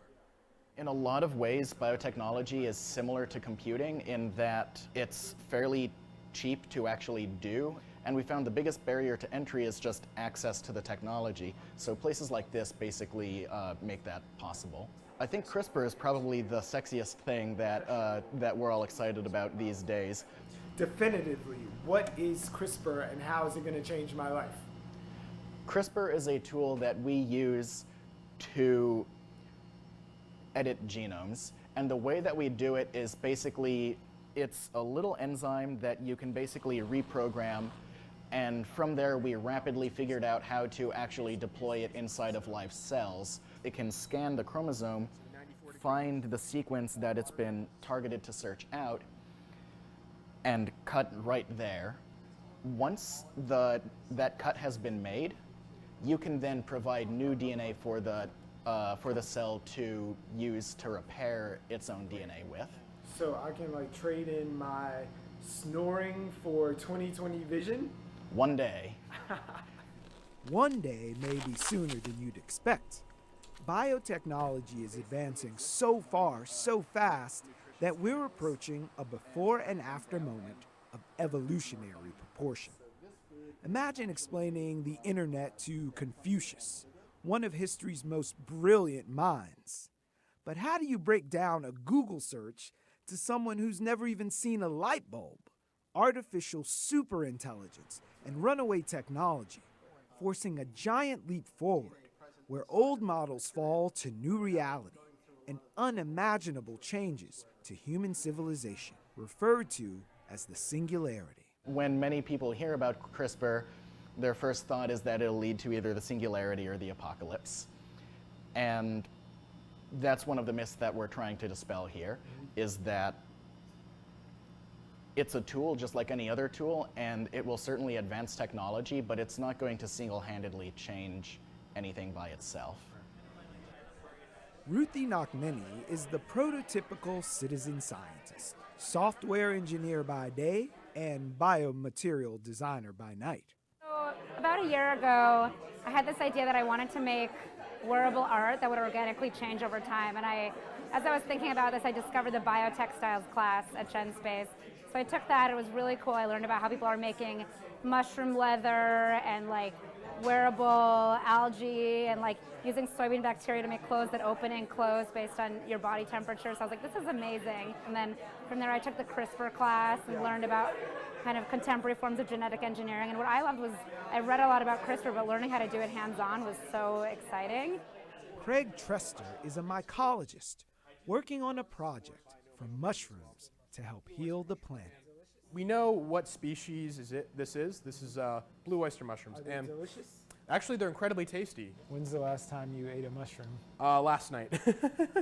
We could use CRISPR to engineer the bacteria to fluoresce a certain color, which we could use in tracking of how effective the mycelium is consuming the bacteria, and potentially work with other people that are actually doing in-field remediation.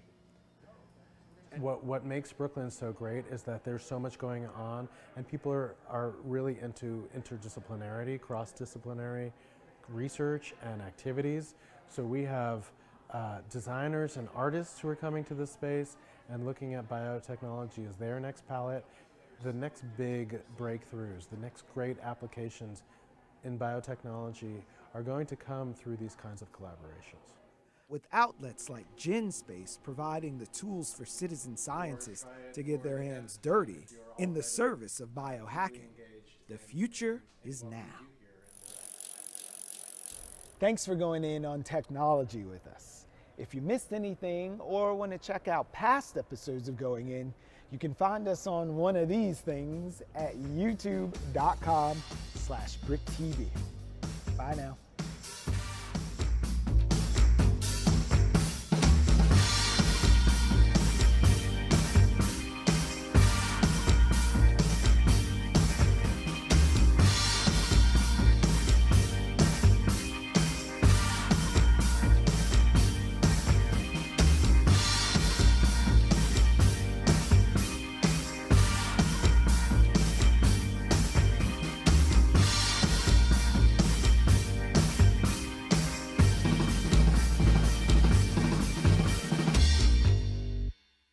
Every week, we go in. Emotional, in-depth, and unfiltered stories that explore the complexity of how we live. It's news worth knowing in the time it takes to tell it. So find us for new perspectives on the place you call home.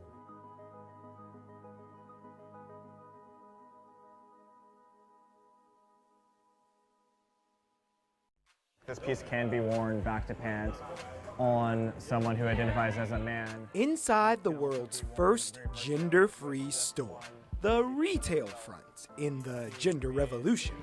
My name is Jamie. I use they, them, their pronouns. So what about our schools? Are they ready? Over half of transgender and gender nonconforming students are unable to use their preferred name or pronouns in a school setting. Meet Jamie number 2. So hi, I'm Jamie. I like skateboarding.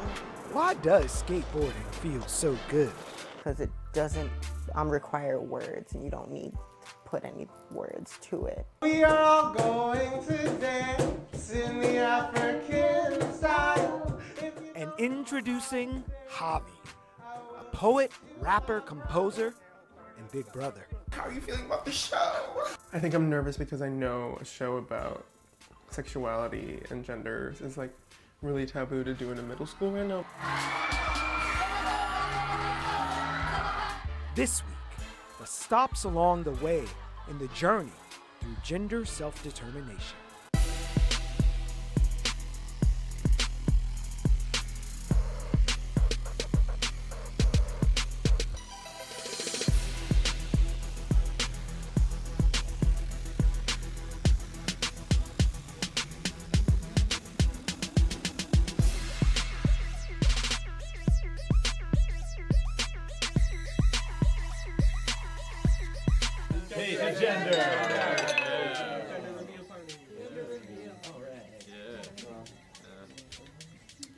If you're carrying high, it's a girl. Low means a boy. Craving pickles, well, paint the nursery blue. But if you gotta have 2 scoops, go millennial pink. The ultrasound technology was first used for clinical purposes in the mid-1950s. It wasn't until well into the 70s that the now ubiquitous images clued parents in to the sex of their babies, with a 95% accuracy rate at the 20th week. But when it comes to gender, seeing isn't always believing. A 2014 Time magazine cover story heralded the transgender tipping point. Well, 4 years and a Caitlin later, the gender reveal party is all the rage. Colored balloons, dyed cakes, tire smoke, any number of ways to gender a baby before its first breath. It's the last real surprise you get as an adult, so a person could be forgiven for going a little overboard. But do genitals decide gender? Sex is determined by a biological roll of the dice, where each parent contributes 22 chromosomes plus 1 sex chromosome. Double X delivers girls, while XY makes boys. But gender is a synthesis of personal, cultural, and societal perceptions of sexuality. The mobile dating app Tinder boasts 3.7 million paid subscribers who can self-select from 37 gender options, including two-spirit, gender fluid, androgynous, and neutral. On the other end of the gender spectrum is a vocal group proclaiming there are only 2 genders and that the gender revisionists are ruining everything from the toy aisles to restrooms in Alaska, Colorado, Florida, Massachusetts, Minnesota, Missouri, Nevada, Texas, Wisconsin, and North Carolina. Now, we'll leave those decisions to the voters and the courts, but maybe the following stories will help inform your position as we go in on gender.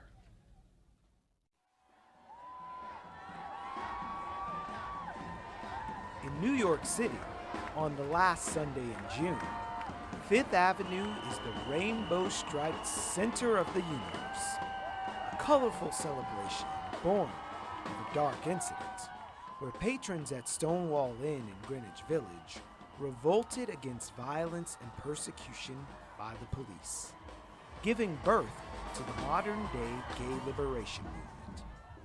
Nearly 50 years later, that movement has evolved into a full-fledged gender revolution, right down to the clothes on our backs.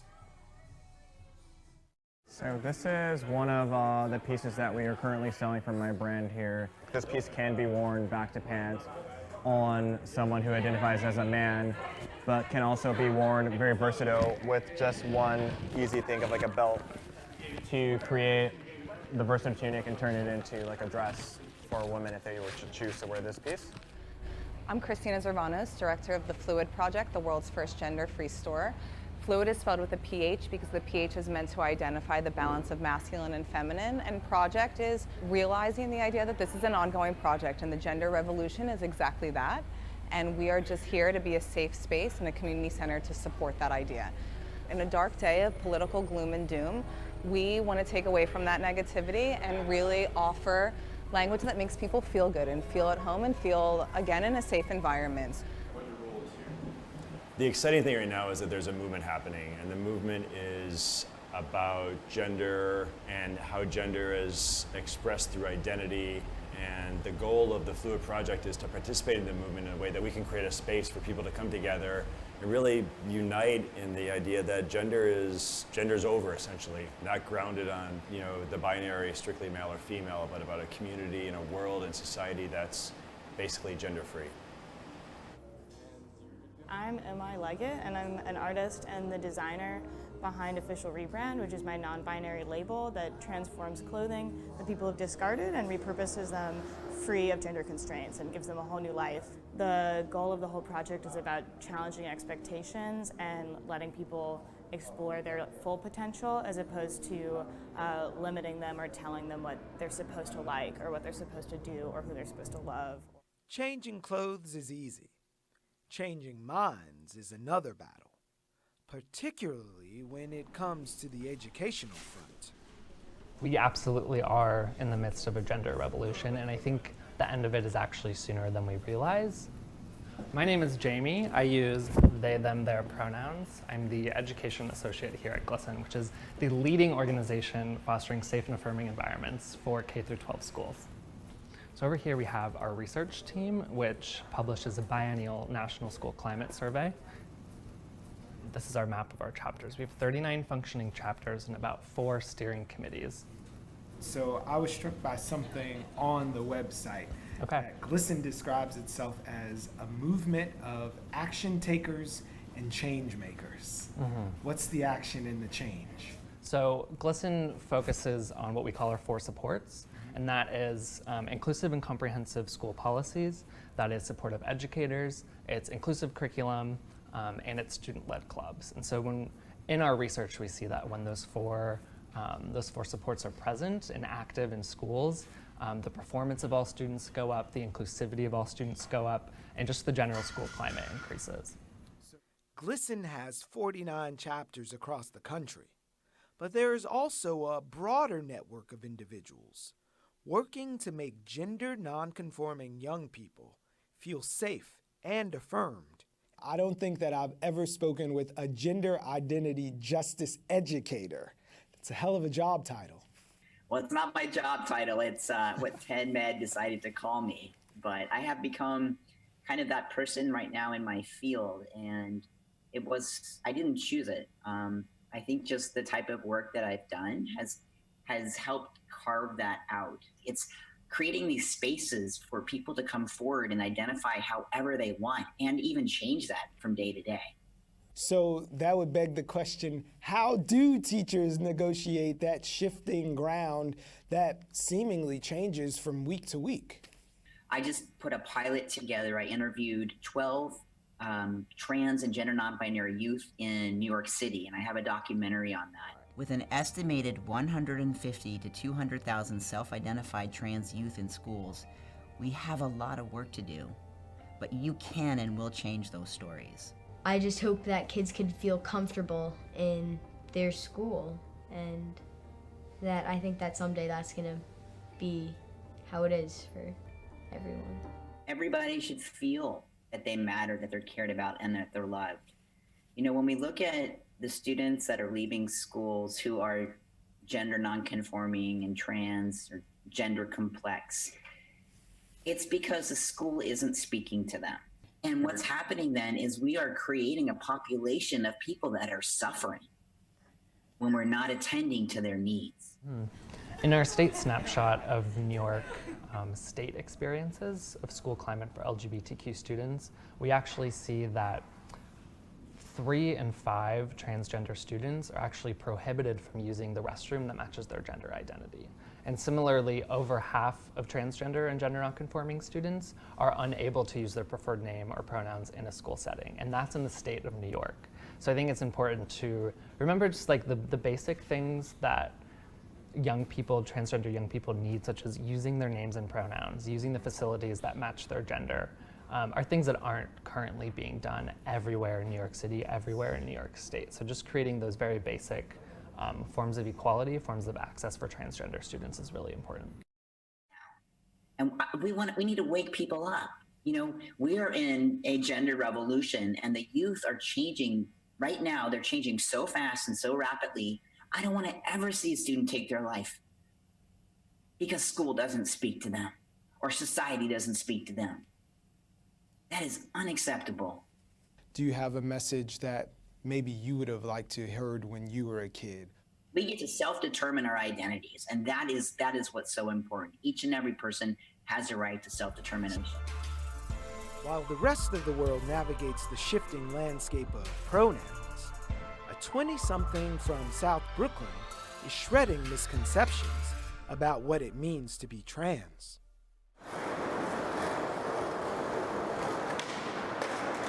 So hi, I'm Jamie.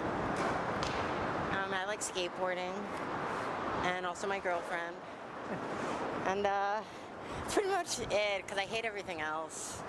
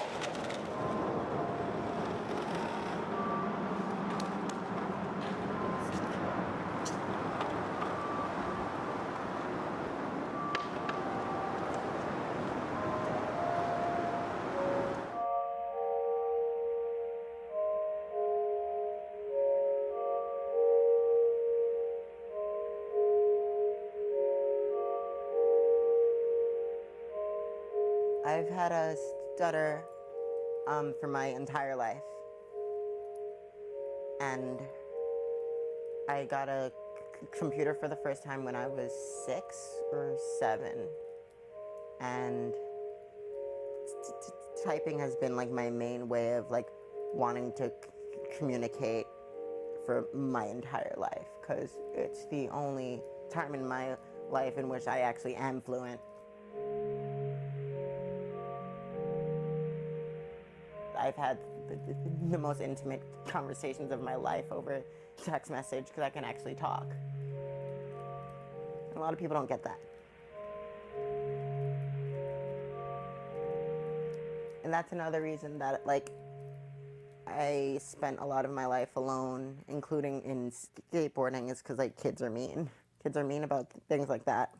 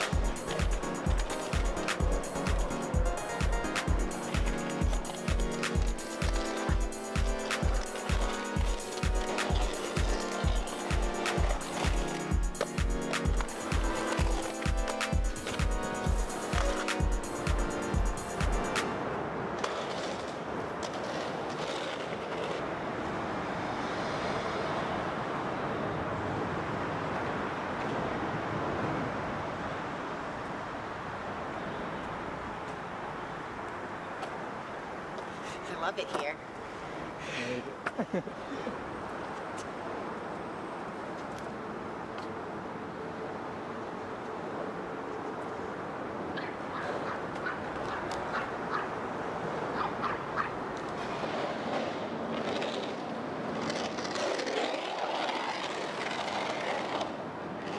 That's why I like to skateboard as much as I like it, because I can do it alone and I don't have to necessarily speak because I can just skate, and people know a lot about me based on how I skate. They're like, oh, this chick has a surfing style, that's cool. And I don't have to explain that to anyone because it's already there. And they know the kind of skating I'm into and what I like and who I like, and I don't have to explain any of that stuff because it's just all out there in how I skate. And that's why I like it so much.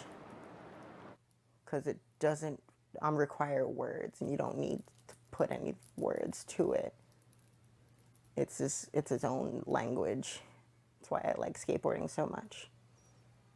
Because I can be quiet and also loud without having to open my mouth. And that's what I'm into. There you go. There you go. You got what you wanted?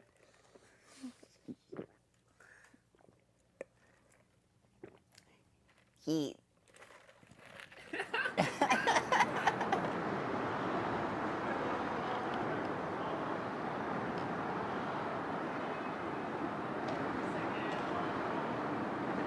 Bitch, wake up. It's like, and you live where, and you're from where, and you displaced whom? So who's really a bad person? I'm just wondering.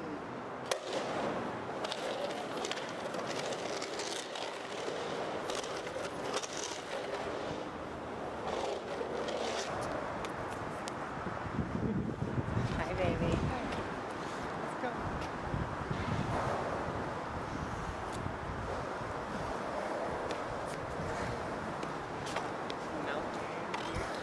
Life is just so beautiful. You're so beautiful. Good job. We're in the middle of a skate park. Everyone right here. Everyone right here.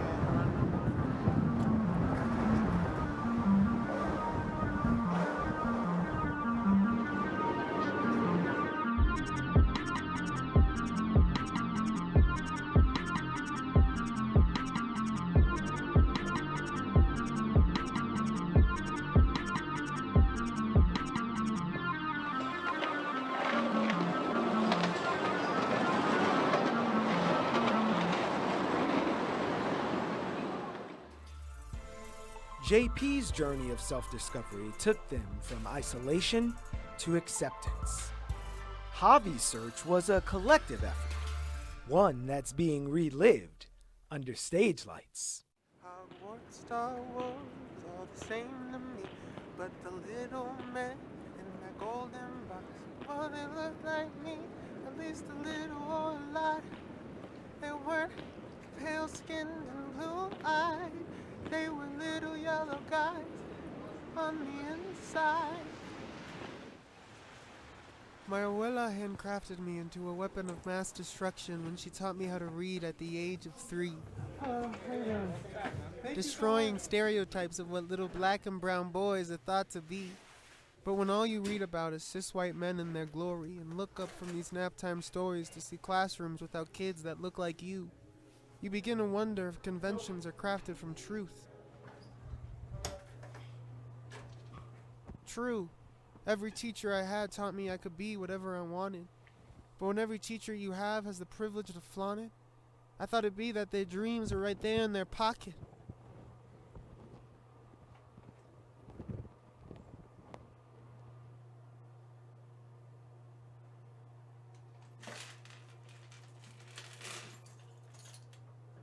So, I always perform with a shit ton of jewelry, and this my brother got me, but honestly most of it is my mom's, and I'll just raid her closet. Adjectives were something that always scared me when they didn't come out of mouths like mommies or poppies, because I had yet to discover a perception of myself. So I looked for the truth in everyone else. Found I was a faggot before I was gay.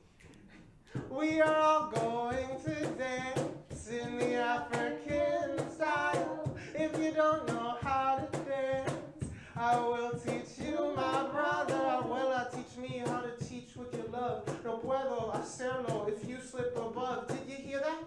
That was Spanish off my tongue. It lives in me like the lullabies you sung, and it will forever stay young.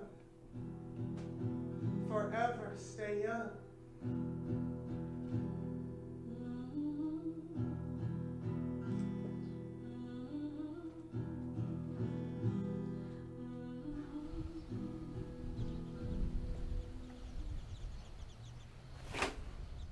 So how are you feeling about the show?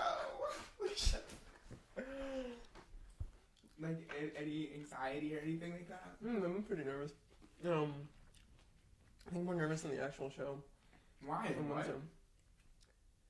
I think I'm nervous because I know a show about sexuality and gender and all of these things is like really taboo to do in a middle school right now, but I feel like those are the people that need to see it most. No, I think they'll be good. What time is it?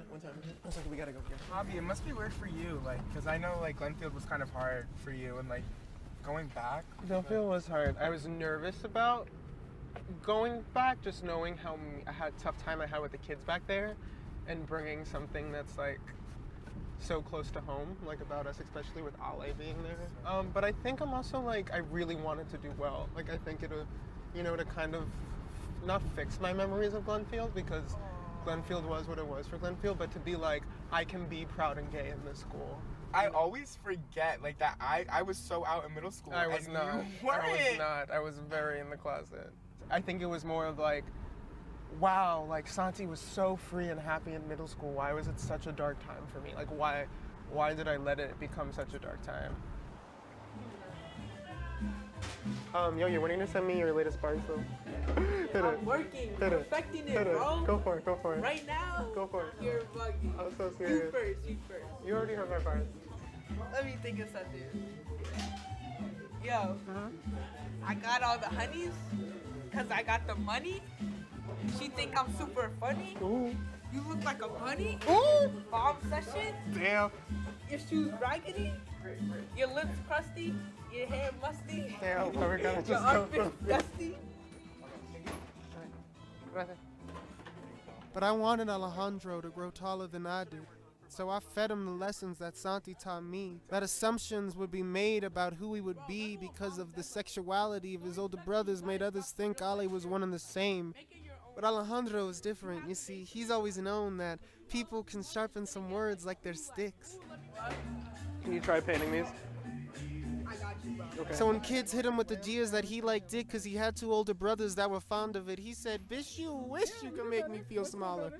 I'm addressing the brothers you think made me gay, but ain't nobody made me any single way. And all the boys you think I'm bringing in my bed are just the closeted thoughts you got trapped in your head. So instead of trying to make me feel smaller, love yourself like I love my brothers. It'll make you feel taller." And with that, my brother taught me how to fight. With words of love, showed me I had to write.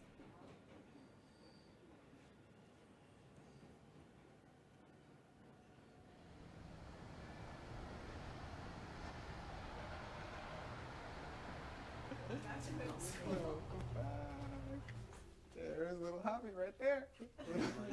Scrubby scrub. I know, look at that. It's a jazz number. Oh my god. Yeah, I know.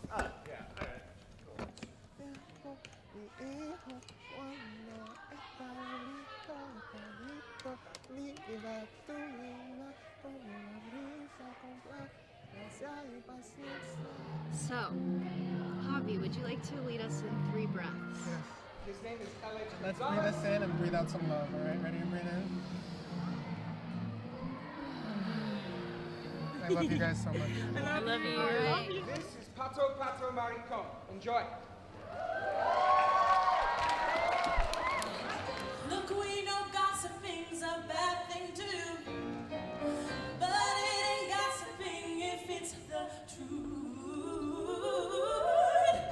Hola, porfa, dímelo, what you know about Alejandro? El guapo muchacho, even if he's from Jersey, though. Hola, clase, es Alejandro. Close your books, but open your minds, though. This new kid got a fresh new flow. Pay attention, I'ma show you how it goes. 'Cause being who you are doesn't change the length of miles or the minutes and hours or the speed of the flowers that will keep on growing no matter what you do. So why be somebody else when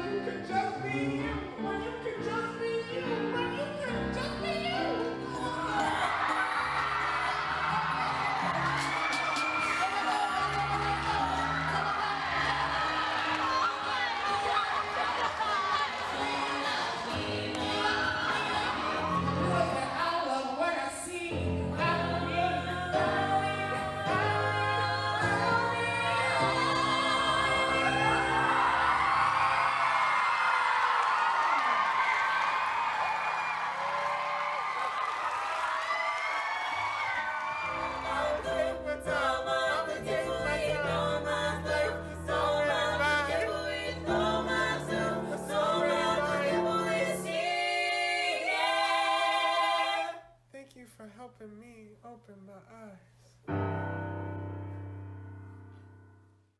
Thanks for going in on gender with us. We'll continue to reveal the stories of Brooklynites wherever they live. If you want to catch up on past episodes, check us out online at youtube.com/Bric TV. You ready? Yeah.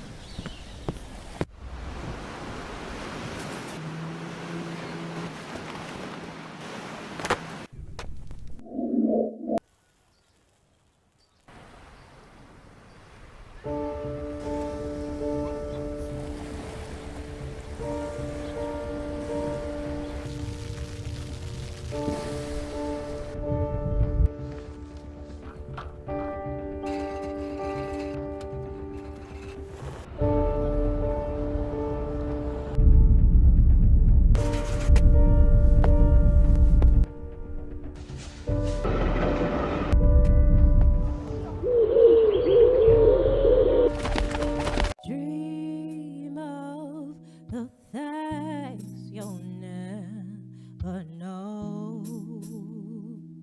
Oh,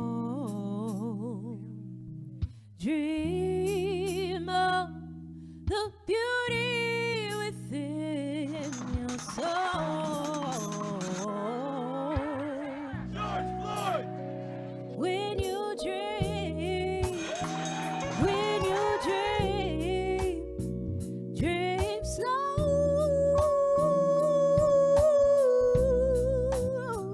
Take the time to let dreams grow.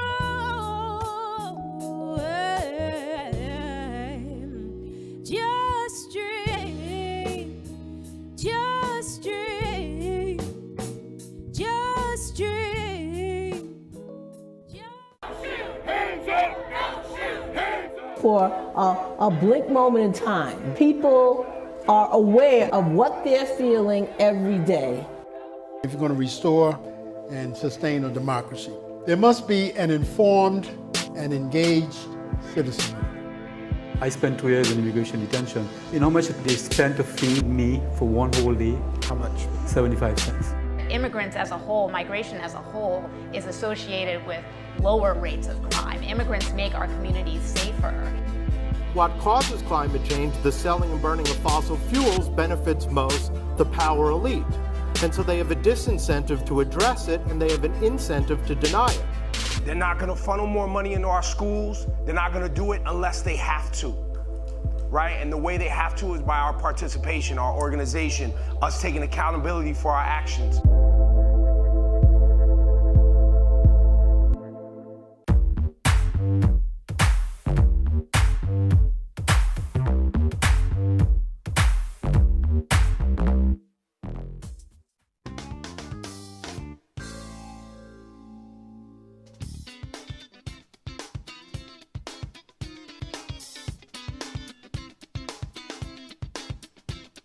From New York, this is Democracy Now! And we want Taiwan to always have freedom with security. And we're not backing away from that. U.S. House Speaker Nancy Pelosi becomes the highest-ranking U.S. official to visit Taiwan in a quarter of a century.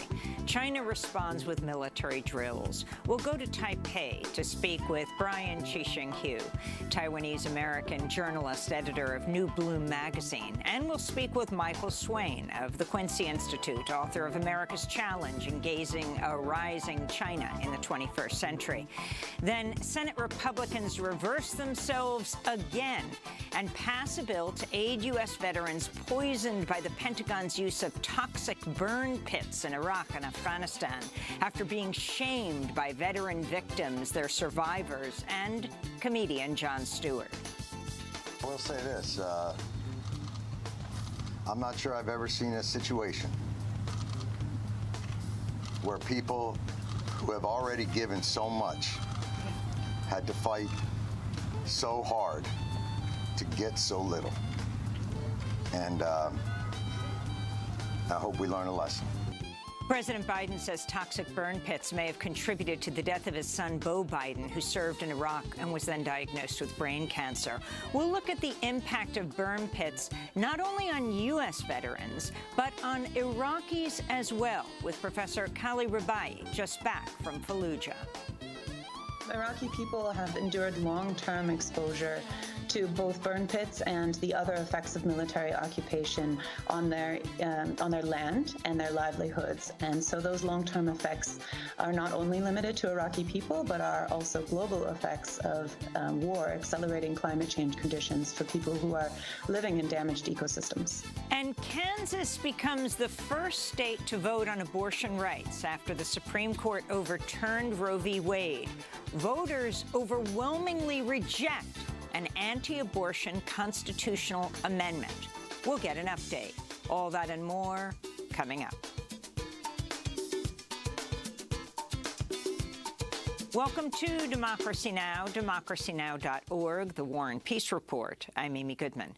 House Speaker Nancy Pelosi's departed Taiwan after a controversial visit that was criticized by the Chinese government as well as some officials within the Biden administration.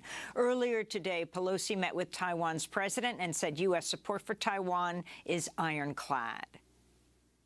Today, the world faces a choice between democracy and autocracy. America's determination to preserve democracy here in Taiwan and around the world remains ironclad. Pelosi is the highest-level U.S. official to visit Taiwan in a quarter of a century. China denounced her visit, saying it was damaging to stability in the Taiwan Strait. China's announced plans to carry out new air and naval drills and long-range live-fire exercises in 6 areas around Taiwan beginning Thursday. Taiwan said the military exercises are, quote, tantamount to an air and sea blockade of Taiwan. We'll have more on Taiwan after headlines. Voters in Kansas have overwhelmingly rejected an anti-abortion ballot measure. Nearly 60% of Kansan voters opposed adding a constitutional amendment to remove the right to an abortion in the state. The lopsided vote surprised many. During the 2020 election, Donald Trump won the state by 15%. If the amendment had passed, it would have cleared the way for Republican state lawmakers to ban abortion. In related news, the Justice Department has sued the state of Idaho over its near-total abortion ban. Attorney General Merrick Garland said Idaho's ban violates the Federal Emergency Medical Treatment and Labor Act. It does not matter what state a hospital subject to EMTALA operates in. If a patient comes into the emergency room with a medical emergency jeopardizing the patient's life or health, the hospital must provide the treatment necessary to stabilize that patient. This includes abortion when that is the necessary treatment. Any state law that prevents a hospital from fulfilling its obligation under EMTALA violates federal law. In more news on reproductive rights, President Biden's expected to sign a new executive order today aimed at safeguarding abortion access. Voters went to the polls for primaries Tuesday in Arizona, Kansas, Michigan, Missouri, and Washington. In Arizona, the far-right venture capitalist Blake Masters won the Republican Senate primary, will face Democrat Mark Kelly in November. Masters was endorsed by Donald Trump and bankrolled by his former boss, the billionaire tech investor Peter Thiel, who spent $13 million on the campaign. The white supremacist site VDare has praised Masters as a, quote, immigration patriot. Nasser has blamed gun violence on black people, unquote. In other results from Arizona, Mark Finchem won the Republican primary for Arizona Secretary of State. Fincham's a state lawmaker and a member of the far-right Oath Keepers who's been subpoenaed by the House January 6 committee for his actions in Washington, D.C. January 6 and for his involvement in attempting to overturn Biden's victory in Arizona in 2020. Another election denier in Arizona, Kari Lake, is leading in the Republican gubernatorial primary, but the race is still too close to call. Meanwhile, Rusty Bowers, Arizona Speaker of the House, lost his bid for a state Senate seat, losing to a Trump-backed candidate. Last month, the Republican Party in Arizona censured Bowers for telling the House January 6 committee that Trump and his lawyer Rudy Giuliani pressured him to overturn Biden's 2020 election victory in Arizona.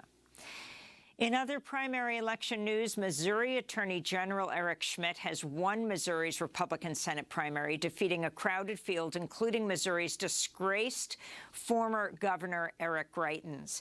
In Michigan, Republican Congressmember Peter Mayer, who voted to impeach Trump last year, has lost to John Gibbs, who is backed by Trump, and claimed Trump's loss in the 2020 election was, quote, mathematically impossible. The Democratic Congressional Campaign Committee spent hundreds of thousands of dollars on ads to help elevate Gibbs' message as part of what some see as a risky strategy of aiding far-right candidates who might be more vulnerable in the November general election. In other election news from Michigan, Democratic Congressmember Haley Stevens has defeated fellow Democrat incumbent Andy Levin in the newly redrawn 11th Congressional District. AIPAC, the American Israel Public Affairs Committee, spent over $3 million to defeat Levin, a progressive pro-labor politician who used to serve as president of his synagogue. Meanwhile, two members of the Squad, Rashida Tlaib in Michigan and Cori Bush in Missouri, won their primaries, defeating challenges from more conservative Democrats. Russia has accused the United States of direct involvement in the war in Ukraine for the first time. A spokesperson for the Russian Defense Ministry said intercepted communications show the United States is approving targets for U.S.-made HIMARS artillery used by Ukrainian forces. The spokesperson said, quote, "It is the Biden administration that's directly responsible for all rocket attacks approved by Kyiv on residential areas and civilian infrastructure facilities and settlements of Donbass and other regions that cause mass deaths of civilians," unquote. Russia had previously accused the United States of waging a proxy war in Ukraine. The United Nations has announced an agreement was reached to extend a ceasefire in Yemen by another 2 months. The initial truce went into effect April 2nd, but numerous violations of the ceasefire have been reported. The U.S.-backed Saudi-led war has led to one of the world's worst humanitarian crises. Yemenis have expressed hope the truce will finally bring the war to an end. The people of Yemen want the truce to remove this dark period from around them, for the siege to be broken, for salaries to be paid, for peace to return to all the people of Yemen. In related news, the Biden administration's approved $5 billion in missile sales to Saudi Arabia and the United Arab Emirates, two countries accused of committing war crimes in Yemen. Under the deal, Saudi Arabia will buy 300 Patriot missiles made by Raytheon for $3 billion, and the UAE will purchase nearly 100 anti-ballistic THAAD missiles made by Lockheed Martin. The weapon sales were agreed to just weeks after Biden's controversial visit to Saudi Arabia. The New York Times reports two prominent Trump supporters in Arizona feared his plot to overturn the 2020 election could, quote, appear treasonous. Citing private emails, the Times reports Kelly Ward, the chair of the Arizona Republican Party, and State Senator Kelly Townsend both expressed concerns about acting as fake electors who would claim Trump won the state even though Joe Biden received more votes. In an email on December 11, 2020, Trump attorney Kenneth Chesebro wrote, quote, Ward and Townsend are concerned it could appear treasonous for the Arizona electors to vote on Monday if there's no pending court proceeding that might eventually lead to the electors being ratified as the legitimate ones, unquote. The attorney wrote the word treasonous in bold. Despite her concerns, Ward signed on to be a fake elector. Townsend did not, but she continued to promote Trump's election lies. In more news about Trump's attempted coup, the Washington Post is reporting the Pentagon wiped data from the phones of several top Pentagon officials after the January 6th insurrection, including then Acting Defense Secretary Christopher Miller and then Army Secretary Ryan McCarthy. Key data was also wiped from the phones of top officials at the Secret Service and the Department of Homeland Security. And the Senate has passed a bill to aid millions of former U.S. service members exposed to toxic waste. The bill would require the Department of Veterans Affairs to remove the burden of proof from vets who say their health problems are related to the Pentagon's use of toxic burn pits in Iraq and Afghanistan. The measure passed with a bipartisan vote of 86 to 11. It comes just a week after Senate Republicans blocked the bill from advancing after Senate Democrats announced they reached a deal on a separate bill aimed at cutting carbon emissions and reducing inflation. We'll have more on burn pits in Iraq and Afghanistan and how they affect both U.S. veterans and Iraqis and Afghans. And those are some of the headlines. This is Democracy Now!, democracynow.org, The War and Peace Report. I'm Amy Goodman in New York, joined by Democracy Now! Co-host Juan Gonzalez in New Brunswick, New Jersey. Hi, Juan. Hi, Amy, and welcome to all of our listeners and viewers across the country and around the world. Well, U.S. House Speaker Nancy Pelosi has left Taiwan after a series of high-profile meetings that increased tensions with China, making her the most senior U.S. official to visit Taiwan in 25 years. Pelosi met with Taiwan's president and Taiwanese lawmakers. Their encounter was partly broadcast online. It's really clear that while China has stood in the way of Taiwan participating and going to certain meetings, that they understand that they will not stand in the way of people coming to Taiwan. It's a show of friendship, of support, but also a source of learning about how we can work together better in collaboration. Pelosi discussed economic plans, including a possible trade deal between Taiwan and the United States, and met with key pro-democracy activists. Taiwan's president, Tsai Ing-wen, said she welcomed Pelosi's visit. Speaker's presence here in Taiwan serves to boost public confidence in the strength of our democracy as a foundation to our partnership with the United States. Meanwhile, China responded to Speaker Pelosi's trip to Taiwan in part by announcing plans to carry out new air and naval drills and long-range live-fire exercises in 6 areas around Taiwan beginning Thursday. Taiwan said the military exercises are, quote, tantamount to an air and sea blockade of Taiwan. This is a spokeswoman for the Chinese Foreign Ministry. The relevant actions of the Chinese military are a deterrent to the separatist forces in Taiwan and are justified. You mentioned the issue of navigation in the waters. We have never seen any problems with the freedom of navigation in the waters. I think you should pay more attention to how U.S. warships and military aircraft have come so far right up to China's doorstep to show off their force. This comes as the U.S. is holding a massive military training exercise in the region with Indonesia, Australia, Japan, and Singapore for the first half of August, with 5,000 soldiers on the island of Sumatra. This is the commanding general of the U.S. Army Pacific, Charles Flynn. With all of the technical and procedural aspects of this, it's just a really important expression of our teamwork and our interoperability and our unity, really, as a group of nations that seek to continue to have a free and open Indo-Pacific. For more, we're joined by 2 guests. In Taipei, Taiwan, Brian Chi-Sheng Hu is with us, Taiwanese-American journalist, founding editor of New Bloom magazine. And in Washington, D.C., Michael Swain is director of the Quincy Institute's East Asia program, longtime U.S.-China relations analyst. His books and briefings include America's Challenge, Engaging a Rising China in the 21st Century. We welcome you both back to Democracy Now! Brian Hu, let's begin with you. You're right there in Taipei, where Nancy Pelosi, the House Speaker, has just left, along with her congressional delegation. Can you talk about the significance of this trip? That's right. And so, as mentioned, this is historic in the sense of this has not taken place in 25 years. But what's also interesting is that there has been such a large response. Under the Biden administration, there has more been the pattern of announcing these kind of visits after they take place. This gives China less of a window to react. But news of this broke much earlier, once there was a scoop by the Financial Times. And so then there have been weeks of discussion. But I think then what is interesting to note, or what is significant to note, is that while Taiwan would directly be in the line of fire from China, there was actually not panic the way there was in the international world in much discussion of it. I think there was not a lot of attention paid to that Taiwanese and their own threat assessment of what this will lead to.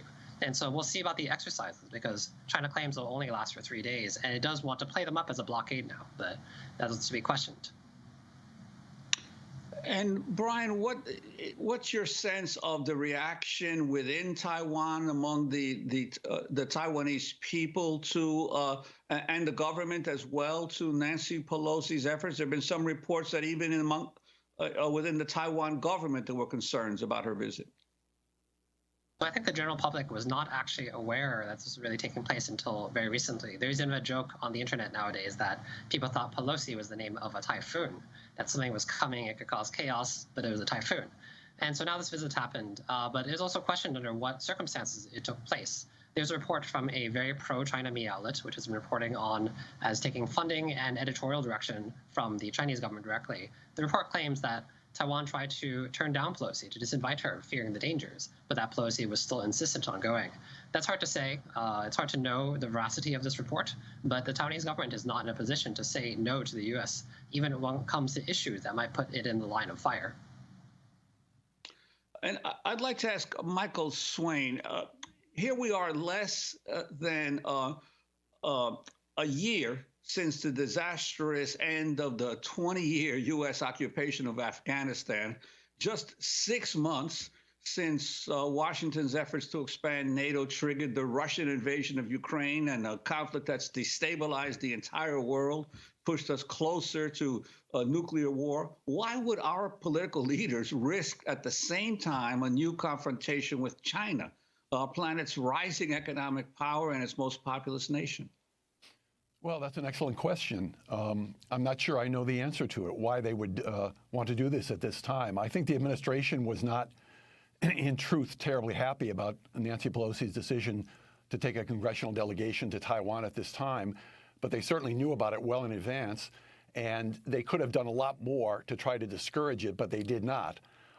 And I guess from what they've been saying since her visit there, that this is really no big deal. There's no difference here between what she's doing today and what's happened in the past, that they think the Chinese will sort of shrug and say, okay, well, I guess no big deal. But of course, that is not exactly what's happening.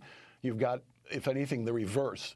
The Chinese have embarked on, as you said in your setup, a series of military actions here that rival or exceed the military actions that they took back in 1995-96.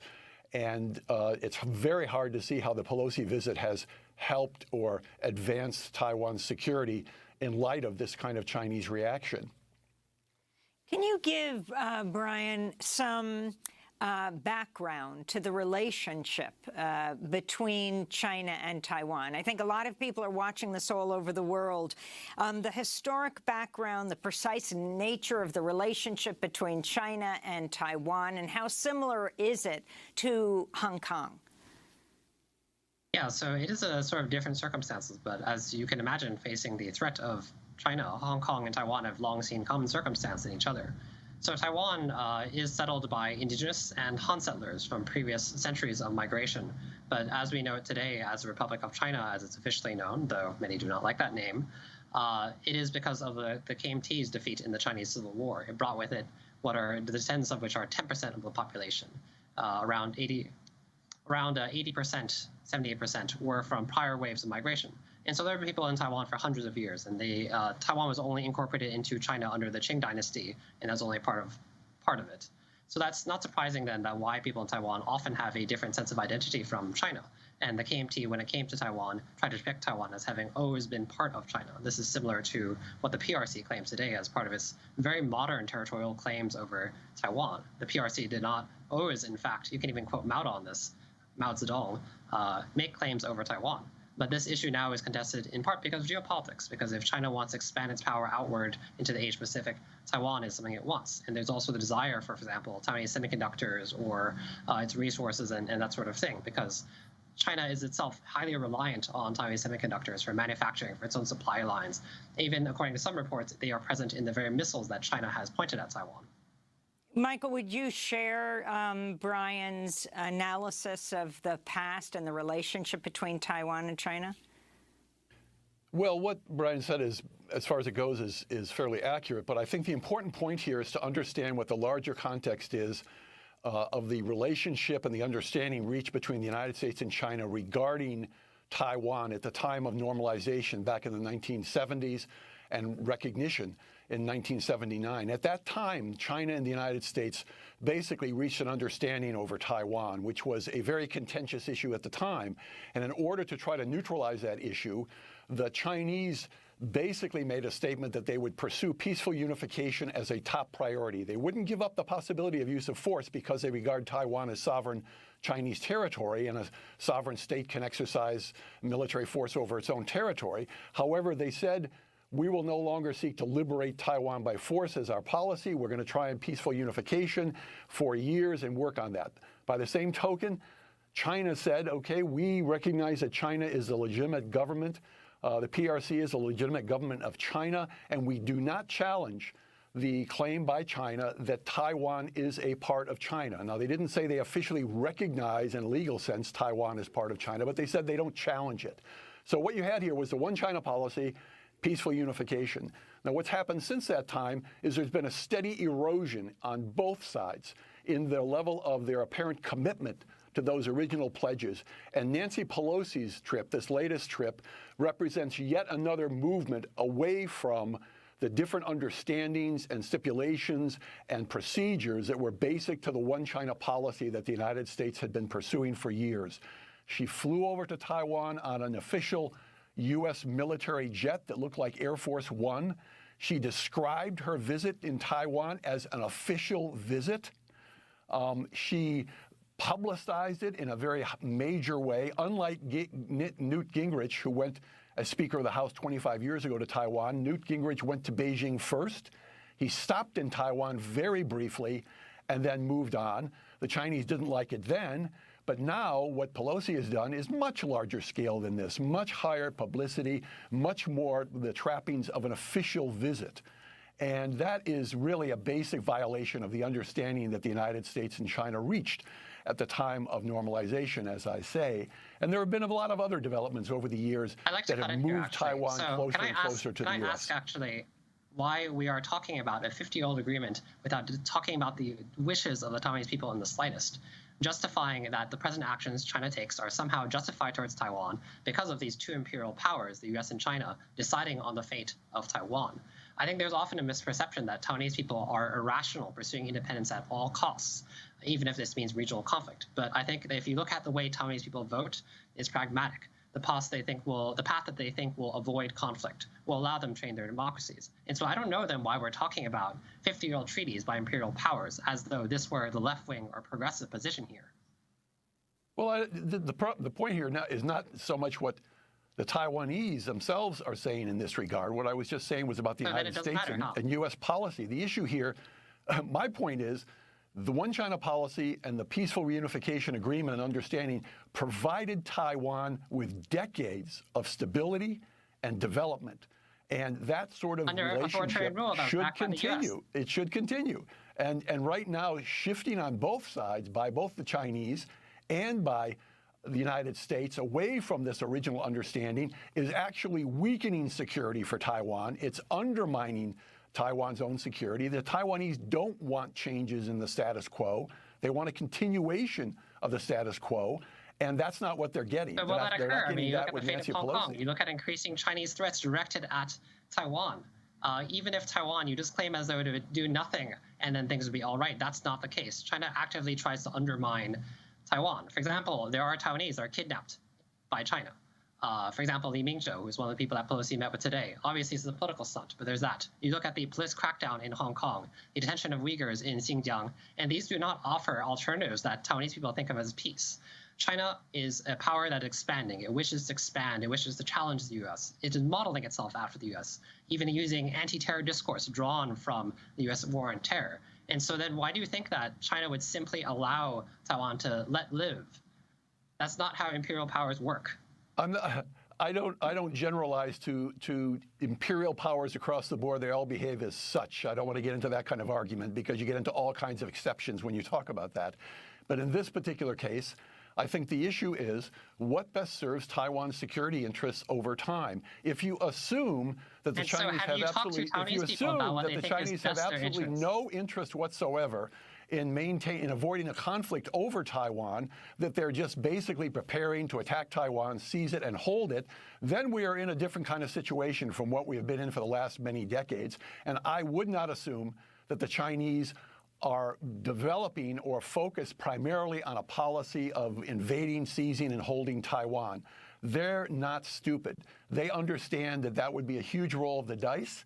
What they would prefer to do is to establish a relationship with Taiwan that was one in which Taiwan became increasingly inclined towards dealing with the mainland in some political way and could resolve the situation peacefully. That's what they'd like. Now, the Chinese have not been doing things that make that more likely. I'm not letting the Chinese off the hook here. I'm saying that the Chinese themselves have also been doing things that have been changing the status quo. Yes, they have been raising concerns in Taiwan and in the United States, and the United States has in turn responded to this by doubling down on deterrence. So what you have on both sides now is a heavy emphasis on military deterrence, heavy emphasis on worst-case outcomes, very little real communication about Taiwan and where Taiwan's status lies and how you can stabilize the country. You've got this posturing going on and this positioning going on between both sides that is not serving the interests of Taiwan at all.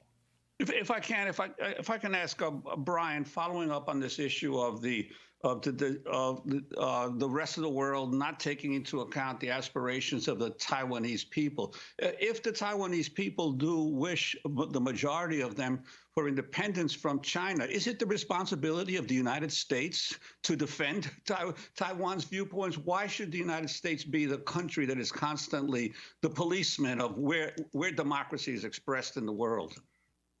Well, it hasn't been. I mean, the U.S. backed authoritarian dictatorship in Taiwan for decades under Chiang Kai-shek and his son, Chiang Ching-kuo. And now in the present, Taiwan is a geopolitical chess piece for the U.S. to be traded off, perhaps, or raise the stakes for negotiations. That was very visible under Donald Trump. Some idealized him in Taiwan. And then now at the present, the view from Americans is that, well, we should just fork over Taiwan to China, that this is the way to keep peace. It seems very convenient logic for people from an imperial power in order to always maintain this. So what is the outcome that we hope for? It is not conflict on either side. There will be enormous losses, Taiwanese or Chinese, more Chinese perhaps, in fact, based on some of the estimates of an invasion.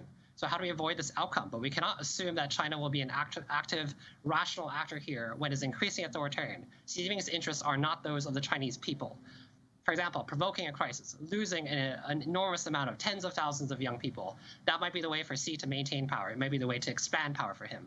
It cannot be then just assuming that the CCP will act rationally, always just hoping for Taiwan to become willing to join with China. Because what we see is that it takes a velvet glove approach sometimes, offering economic incentives. At the same time, it tries to set examples, which we see in Hong Kong, Tibet, Xinjiang, authoritarian repression, drilling in the South China Seas, territorial claims disputed with other Southeast Asian countries in the area.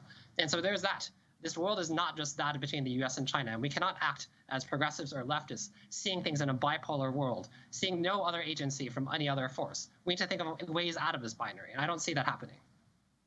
And I'd like to follow that up, Michael Swain, this issue of we shouldn't see this as a bipolar world. Where are the rest of the nations of the world and the United Nations when it comes to the issues of Taiwan and China and a one China policy? Well, what we see is that the majority of countries in the world have either not challenged or have explicitly accepted some variation of a one China policy. That is, that they have recognized that Taiwan is part of China, or they have not challenged that point. America and its closest allies have adopted very similar positions on that. Very few countries in the world recognize Taiwan as an independent state. There are a small handful of countries, primarily in Central America. Most countries do not see Taiwan as a sovereign independent state, and they don't want to get embroiled, however, in the China-Taiwan conflagration or confrontation. They want to have good relations with both China and with Taiwan, so they don't want to backstop actions that could really upset the stability of the situation now and lead to crisis or conflict. But unfortunately, that is the direction in which we're moving because of the kinds of calculations and the worst casing and the zero-sum sorts of approaches that are being adopted by both the United States and China. We're going to leave it there. I thank you so much for being with us. Of course, we're going to continue to follow this issue. Michael Swain, director of the Quincy Institute's East Asia program, and Brian Chi-Shing Hu, Taiwanese-American journalist and editor of New Bloom magazine, speaking to us from Taipei. Next up, Senate Republicans reverse themselves again after being humiliated by both comedian Jon Stewart and U.S. vets. And they agreed to join Democrats in passing a bill to aid U.S. vets poisoned by the Pentagon's use of toxic burn pits in Iraq and Afghanistan. We'll talk about the impact of these burn pits on both U.S. vets and on Iraqis. Stay with us. We sell guns to all our third world friends. We sell guns if they will sell us oil.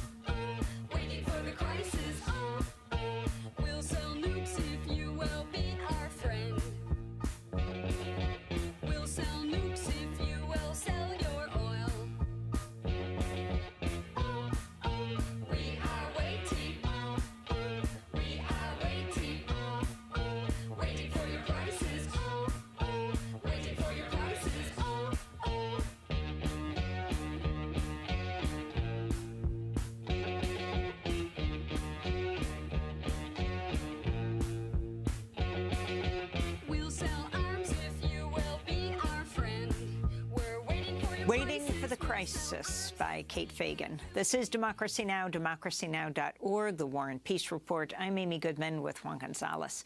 Senate Republicans reversed themselves again and passed a bill Tuesday night with Democrats to aid U.S. veterans poisoned by toxic waste from U.S. military burn pits in Iraq and Afghanistan.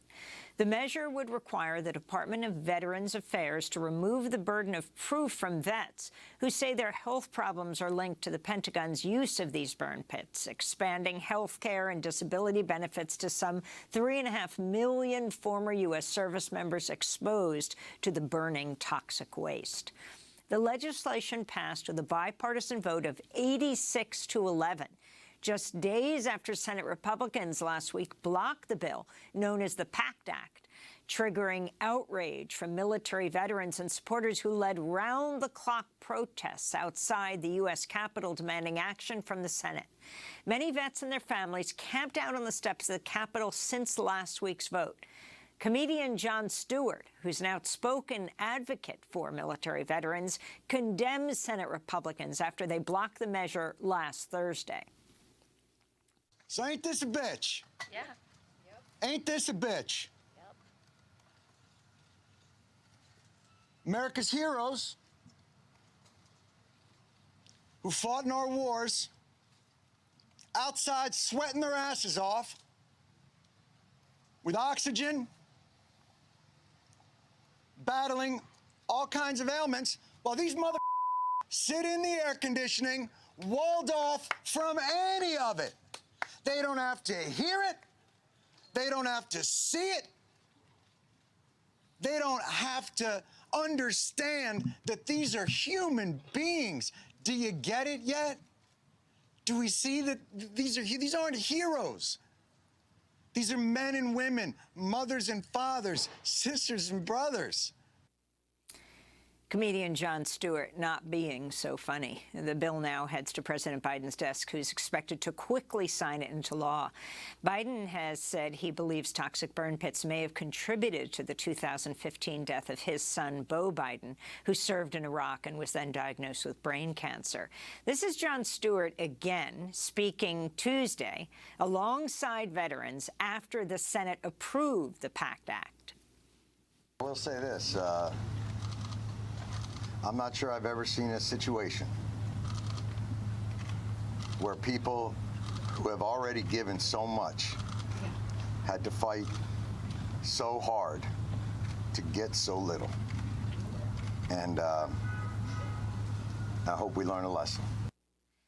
Exposure from toxic U.S. military burn pits has also led to birth defects and other serious illnesses and disabilities among communities in Iraq and Afghanistan who are still reeling from the catastrophic aftermath of U.S. occupation.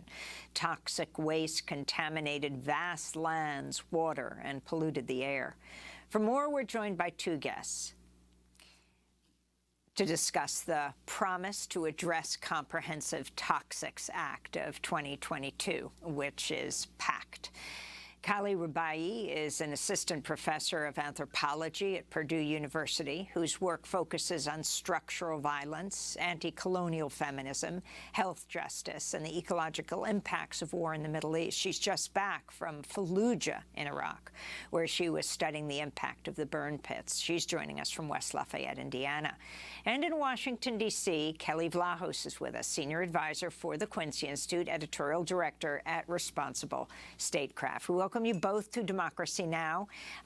Kelly Vlahos, let's begin with you in Washington, D.C., as this bill has just been passed by the Senate. Republicans reversing themselves again. Explain what happened. What led to, well, at the beginning, they supported it. And then when Manchin reached a deal with Schumer, to the shock of the Republicans on a totally different bill to do with climate change and taxing corporations, they came out in, what did one newspaper describe it, a fit of pique, and just reversed themselves on this bill. Well, Senator Pat Toomey had been raising a fuss about this bill for weeks since it was passed, since it passed the House. His issue was that Democrats were taking a $400 billion package of piece of money that was going to veterans' health care and making it discretionary, or making it mandatory, rather, as opposed to discretionary funding. This would be in addition to the $250 billion that was carved out for this PACT Act, which would also be mandatory funding. Why is that important? It's important because the funding wouldn't have to go through the regular appropriations process every year and be debated. And so their claim was that the Democrats were creating some other slush fund in which $400 billion would be made mandatory. They didn't like that. They said they had assurances from the Democrats that that would be amended by the time it reached their desk. It hadn't been. So they kicked up a fuss led by Senator Pat Toomey and, as you know, killed the bill, the PACT Act, last week. Well, as you also mentioned, they were humiliated in the response. I personally thought, hey, I'm all for fiduciary responsibility and oversight of funding. There's plenty of waste, fraud, and abuse in this town, but why put veterans in the crosshairs? And so they were forced to turn around, accept the situation as it was, and as you said, it passed with overwhelming support yesterday.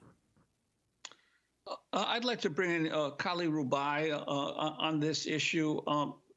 My estimate is over the last 60 years, since the early years of the Vietnam War, the United States has been pretty much involved in conflicts or occupations or military war for all maybe 10 years or so, when the U.S. troops were not stationed in these conflict zones. Could you talk about therefore, these burn pits have become almost a part of the process of the U.S. military. Could you explain what these burn pits are, why they're necessary, and what the military has done to protect its soldiers?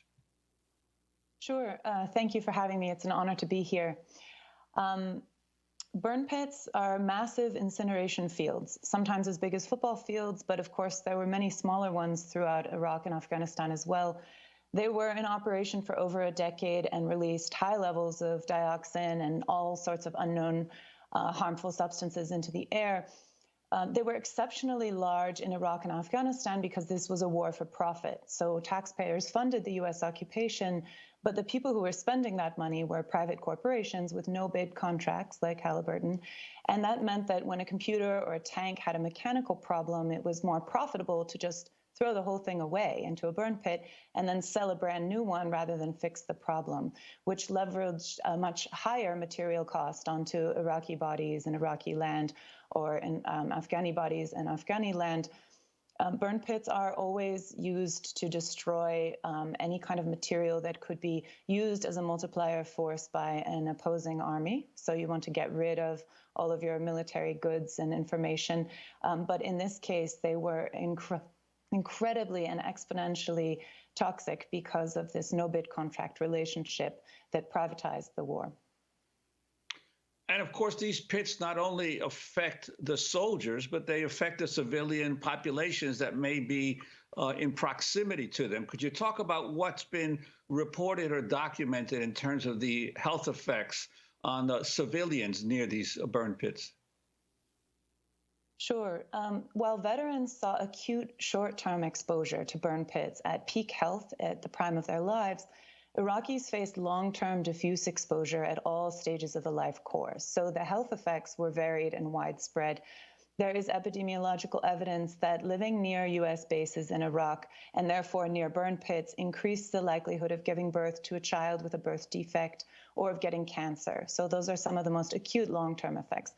Burn pits are not the biggest figure of environmental and health harm for Iraqis. They've also been facing military occupation, bombings, shootings, displacement, and layers of military incursion by different occupation forces since the U.S. invasion.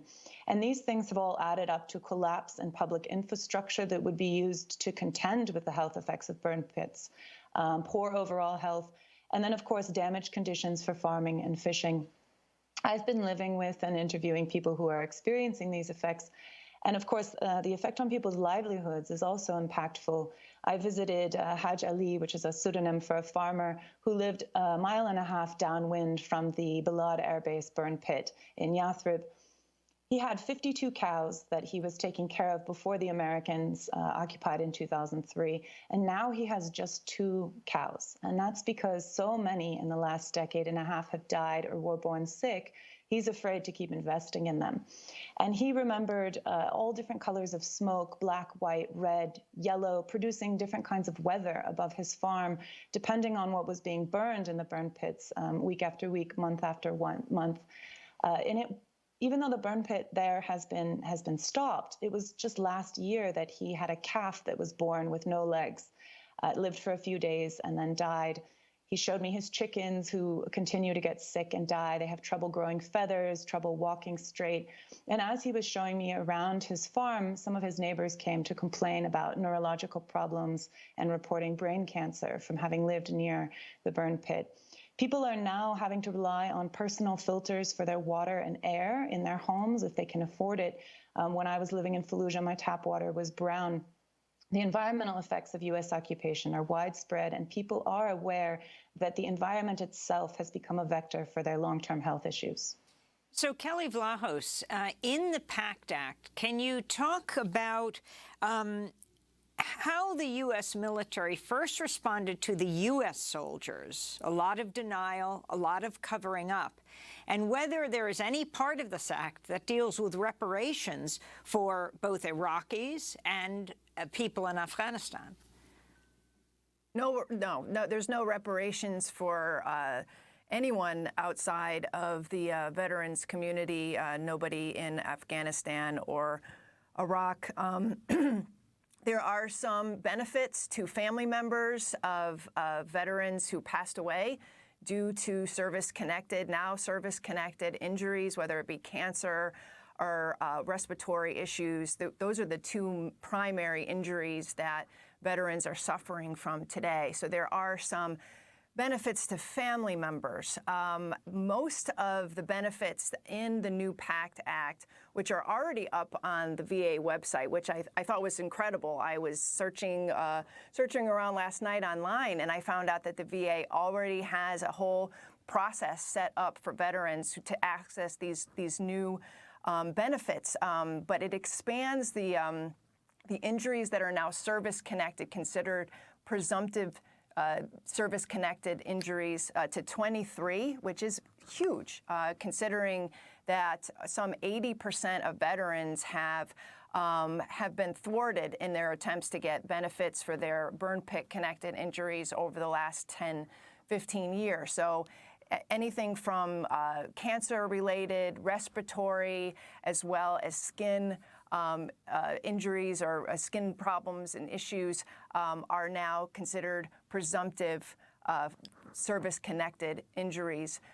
So veterans can access full health care now. They can access disability payments, which they weren't. Also extends the presumptions for Vietnam veterans who have been fighting, oh my goodness, for my lifetime to get their injuries related to Agent Orange exposure. This is also in the PACT Act. So this is monumental on so many levels. You played the comments from Jon Stewart. The one thing that my heart sort of skipped a beat is when he said, "I hope we learn a lesson." I hoped we had learned the lesson from Vietnam, and we didn't. We didn't learn the lesson in Persian Gulf. We have Persian Gulf veterans who are still fighting for presumption, for service-connected benefits for their Persian Gulf illnesses. And so now we have Iraq and Afghanistan veterans fighting. It seems like this is generational, just like the wars are generational. The fact that the government hasn't learned its lessons, hasn't taken responsibility for the harm that they put these veterans, these service members and their families in, it continues for yet another generation. And Kelly, that's precisely the question I wanted to ask you in terms of the comparisons between the fights over Agent Orange and during the Gulf War, the first Gulf War. It was a chronic fatigue syndrome, wasn't it, that soldiers were complaining about? And there was what has happened with the battles around those issues? They're still fighting. They're still fighting. Slowly but surely, they've been getting recognition. When I started covering that story in the mid to late 1990s, it was called battle fatigue, Gulf War syndrome. Now it's called Gulf War illness.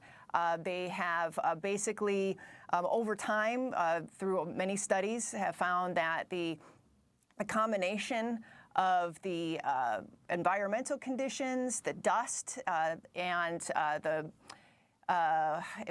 some of the shots that they had given the soldiers before they went off to battle, and also the insect repellent that they had actually been spraying all of their tents and their bodies with.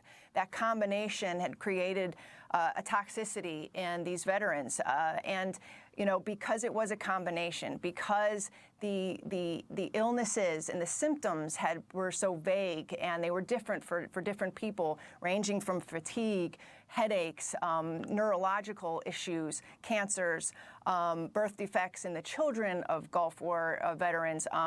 It took this long to get any recognition, and that's the frustrating thing. We can't point to one illness, one injury, and we see that in the Iraq and Afghanistan veterans. And it's not just veterans who served in Iraq and Afghanistan. If you look at the PACT Act, it's covering a lot of vets who were across the Middle East where these burn pits were deployed.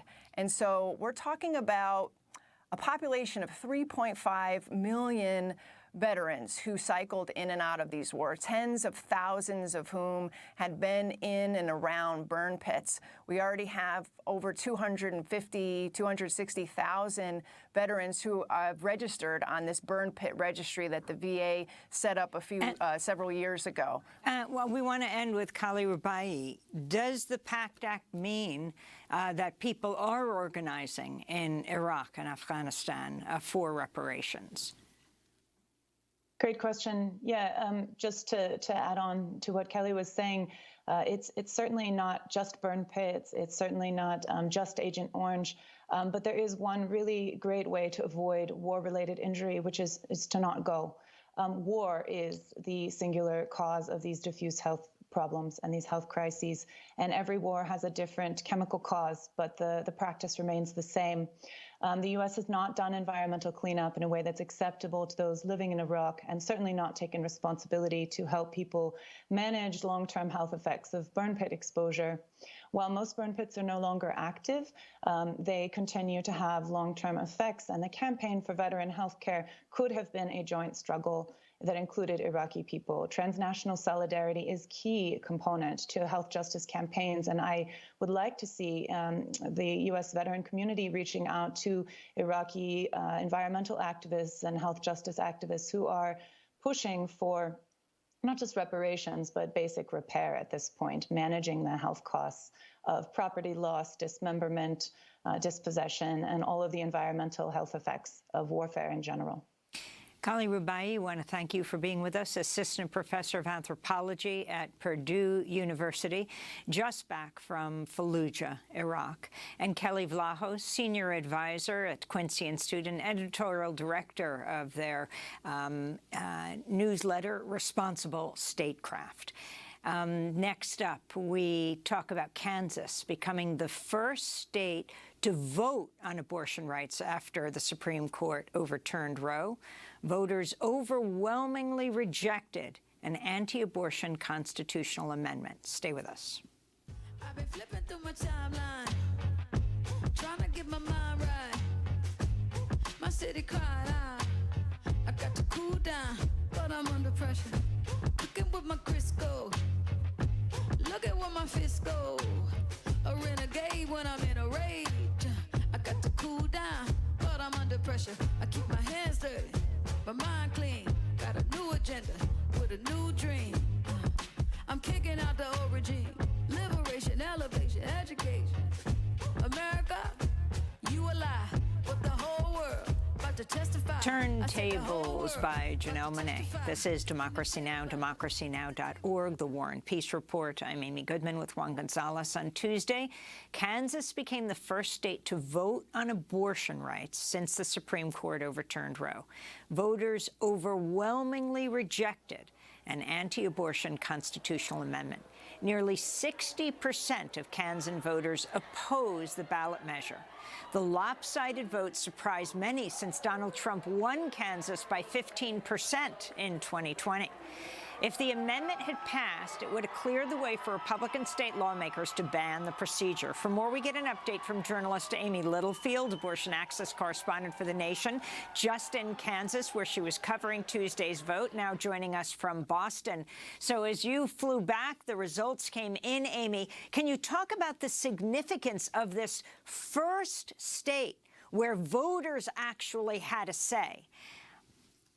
Amy, this is incredible. This is huge. I mean, I was on Democracy Now! With you yesterday saying I thought this vote was going to be close. Everyone I was talking to thought this was going to be a nail biter. Amy, this is not close at all. This is a landslide, okay? This is huge. And I was boarding a plane and flying out of Kansas as results were starting to trickle in. Right before the flight landed, I saw 60%.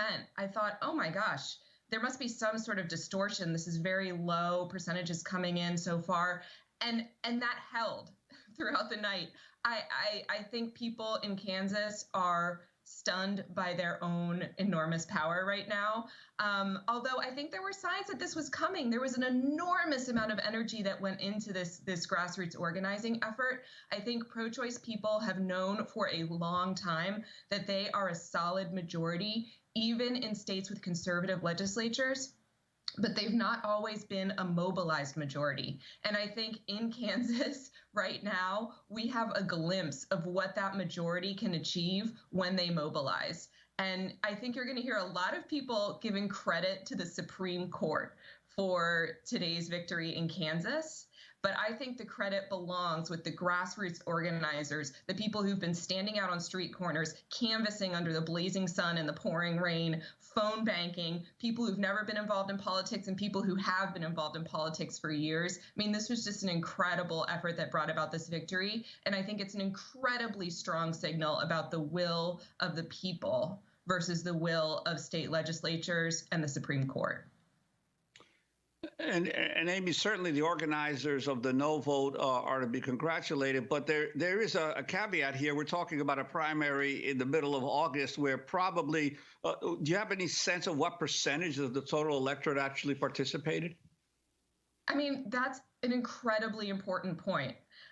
Because that's what Republicans in the state legislature were banking on, right? They scheduled this for an August primary, thinking that, number one, turnout would be lower, and number two, there were a lot of exciting Republican contested races that Democrats didn't have, and so they thought Republicans would be turning out. I think numbers are still being counted, but the numbers that we're seeing are on par with what was seen in the 2018 midterms, okay? And this is for an August primary, which is incredible. I mean, I was at polling locations yesterday. There were lines out the door into the parking lot. People were starting to curve around. They were yelling at each other, hey, get into the shade.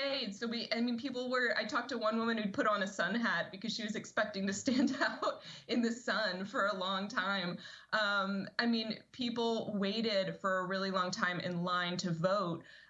So this turnout was pretty amazing. I keep thinking about this woman that I met on my way around reporting yesterday. She was just standing by the side of the road. Her name's Kathy Griffin, not the comedian. I'm talking about the former liquor store owner from Wichita. And she was standing out on the street corner with a vote no sign that said laws don't stop abortion and yelling trust women Jesus did at passing cars. She's been out there every day since even before the Supreme Court decision because she knew this amendment vote was coming. And she told me, you know that this vote no, this abortion rights campaign is probably going to fail, right? Because in her words, Republicans have been pretty darn sneaky about how they had scheduled and managed this vote. And I can't wait to call her back again today and see how she's feeling because this is just an astounding victory for her and the many other people like her who've been involved in this effort. I mean, a Democratic governor is in office in Kansas, though the state voted Trump won by something like more than 15% in 2020. But the counties that passed this were many more than those who voted for the Democratic governor. I mean, what an amazing sign for things to come, and close to 1 million people voting. We've never seen anything like this, as you said, in a primary. Finally, what does this mean for the message for the November elections, where there are other constitutional amendments being voted on, like in Michigan?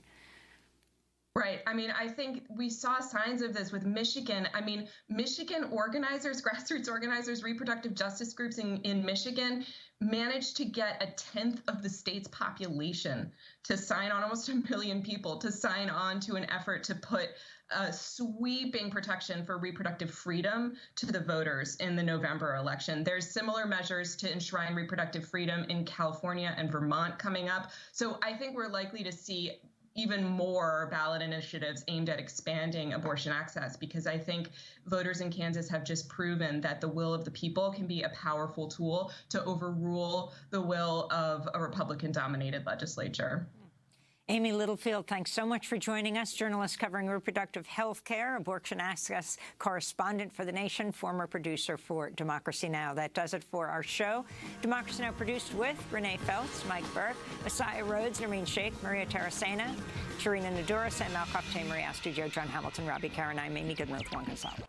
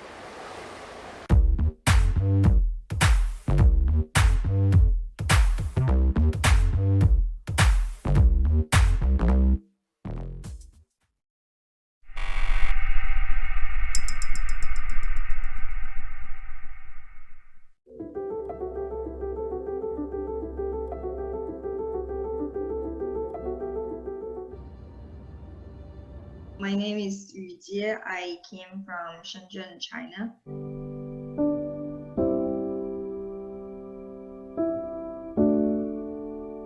As I'm recording this, my friends just sent me a text saying Cuomo just announced that New York City is going to be under lockdown.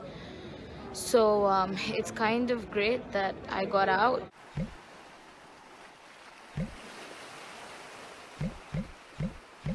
The world is on pause right now. We've seen the canals in Venice clear up. LA doesn't have smog, so the climate crisis is solved. No.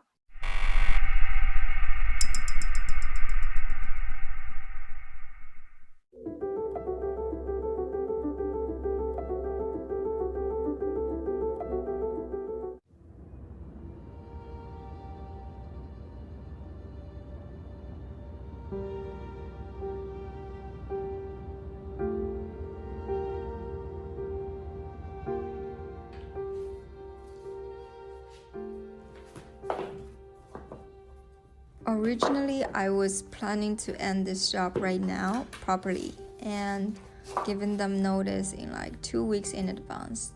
Then sublet this apartment, get rid of everything I have, and then just completely move back to China. With this coronavirus thing happening, it makes it really difficult. My plan was definitely ruined.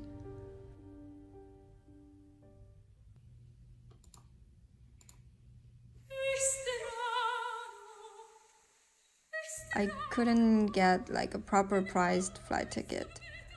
That is the first problem. The ticket price went up crazily, and I think it's not reasonable to just buy overpriced tickets just for the reason of going back. And then the second thing is I heard I have to be quarantined in like a government designated place for 14 days. It's a huge risk. I don't know about going to be exposed on the airplane or like even with 2 layers of mask, goggles, protection suits and everything. I just don't think it's reasonable for me to go back right now anymore.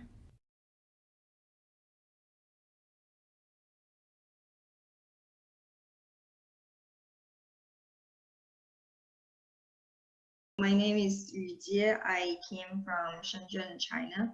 I moved to US 6 years ago for undergrad school, and now I'm graduated with a master's degree in arts administration from Columbia University. And I'm working at a gallery. My employer is willing to sponsor a visa for me, which is great. We did apply for H-1B visa, but then the lottery happened in March, and the result came out on April 1st, and we found out that we didn't get the H-1B lottery, which means I have to leave US by the time that my F1 student visa ends. And now I have 3 to 4 months more to stay in US.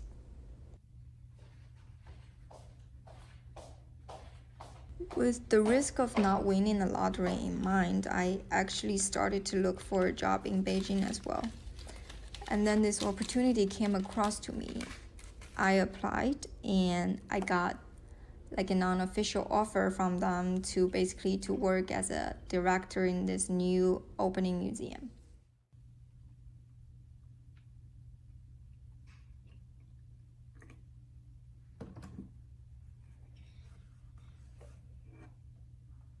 I really appreciate this opportunity that allowed me to work for a museum that was created and founded by Chinese and is going to focus on our country's contemporary art.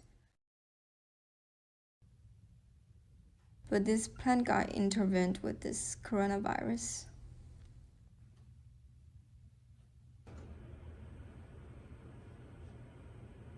This is maybe my a month at home now. In the beginning, it was definitely a lot of anxiety. So I was like thinking about what I can do. I don't have any job related things to work on right now, and it's impossible to find a new job right now.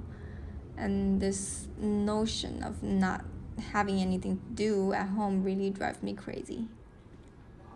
This is how we get packaged. and live right now.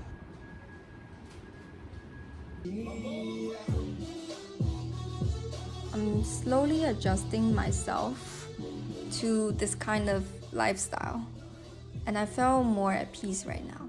I realize I have something I can do, like reading books, studying for this personal trainer certification.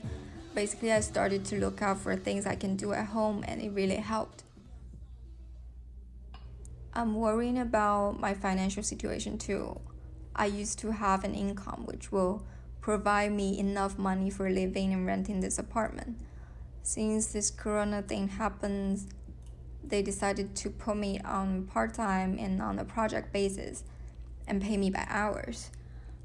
If there's no project going on, which is the case right now, then I have no income for this month.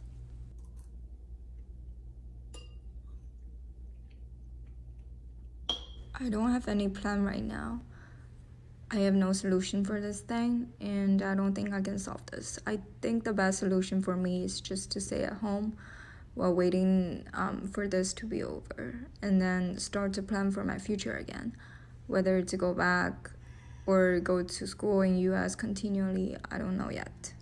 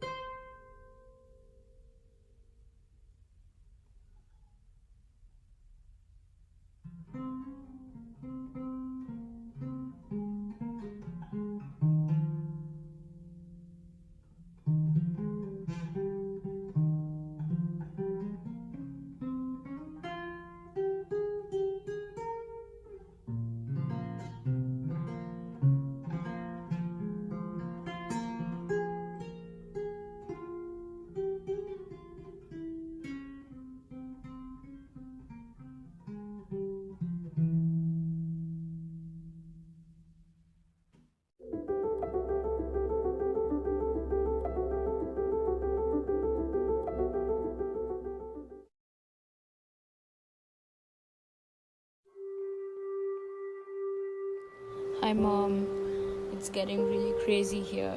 It's getting worse. One of my roommates, she already left. She's going back to her family in Texas.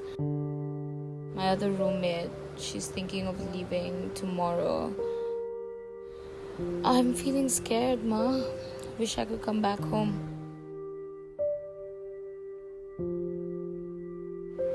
Ma, I really don't want to be alone in this apartment, and I'm not feeling good about being all alone in this country.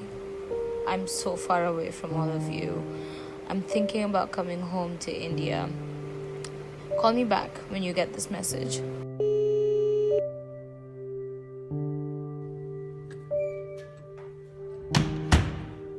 Okay, so I called the Indian embassy in DC, and they said it's a good idea for Indian citizens to return home. They also said I should leave in the next 48 hours, so I'm going to go look for a ticket right now and see what I find.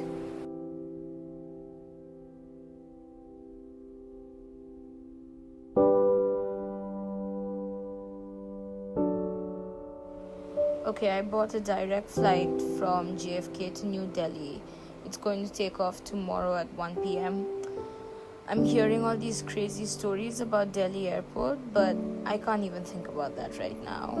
I'm coming back home.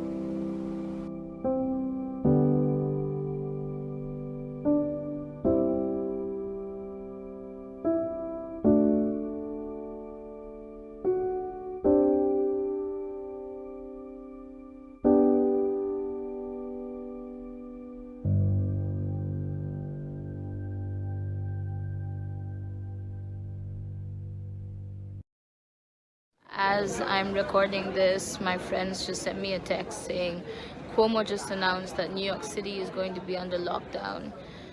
So it's kind of great that I got out, and I'm sitting here at Terminal 4 about to take a flight. Let me show you my paraphernalia. So I have this mask. I have gloves.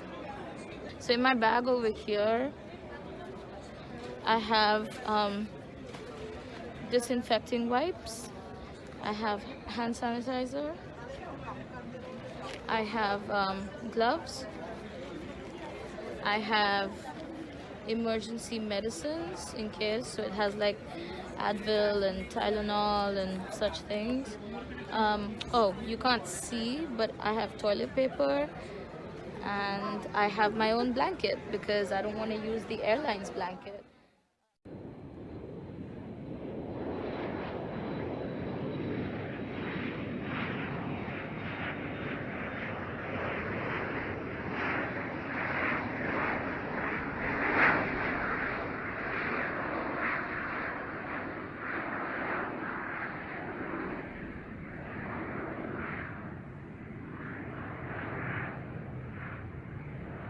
What's happening is that in New Delhi, once you arrive, you're supposed to go through a medical screening, and that's when they decide if you should be quarantined or not. For people who are actually potentially sick, potentially carrying the virus, for those who are showing symptoms, the government of India has actually started to quarantine people for 14 days in government hospitals. We've heard horror stories. Apparently the facilities are really awful. I'm a little nervous about that, but I feel fine, and more than anything, I'm just trying to be positive. You know, very, very soon I'm going to be with my mom and dad and my little sister, so just holding on to that.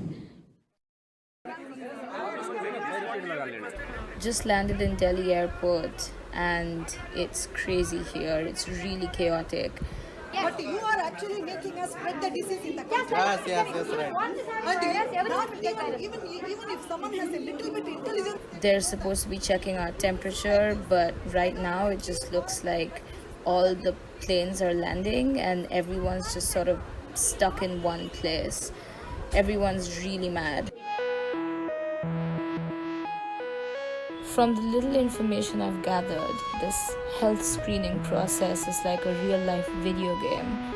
There are 5 levels which we have to complete to get out of this airport. Some people, they're going to be sent to government quarantine centers. Things are quite stressful.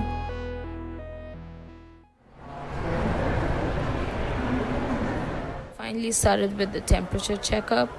But then they realized that people have really high body temperature because it's just so crowded and it's so hot. So now we've been told to stand around and cool down. Currently, we're all waiting around. All passengers have to go through health screening process before reporting to the immigration counters. This is my friend Aditi. She has to go back to Bangalore. Hopefully. But at this point, we're just sitting here on the floor.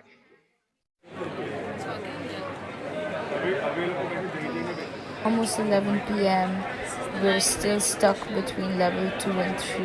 This is the line for immigration. There's thousands of people here, you know, pushing and shoving each other. It's like the Hunger Games. We haven't been given any food. There's barely enough water. There's a lot of old people. There's a lot of children. This is a really horrible situation.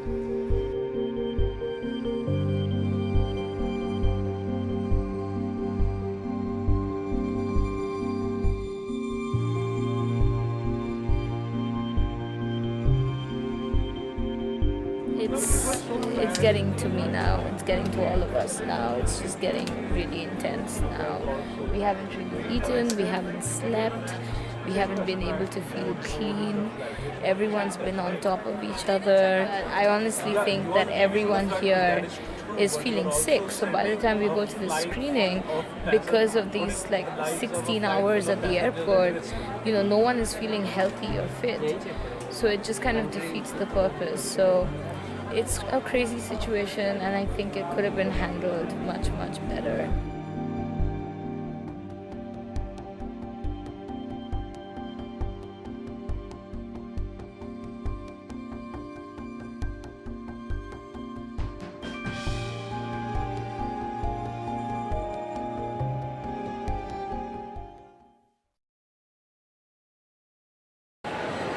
It's exactly 6 a.m. and I got the stamp to self-quarantine for 2 weeks. We're done. We're done. Guys, freedom!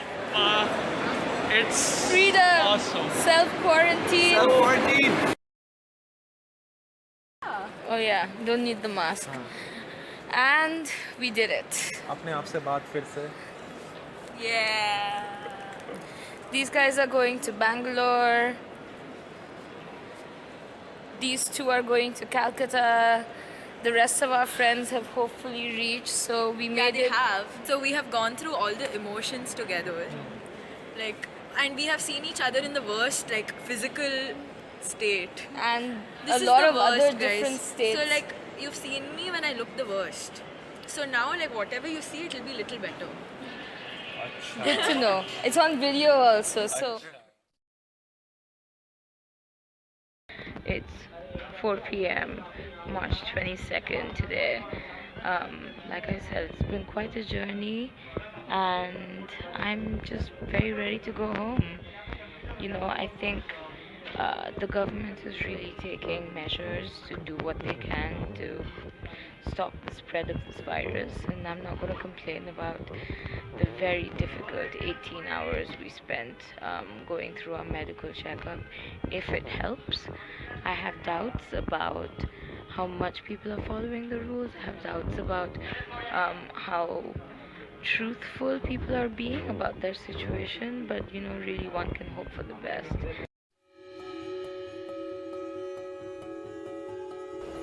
A few of my friends think I'm crazy for leaving New York City, for leaving the United States to go back to India. But those who have roots elsewhere will understand. When you find yourself in the midst of something as traumatic as a global pandemic, you also find yourself seeking the familiar, looking for the safest place to be in. I'm an immigrant in the United States, and the place I feel the safest in is the motherland. It's home.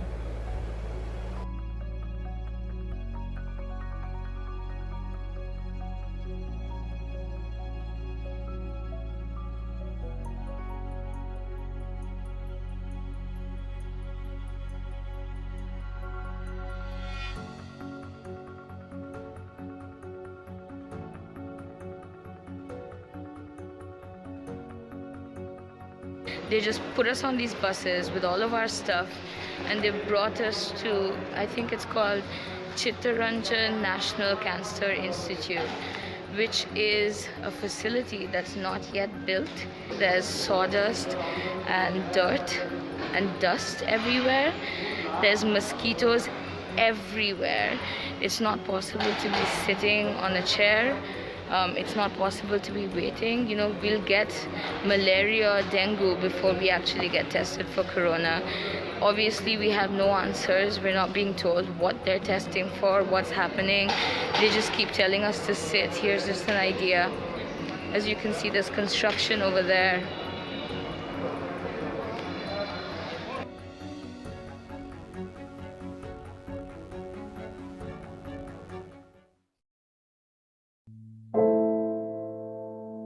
Today is Wednesday, March 25th. It's the day that India goes into a strict lockdown. Today is also day 4 of being room quarantined. After my crazy transit experience, who knows what I've been exposed to. I don't want to put my family at risk.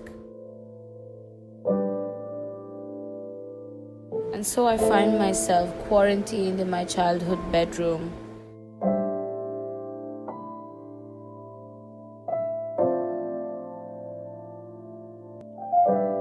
No one can enter, I can't leave. I can't hug my family. But it's okay. It's just 2 weeks. I know now that I made the right decision because it feels really, really good to be home.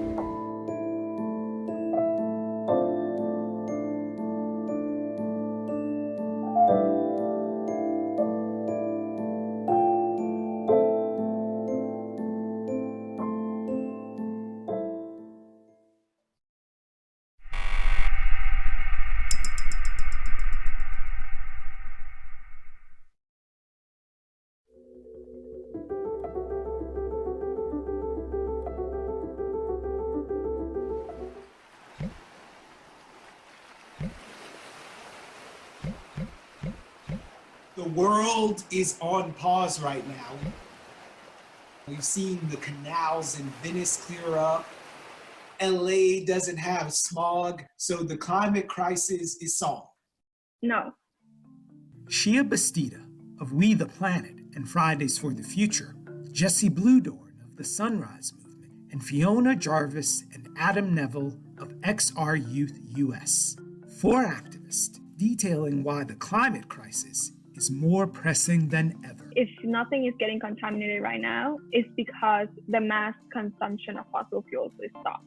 But we can achieve the same amount of emissions reductions by just switching to renewable energy. It doesn't have to translate into massive economic loss and massive unemployment. I wonder if you have a message for anyone who's out there saying we should be getting production started again, get this economic engine moving, and then we'll settle climate. So we just don't feel like they're two separate issues that, oh, we can't deal with the climate crisis now because something else is happening. There are always going to be things happening. It's so important to understand that climate isn't something separate from public health. They are deeply intertwined. As humans encroach upon the natural environment more and more, we're getting closer and closer to wild animals, so then diseases like COVID-19 can jump from an animal to a human, and we'll see increased pandemics in both of our lifetimes. I've seen a lot of posts, we are the virus, humanity is the virus, which is such a loaded statement. The worst impacts of climate change and the impacts of COVID-19 have a intersection where they're disproportionately impacting the same groups: poor people, people of color. There was a graphic that showed where in New York COVID-19 cases were occurring. They're really concentrated in deep Brooklyn, Queens, Upper Manhattan, these communities that are already facing sky-high asthma rates, air pollution, and then we get a respiratory virus. It kind of breaks my heart a little bit. People are losing jobs or don't have jobs or are dying or can't afford healthcare. It doesn't need to be like that. Just a couple of weeks ago, the government actually announced that they would be rolling back a lot of EPA regulations. The reasoning provided, the economic situation surrounding COVID-19. That's not an acceptable reason. Quarantine will eventually end, and we will go back to perpetuating the same pollution that caused all the damage in the first place. And that's why youth organizers like me are still organizing. Now we have seen that the world can come together. We have seen that all sectors can address a crisis like what's happening right now, and we have to do the same thing for this climate crisis.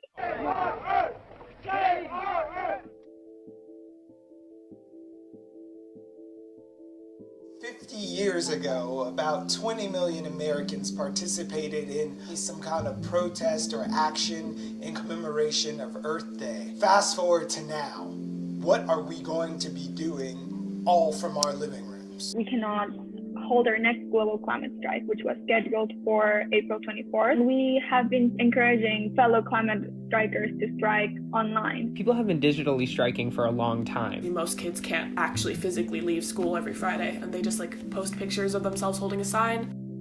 To commemorate Earth Day, one of the things that I am organizing is called We the Planet. We are putting a massive day of action together in which we're asking people to pledge to do an individual anti-systemic action. One of the main things is Earth Day Live, which is going to be a 3-day live stream. On Wednesday, we're going to focus on striking. On Thursday, we're going to focus on divestment. And on Friday, we're going to focus on voting. Unite behind science! Unite behind science! Unite behind science! Save the Earth! After the strike that happened a few months ago, you couldn't look at any screen without knowing what was happening. What is the loss of that going to mean for Earth Day and your activism moving forward? We felt that loss profoundly, but I think we're feeling really optimistic. And I think maybe even the more at-home environment will make it easier, because you can't just go to a strike and say, I went to a strike. And that's the thing that you did for climate today. It's you gotta do something else. I'm pledging to bring my own metal water bottle and to push for climate legislation in my hometown. I am pledging to create less plastic waste and create workshops to educate my community about climate justice. We have so much more power than we think. Here in Manhattan, in front of the headquarters of BlackRock. What we need is a global fight. Make your voice heard.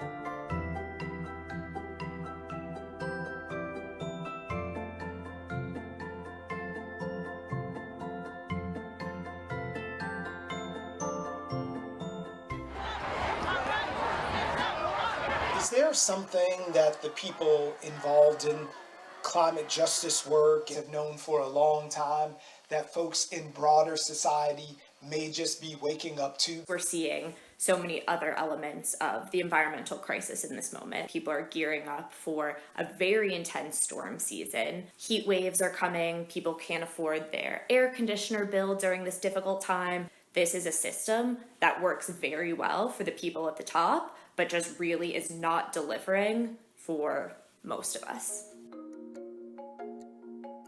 The way that people feel because of the coronavirus pandemic, that like sense of worry and what's going to happen tomorrow, is the same thing that we feel for the climate crisis. We were better emotionally equipped to start acting rather than spend all of our time worrying. I heard an activist say this COVID-19 pandemic is like a dress rehearsal for the impending apocalyptic. Things that makes people care about the climate crisis is when you tell them that the issue is immediate, it's personal, it's happening to people around them. Helping people to understand what a crisis feels like makes it a lot easier to help people to understand what is coming. When we're able to, we will be back in person, building community in that way, but there is so much to learn from being forced to get really creative during this time. Hope to see you on the streets after the pandemic is over.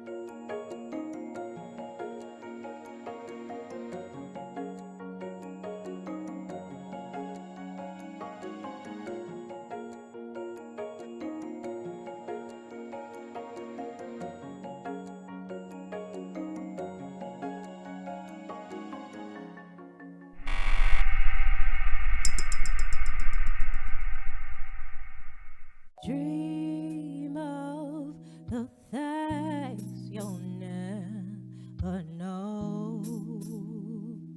Oh, dream of the beauty within your soul. George Floyd! When you dream, when you dream, dream slow.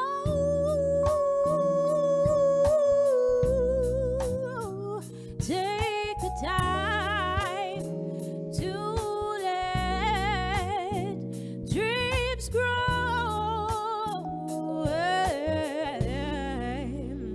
Just dream, just dream, just dream. Now, on the heels of the most consequential election of their young lives, young New Yorkers are preparing to make their voices heard in the largest transfer of municipal power in recent memory. With 35 of the 51 seats of the City Council, borough presidencies, the City Comptroller, Public Advocate, and the Mayor's office all up for grabs. It's that last job that brings us together now.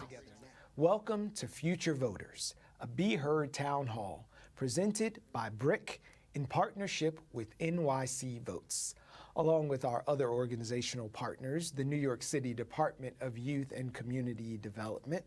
We're also joined in the venture by Y Vote, Friends of Island Academy, Future of Tomorrow, Integrate NYC, the YWCA of Brooklyn, and Urban Word NYC. Tonight, 16 young people ages 16 to 24 will be heard as they dialogue with candidates for mayor. These young voices represent the present concerns and future viability of New York City. And throughout this evening, we'll center their voices while learning more about those who are gunning to be mayor of New York City. Now, I would like to introduce you to someone who is very special, and we're happy that she's lending her talents and her voice tonight to be heard. Serena Yang, the 2021 NYC Youth Poet Laureate. Take it away, Serena. Take it away, sir. Take it away, sir. Take it away, sir. Take it away, sir. Take it away, sir. Take it away, sir. Take it away, sir. Take it away, sir. Take it away, sir. Take it away, sir. Take it away, sir. Take it away, sir. Take it away, sir. Take it away, sir. Take it away, sir.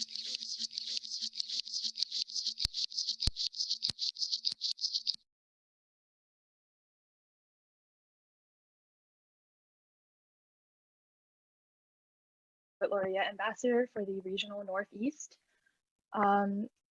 I want to share with you all that next week I will be having my oath ceremony to become a citizen. And I'm giving this context because the poem that I'm about to share, I wrote in the weeks leading up to the presidential election when, despite being 19 years old, I was not eligible to vote. And in New York City alone, there are over 1 million non-citizens like me who do not have the ability to vote. And many of you here today may also be young people who aren't of voting age yet. So whether you're a non-citizen or you're under 18, incarcerated or formerly incarcerated, or if you simply face some of this nation's many systemic barriers to voting and civic engagement, there are a lot of us out here who can't vote, but that doesn't mean you're powerless. And I really want to emphasize this. Voting is just one kind of power. It's not everything. You can build power, you can exercise your power, you can organize in many ways. And today's town hall is a great example of that. And all that said, there are also many of us who can vote or will be able to vote soon, and including myself. And when we go to the polls, I hope that we all remember the people that we bring with us. This is seen at the local poll site. 5 days after I stepped foot into this country for the first time, I pledge allegiance to the flag. I put my right hand over my heart and say, I pledge, I pledge, I pledge. And in the meantime, the graves dig themselves. The bodies make their own beds. The dirt soils itself red and we call it fertile, land for the taking. My sister moves away to college and the flag still hanging at the front of my classroom calls me an alien. I become an aunt and somewhere the bombs are still falling. For 13 years, I open my palm and find only my own heart. Like you, I am afraid of many things. At a cafe, I sit across from a friend and I ask her when she's going to the polls. As I watch her consider her schedule, I wait. And I wait, even as the table burns between us and the cream-colored walls crumble to dust and the soy lattes and chai teas spill all over the floor. And why am I still waiting? Hand over my heart, looking so citizen-like, my Sunday best, my perfect English, my American friend, who, in a moment, will pick her chai tea off the floor and go vote. Thank you.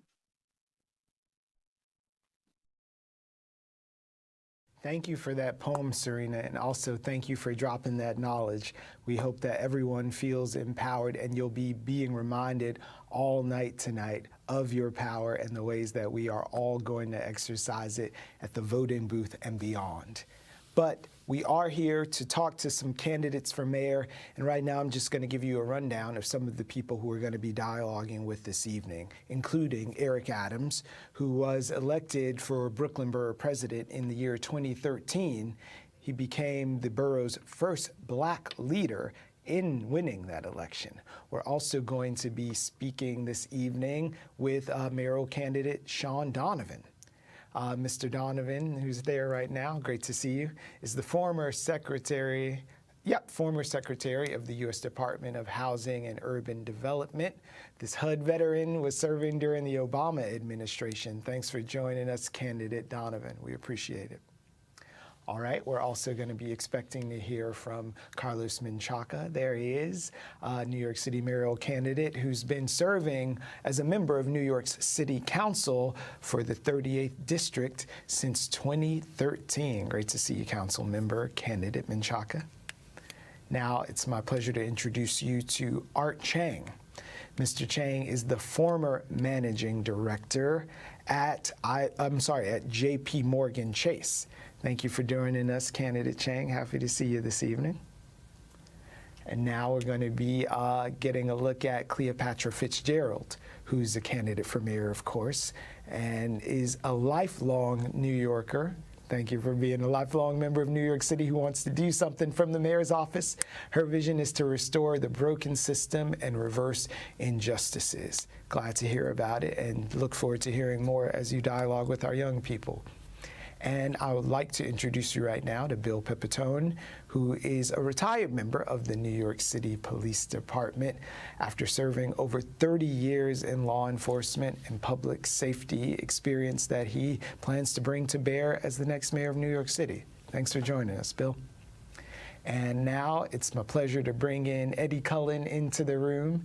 Eddie's the founder of Impact USA and a professor at Purdue University. We look forward to speaking with you a little bit later. Thanks for joining us, Eddie. And now we are going to be meeting Thomas Downs, New York City mayoral candidate, of course, but Mr. Downs was also born and raised in New York City and is a graduate of Fordham Preparatory School. So thanks for joining us, youngest candidate in the room. And now Vitaly Filipchenko, who's of course a candidate for mayor and is a proud New Yorker, as we all should be as we head to the voting polls, and is also an immigrant and a small business owner who hopes to serve and represent the marginalized and the vulnerable citizens of New York City. Thanks for joining us. So a little bit about this evening. You've met some of the folks who would be New York City's next mayor. In this short time, each candidate is going to receive an equal amount of time in answering 2 different questions from our youth participants this evening. Now, the questions are going to cover a range of topics and issues facing New York City.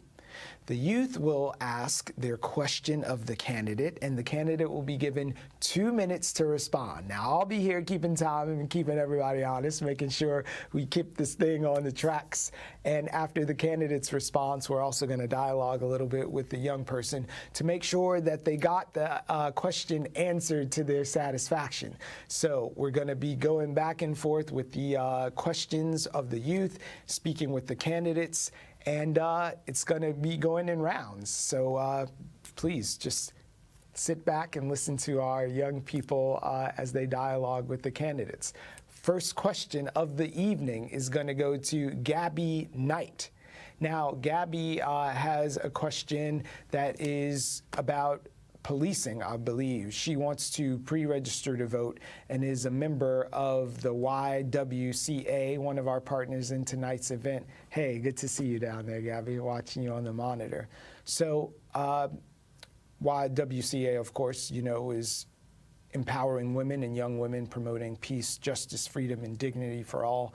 She happens to be a YW leader at the YWCA of Brooklyn, of course, and her question is about remote learning. Gabby, you want to go with your question? What are your plans to improve the remote learning space for students who may not have good internet connection at home and don't have the opportunity to have a positive learning environment? So that question is going to be directed at Sean Donovan, candidate Donovan. Thanks, Brian. And before I answer Gabby's question, I just want to say to Serena how moved I was by your poem. My dad's an immigrant who grew up in Costa Rica and Lima, Peru, and came to this city for 50 years. He had a green card. And when I was in President Obama's cabinet, I got to be the keynote speaker at his induction ceremony on Ellis Island. And it was so moving. He was supposed to repeat the Pledge of Allegiance to all the hundreds of people becoming citizens that day. He was in tears and couldn't actually get through the Pledge of Allegiance. And so I was in tears listening to your poem. And thank you for reminding us what every immigrant knows is that we ought to be welcoming immigrants to this city, not like the last 4 years under President Trump. We should be making sure every one of us can live up to your example. So thank you from the bottom of my heart. On this question about internet and access, we know that this is not a luxury. This is a right for every New Yorker to be able to have internet access. If we didn't know it before, we know it now after COVID.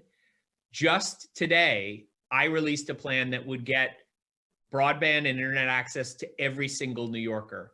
I know from my experience working around the country that this is often a problem of the wiring and the hardware, but in New York City in particular, it's also the affordability of the service. And we need to do all 3 of those things. But before we actually get there, it's going to take some time to get it to everyone. We also need to be making sure that everyone can have access in their neighborhoods. And I'm a big believer that our libraries in particular are one of our most precious resources. So one of my proposals is to open every one of our libraries 7 days a week, 24 hours a day, to ensure that everyone, until they have the service they need at home, can always access it down the block in their neighborhood.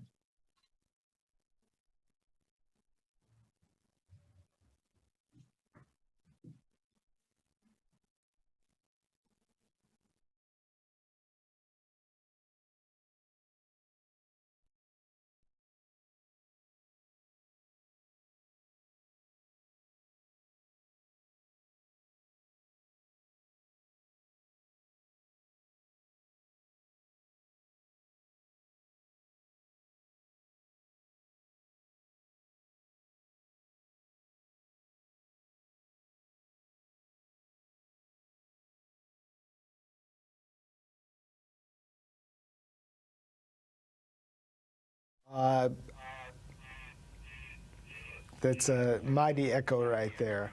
Just want to make sure that you guys are hearing me properly now.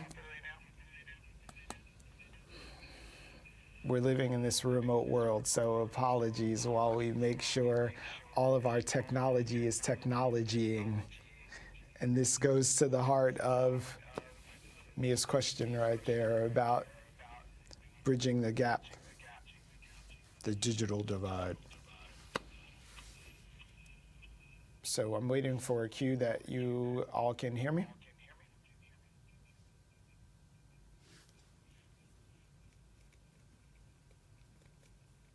There's a bit of reverb.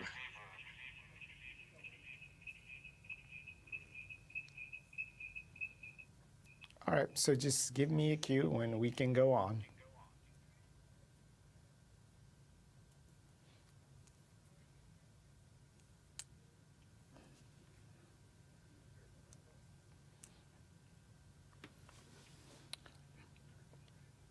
All right, so we're moving on to the next question. Next question.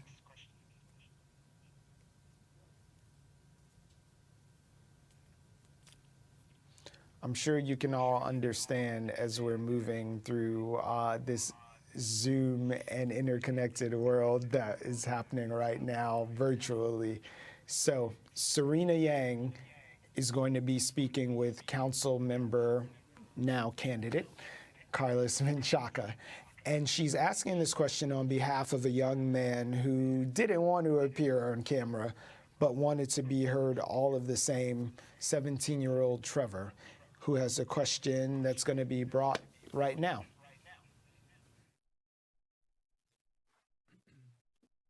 What do you think is more important to our city right now, building new homes and apartment buildings, or refurbishing and better utilizing our existing homes and stores? This is an either or question, and so I'll answer that. When I think about the housing stock, Serena, that is here right now, like NYCHA, we have to build, rebuild, and reconstruct those apartments. I live in Red Hook, where I represent in Red Hook, and Red Hook East and West have, as part of the whole portfolio, $40 billion of deferred maintenance. That means that the city, the state, and the federal government have not been injecting dollars to repair homes, these public housing. And I grew up in public housing myself, so I know the power of what it is for a family to have public housing. I think that that is the first thing that we can do. If we had a choice of just doing one or the other, that's the first thing that we can do to show our commitment to the people who live in the city right now, who deserve that full promise of public housing.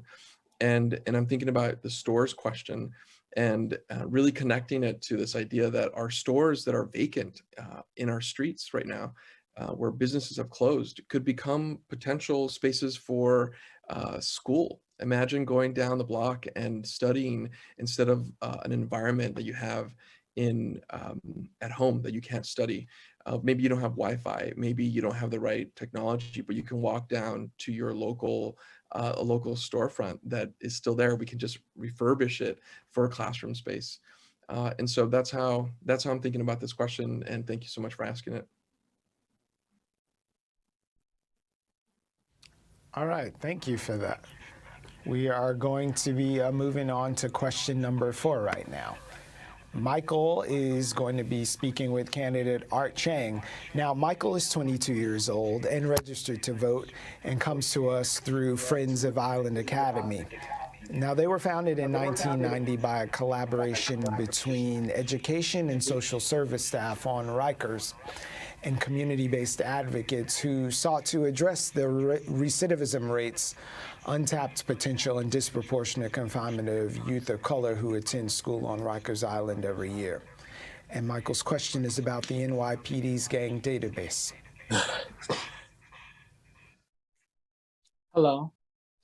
My question was, because of the NYPD gang database base, a lot of our youth members are being incarcerated because they know or have been seen in a picture with people from their community. A lot of brothers who had promising futures had their opportunities taken away because instead of heading to college, were sent to prison just for knowing somebody within the city that's very compact. What are the plans for making sure the brothers who are not involved keep their dreams alive? That's a fantastic question. Thank you so much. And I'm sorry that you've had to go through this. It's a terrible experience. And I'll just say on that front, I have the privilege of actually I've hired someone who was incarcerated at Rikers and as a teenager, and he never graduated from high school as a result of that. And I know how hard his life was, but he persevered and he taught himself Photoshop. I hired him as a designer in my company. And today, 10 years later, he is an employee at Apple Computer. So I say, never give up on your dreams. And as you say, this is a dream killer.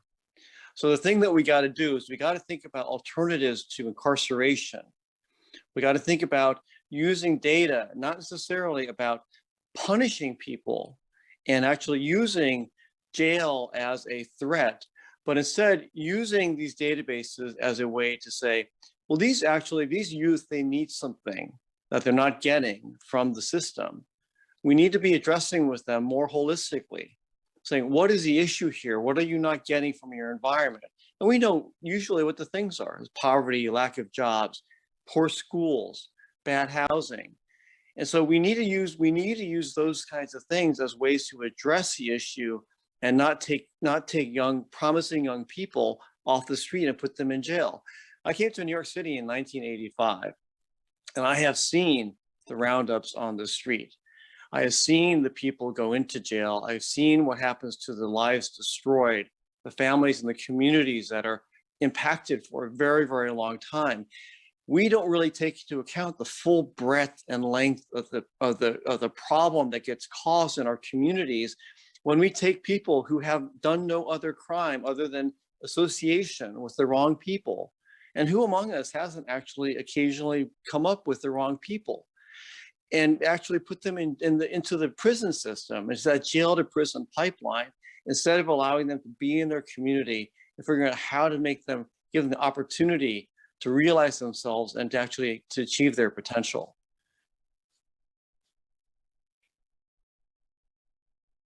Feel like you have clarity on the position from the candidate on the gang database?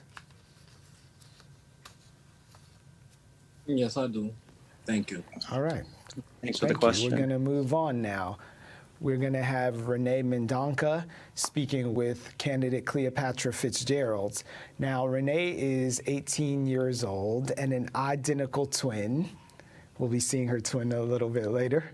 But she's a graduate of Susan Wagner High School in Staten Island and is currently attending the College of Staten Island Verrazano Scholar program. There she is, very proud Verrazano Scholar.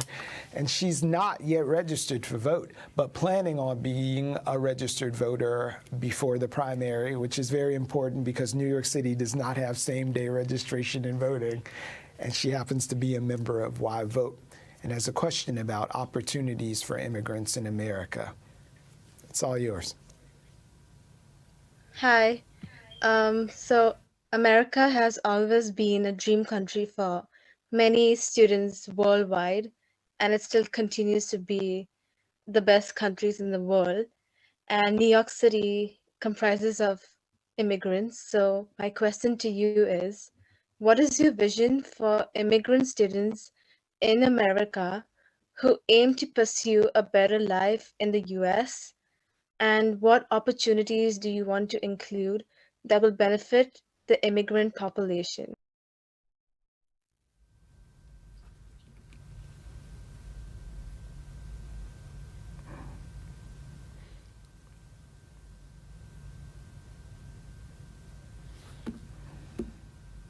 Hello? Do you hear me? We can hear you. We're awaiting your answer, candidate Fitzgerald. Okay, I was just making sure. Good evening. First of all, I would like to say it's a very, very honor to be here today. And also I would like to thank Serena Yan for her poem. We are all immigrants' blood here. And it is very difficult when persons are discriminated because of their color, because of their language, because of their religion. It was a fantastic question also posed today. I will make sure first that the school system accepts the students and do not discriminate them in the classrooms. Also, for example, we have to reform ICE, that people do not kill, do not threaten the immigrants, or for example, when they are having babies, that they don't force them to miscarriage and do not let them have children because they are putting something on their food. And many things like that. It starts with the schools, it starts with the system, it starts with checking every law, each policy. And if persons do not fix it, then it will never be fixed. It will only be empty talk and hypocrisy. Because there are a lot of politicians that have many years in office, but they're immune to the voices of the people. I am not silent. I am always here for you. And I will be the voice of the people. I will be the voice of the immigrant persons who every day wait for an opportunity, for a chance to live the dream, to speak the truth, to have the liberty not taken away from them, but always to be looking forward and not die, but live. Thank you for that response. You think we can move on, Renee? Yes, thank you. No, thank you. So our next question is going to be from Benji Weiss to Bill Pepitone.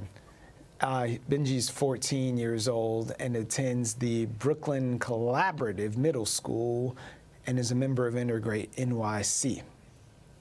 And Ben has a question about integration in New York City schools. It's all yours, Benji. My question is, how would you tackle the issue of segregated schools in New York City? And more specifically, how would you tackle the issue as pertaining to resources, restorative justice, relationships, representation, and enrollment processes? Well, first, thank you for your question. It's an excellent question. We have to remember that New York City is the most diverse city in the country, the most diverse city in the United States of America. And we have to keep our arms open to everyone, to all races, colors, creeds, religion. That's what New York City was built upon. And that's what New York City should still stand for. I'm against segregation. I'm against incorporating everyone, as I said, all races, colors, creeds, incorporating everyone, giving everybody the same opportunities, the same enrollment opportunities, the same learning opportunities. Every opportunity that is available here in New York City should be open to everyone. Where the days of us being a divided city, which has happened over the past year or so, we need to end that. We need to bring everybody together, people together. And I talk about opportunities. So important for our young people like you to be given every single opportunity to thrive and to grow academically, to grow socially, and to really take advantage of everything New York City has to offer. This city offers everything, or has the potential to offer everything as far as education. We have to be able to make sure our young people like you are given the opportunity to take advantage of it. All right, thank you for that response, candidate. What did you think about that, Benji? Can we move on? Yeah, I like the response, especially it was very good on the resources topic. All right. Points there for you, candidate. Now we're going to be speaking with Lauren Weisberg, who has a question of Eddie Cullen. Lauren is 18 and she's from Staten Island and goes to Port Richmond High School. She is registering to vote before the primary and is a member of Why Vote and has a question about police reform. As you know, there have been a lot of concerns about policing in our city. I'd like to hear more about specific reform ideas that you have. Could you envision creating more specialization within the police force, for example, with more of an emphasis on social work? Also, would police reform include limiting or removing police in school? Thank you. So for me, this is a personal, I think, response for me. One thing, I do think we need to have police around, I think, for the pure fact of 9/11. So I think some of you are young to not have been around for when that situation happened, but I ended up losing a brother-in-law, ended up losing about 75 people that I know that are very close to me. So I do think police presence is very important for terrorism situations. I think second, I was actually on the train right before where the A train Ripper was on the train, and I unfortunately saw the incidents in which someone was physically harmed on that train. And I will actually take the A train in about 2 hours from now. So my own physical safety, I think, would be on the line. Do I think we need police reform? Yes, but I think we need to go about it in a certain light. I think we need educational integration. So one of my ideas is to open up empathy labs, which would be a virtual reality empathy center where we would actually have community experiences and NYPD experiences shared with one another. I'm a technology entrepreneur, so I'm trying to integrate that. I do think we should take police officers out of schools. I don't think that is appropriate. I do believe that we need more mental health programs. So as an educator, I actually volunteered on $85 a month after college, working and living with the homeless. I walked through the desert with no shoes on to simulate what it was like to be a migrant. So I think we need empathy experiences to really know how the community and NYPD can engage with one another. All right, thank you for that answer. What did you think of that, Lauren? Were you satisfied? Did it get to the heart of your question?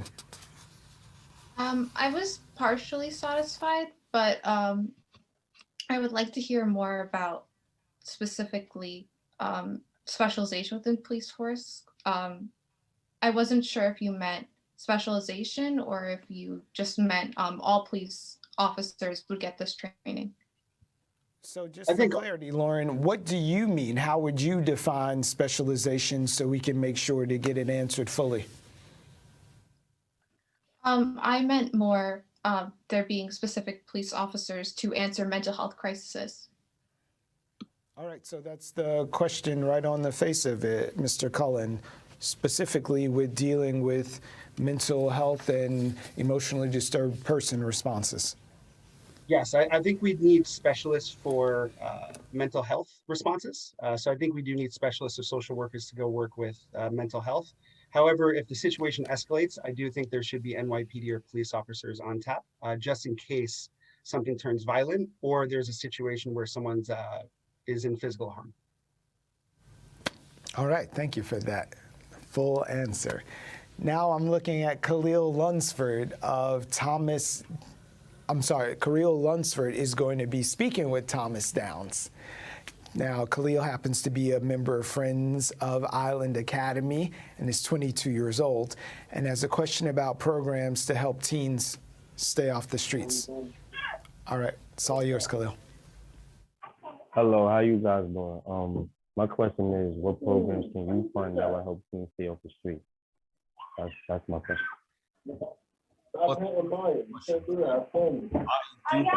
That in New York City, we have a lot of opportunity to ensure that our youth is properly vitalized and using proper resources to keep off the streets. I think more community centers and especially improvements with the yards in public schools, especially around low income areas, to have youth programs like basketball leagues, football leagues, baseball, along with computer sciences and other types of clubs to allow youth to come together in a common good and help to have extra hours outside of school where they're off the streets, along with the possibility for them to have somewhere to go on the weekends and be able to go out, hang out with people, and kind of build their own character that way.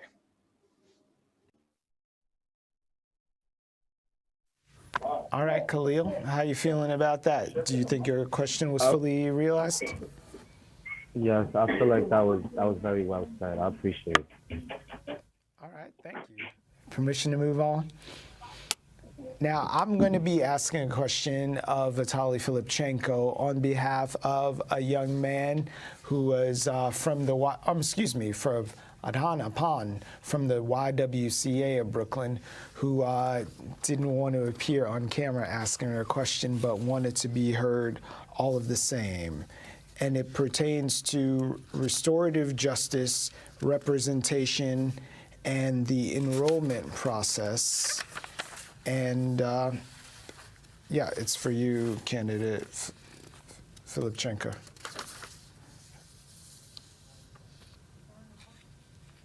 Yeah, can you just bring it back a little bit for a second? All right. Okay, my name is Vitaly Filipchenko. I'm an independent candidate. And I got all this process like from immigrant, not legal immigrant, legal one. And first of all, I really respect kids, what are you doing right now? But I want to be focused on one problem. All these kids who became citizens, we're allowed to vote for president, but we're not allowed to run for president. It's a big not equal rights, because right now we got majority in Congress. I think this big, more important question have to be raised on the table in Congress. All these kids immigrant in the future allowed to run for president, because you guys are our future. You know, I have a more clear picture of the question from Adana, and she'd like to know, what is your plan to help children who suffer from mental illness or who are struggling to get through school? Okay, first of all, it's a big problem in New York, because all this dividing program, all this divided the school. Some richer school got better program, better financial. We have to focus. We have to be all the schools equals. We have to stop all this testing system and have to focus to spend more money for all this to resolve this problem. Like, for example, I'm not agree, we can't find money. All these candidates try to get matching programs and already got millions. City gonna match these programs. I'm so pissed off. These millions have to go to kids who really need it. We don't need the matching. This taxpayers' money we're spending for running program. No, give us some kind of budget, 20,000, whatever. But stop giving millions away for matching program for all these candidates. This money can help all these kids, and I have to speak up all this problem, because most of them just running, I will help. No, I'm guy who doing it. I'm get all this experience. I know how it hurts all these kids. We have to help them, not just like jibber jabber, like speaking perfect English and help. No, all this matching program, millions. We got big funding, millions. Why don't want to help real problem to solve real problem? That's my big positive energy to help reality. Not talking and you like promise better future. No, we have to do it. When you do it and help and work with kids and ask them what kind of help they need, that one can fix this problem. Not just like from me, I will do that and that. No, real connection for all these kids, for all the parents. They can give you better advice. They need all this resource team to spend tons of money. That's my answer. All right, thank you for that answer. Now we're going to be moving on to 17-year-old Daryl Infante. He is graduating this year and not yet pre-registered to vote. I'm sure we're going to take care of that, as he is a member of Future of Tomorrow. And they're an organization that's led by students from the Franklin K. Lane campus high schools who are dedicated to improving education so that all students are provided the resources, environment, and opportunity needed to succeed. And his question is about police in schools. Thank you. My high school is a great place because it's a place where newcomers to this country can start a new life in the big city. It is the place where we feel safe, where we feel familiar, but our school could improve with more funding for more mental health support students' activities, and other necessary resources. The DOE, City Council, and Mayor Bill de Blasio are spending $450 million on school policing and the criminalization of youth of color, instead of investing for students in a school like mine. The school to prison pipeline affects many Black, Hispanic, and Latino youth by exposing them to the possibility of deportation in our criminal justice system. Will you commit to divesting from the school safety division budget and invest in mental health support, restorative justice practices, and more public school funding for our NYC schools?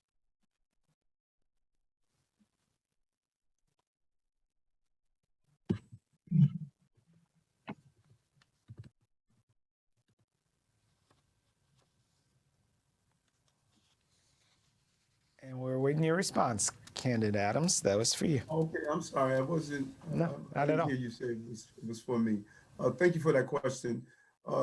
Yes, I think that all of our agencies, including school safety officers, we should move unnecessary funding, find more efficient ways to do so, put it in more support systems. It's amazing that we don't require counseling in all of our schools, from elementary school to middle school to high schools. I think it's imperative. I have invested in many of the full wraparound services, community-based schools, partnering with the UFT. And, I'm really happy with the almost $160 million that I put into our schools and to give that additional support. And so the goal is to make sure that we always have safety in the school. That's very important. Public safety is a prerequisite. I don't want our young people ever to be in an environment that is unsafe, not only from students in the school, but people who lurk around schools and attempt to harm students. Everything from sex trafficking to armed to gang environment. We need to make sure that the school buildings are safe, but at the same time, our focus should not be on heavy-handedness. It should be on making sure you have those support services, such as self-care, meditation, yoga, mindfulness. I send teachers away to learn meditation, yoga, and mindfulness in Brooklyn so they can show you proper self-care as you do your internal healing to deal with some of the trauma of just being a young person every day, as well as in the Department of Education. And so I say yes to that. Let's use our money wisely to be proactive and not reactive, and give the support systems inside our schools.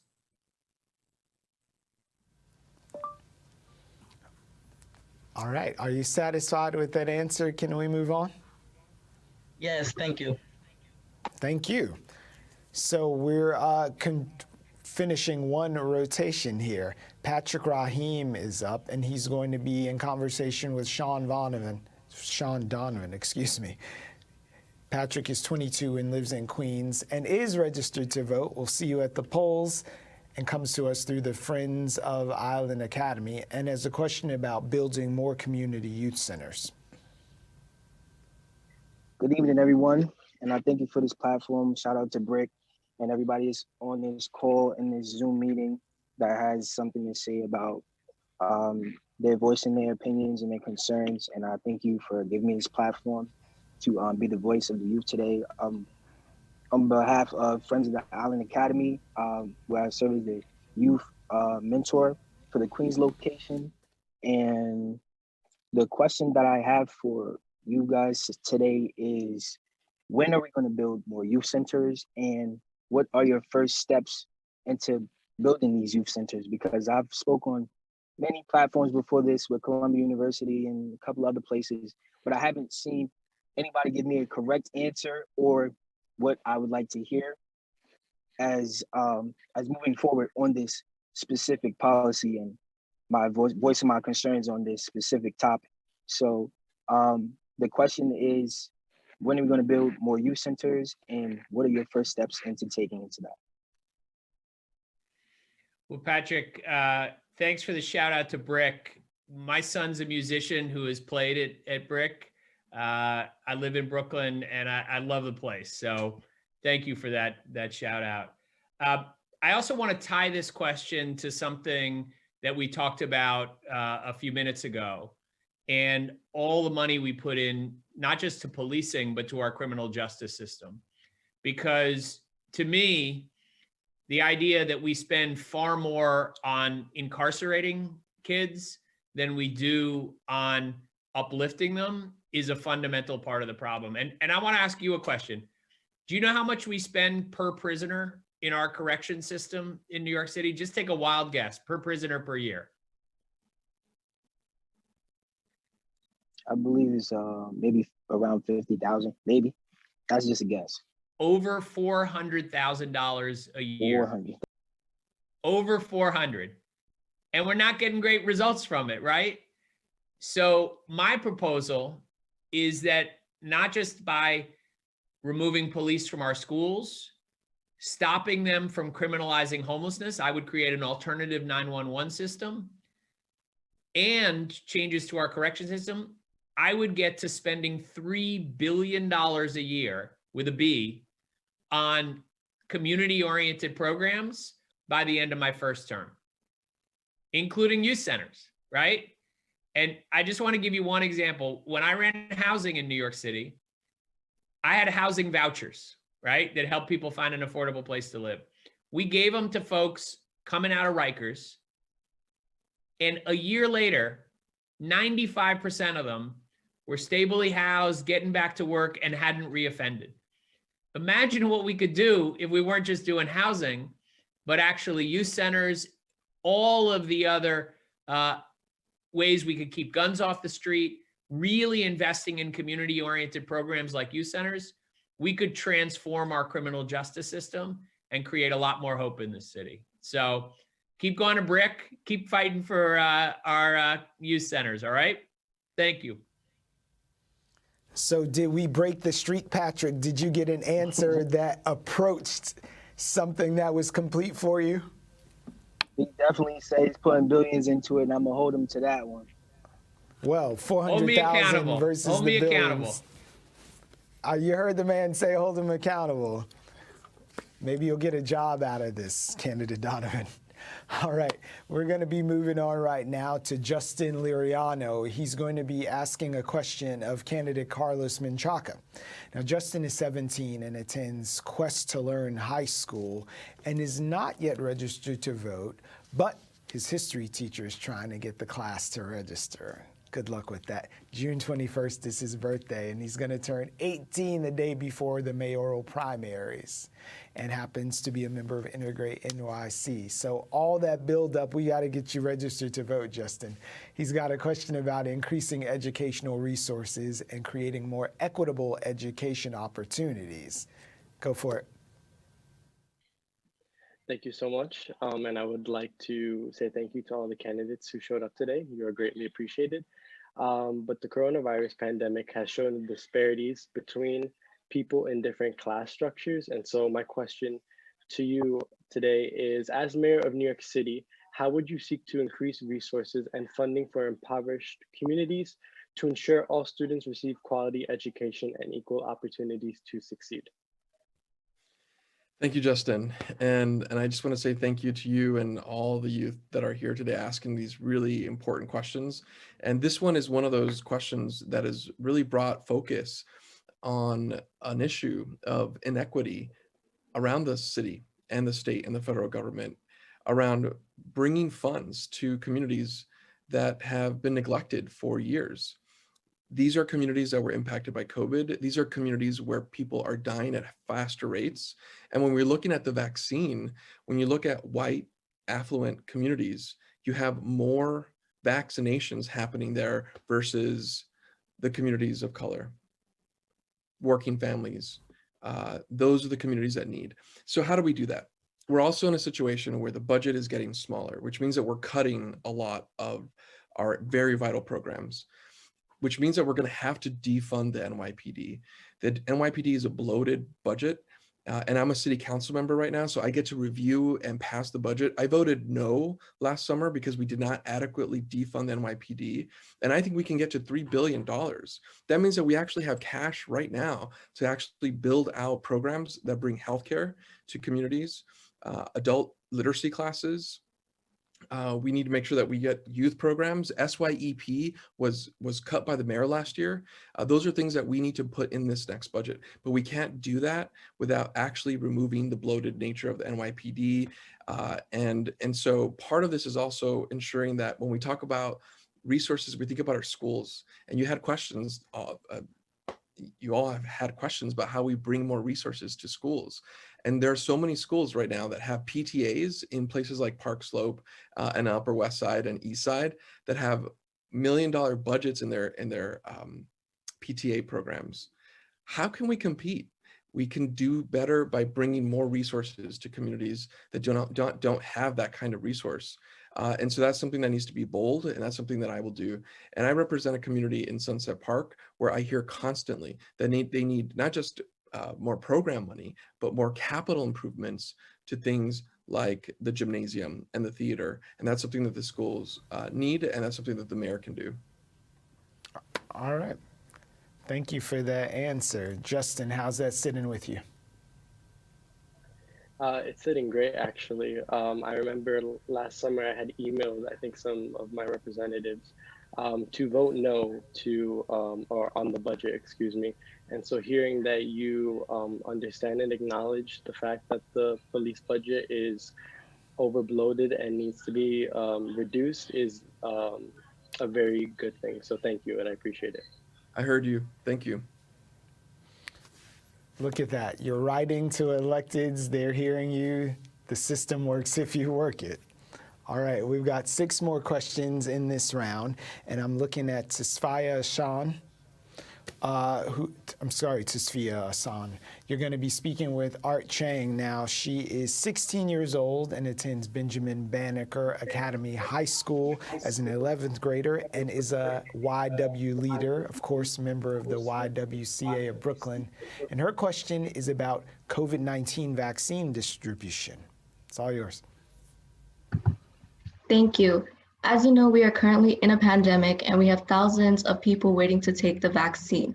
What is the plan that you'll implement for New Yorkers waiting to get the vaccine? Thanks for that. I've been to Benjamin Banneker, by the way. It's a wonderful school. My son goes to Brooklyn Tech, and I'm on the school leadership team there. So it's a data problem, in my view. Like right now, it seems truly unjust that we are asking individual New Yorkers and asking people who actually have language differences and who don't all have access to technology to go on technology sites and actually do the work of queuing up and finding a spot, a reservation. And this actually is one of the ingredients to explaining the racial disparities in the vaccine distribution so far. What needs to happen is the city actually has all the data for the people who are eligible for the vaccine. We know where they live. We know where they're distributed across the city. We know how much vaccine we have. And so why isn't the city just automatically matching that? Why don't people get a postcard in the mail to say, your turn is coming up? And then if you're older, you actually get a phone call maybe to remind you. And yes, you can have technology to do this. But the question is, if you have the data at the very bottom, we know where everybody is and we know where the pharmacies are, why isn't distribution more equitable, more seamless, and more automated?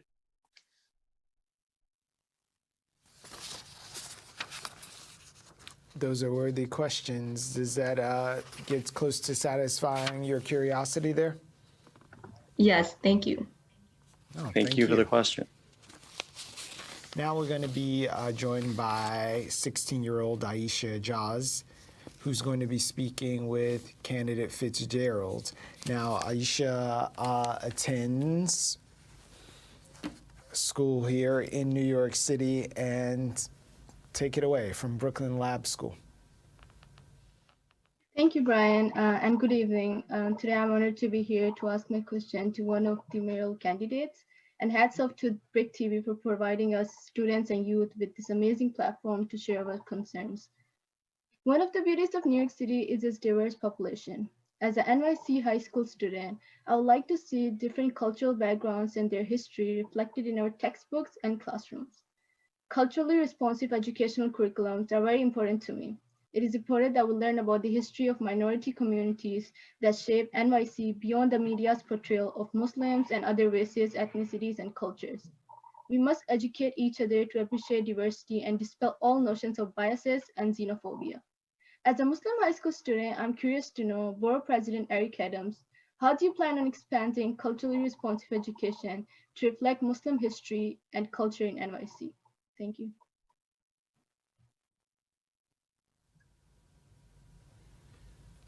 Assalamu alaikum to you. And I think it's important to develop the full personhood of children and young people and young adults.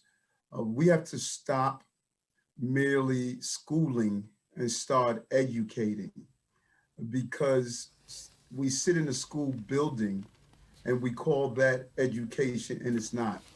And I see, as what I'm doing now with my Breaking Bread Building Bonds initiative, it is an initiative that calls for 100 dinners throughout the city, 10 people at each dinner. Each one comes from a different ethnic, religious, and cultural background. And know what it does? It forces us to do something that we don't do, talk to each other. We have to start communicating with each other.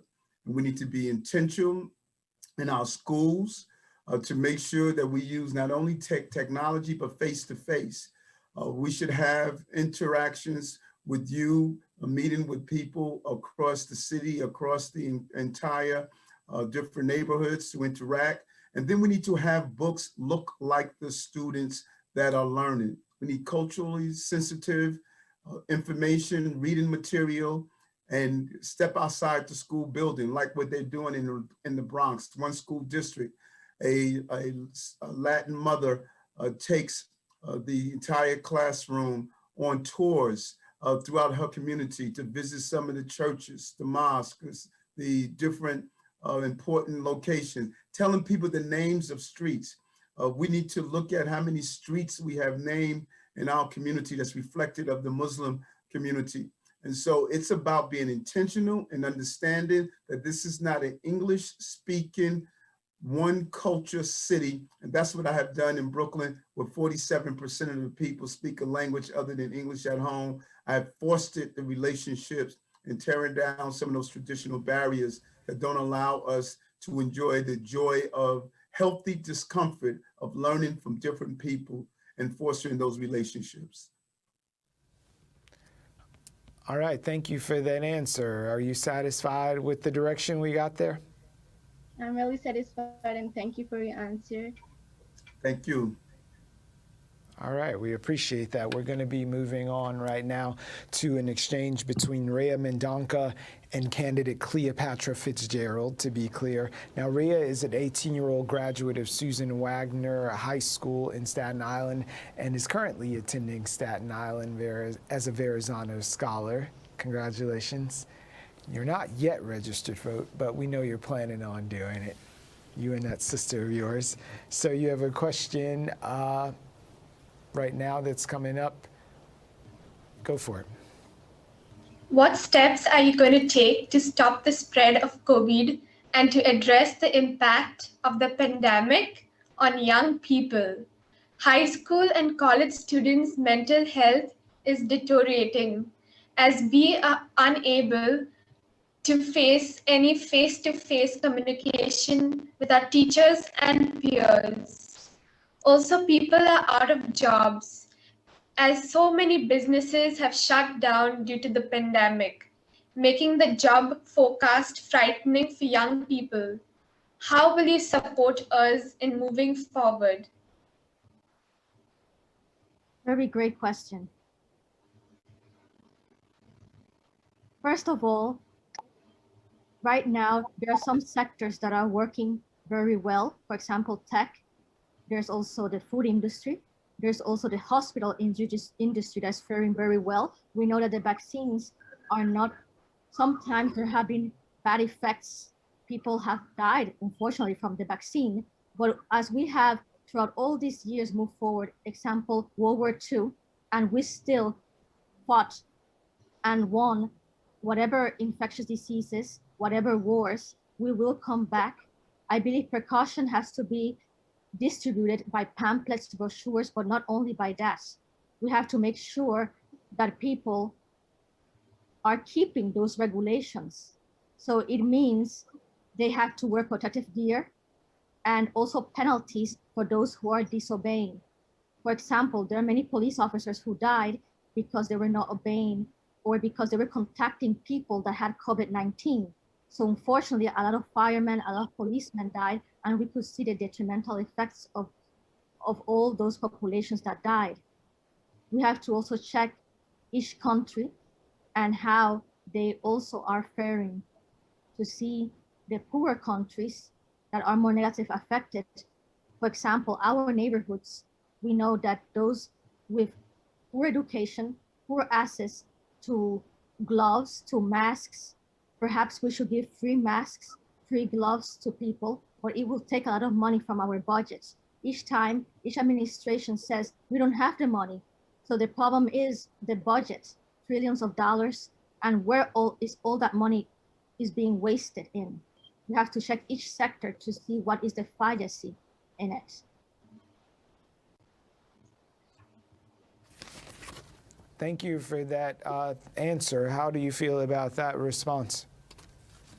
Very satisfied. All right, very satisfied. We'll take it. So we're going to be moving on to one of the final questions now, just a few more in this round.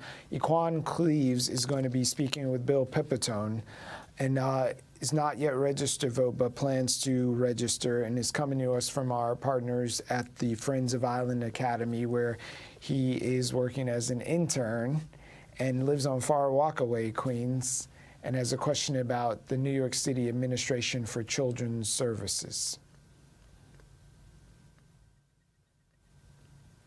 All right, my question is when and my fault. Who am I asking this question to? I'll be speaking with candidate Pepitone here. All right, thank you. When and how will you help deal with the irresponsibilities of ACS and mistreating troubled youth? ACS is such an important agency in New York City. Dealing with children, dealing with families is such a important job and such a tenuous job. They have to make the right decisions. They have to make quick decisions in a lot of cases, because if they make a mistake, it can cost lives. It can cost lives of children. So we need more oversight with our ACS. They need to be held more accountable. And as mayor, I will make sure they are held accountable. We need more case reviews. We need more follow-ups. We need to make sure that the children and the families that they are checking in on and are investigating are being properly investigated, and to make sure that the results are in the best interest of the children. Too often, we turn our backs and turn a blind eye to some of the horrors that are going on, and we turn a blind eye to a lot of ACS's shortcomings. And we can't do that. It's costing lives, it's costing families.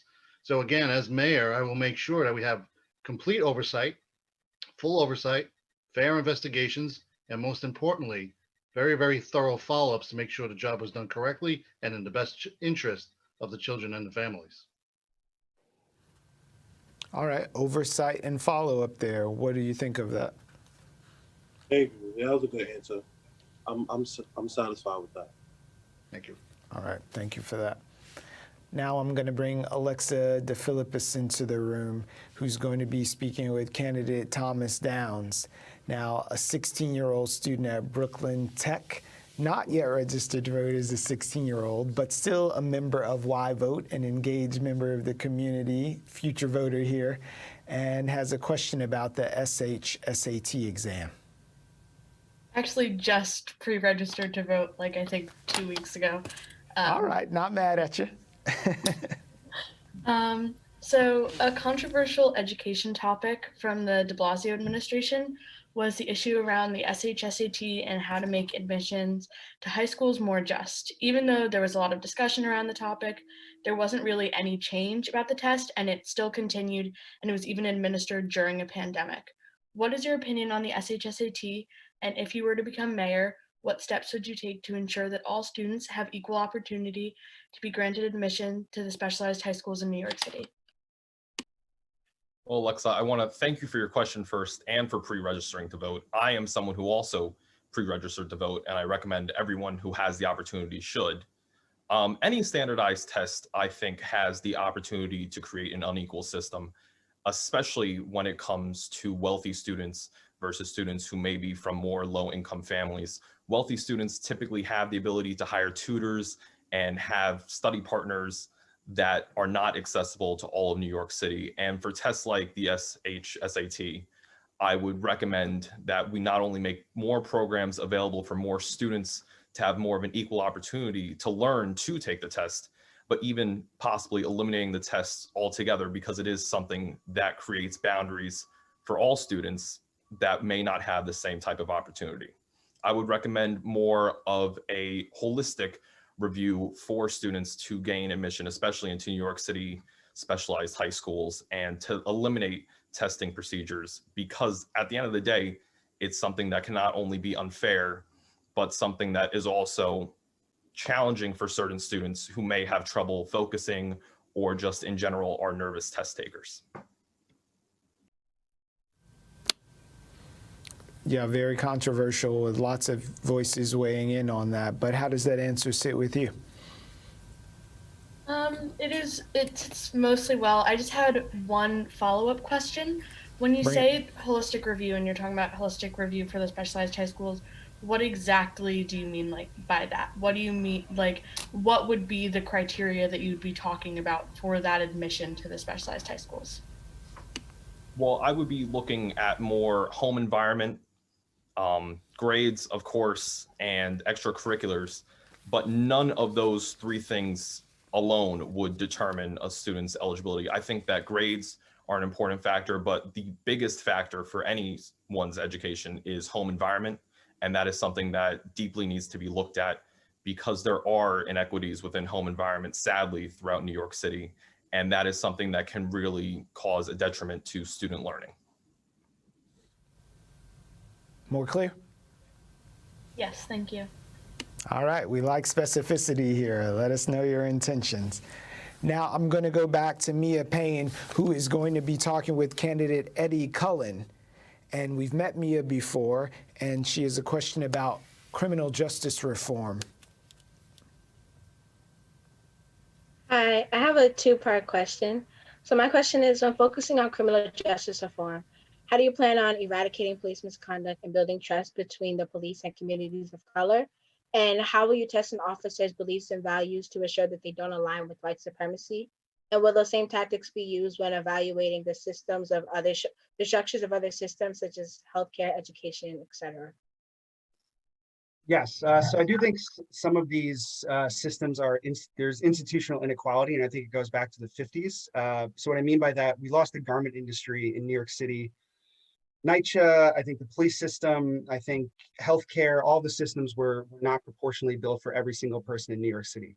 So I would actually do a lot of at the ground level, so meaning longitudinal studies of students through their years in terms of education. And I'd also start integrating certain programs into police training. So that goes back to my empathy training and education with police officers when they enter the force.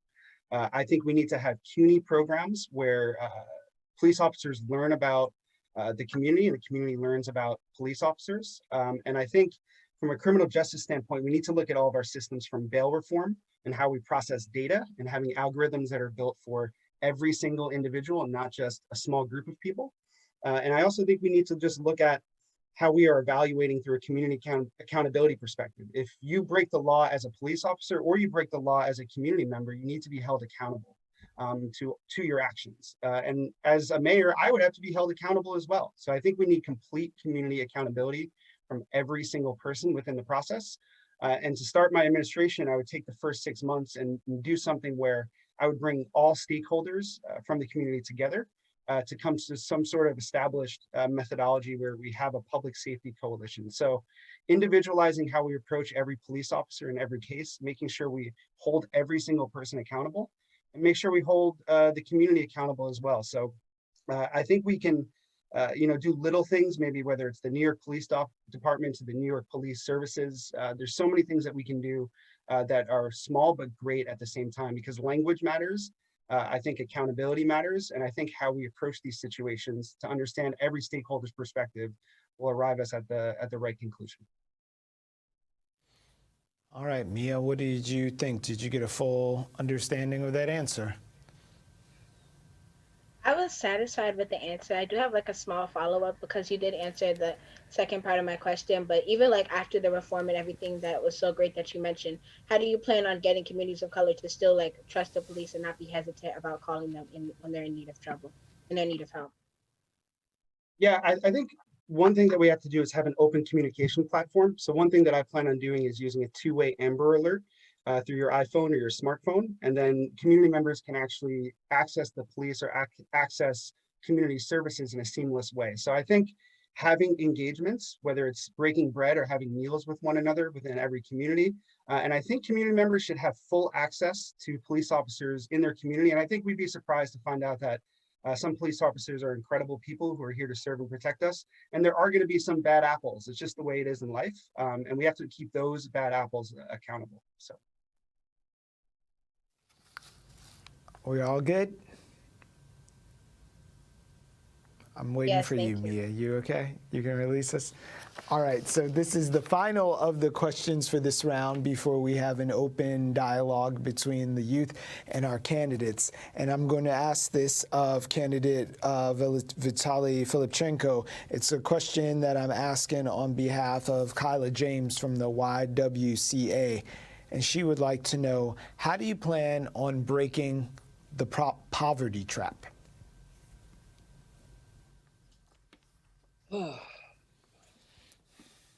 Main question. I'm gonna have to focus because precision question was, I want to just get a little bit, because I was volunteer for auxiliary cops for 3 years and next door precinct, because most of the cops say, why are you doing this next door? We can get threat. No, because we have to change the system, because right now the NYPD cannot work in the same area where they live because it's a law.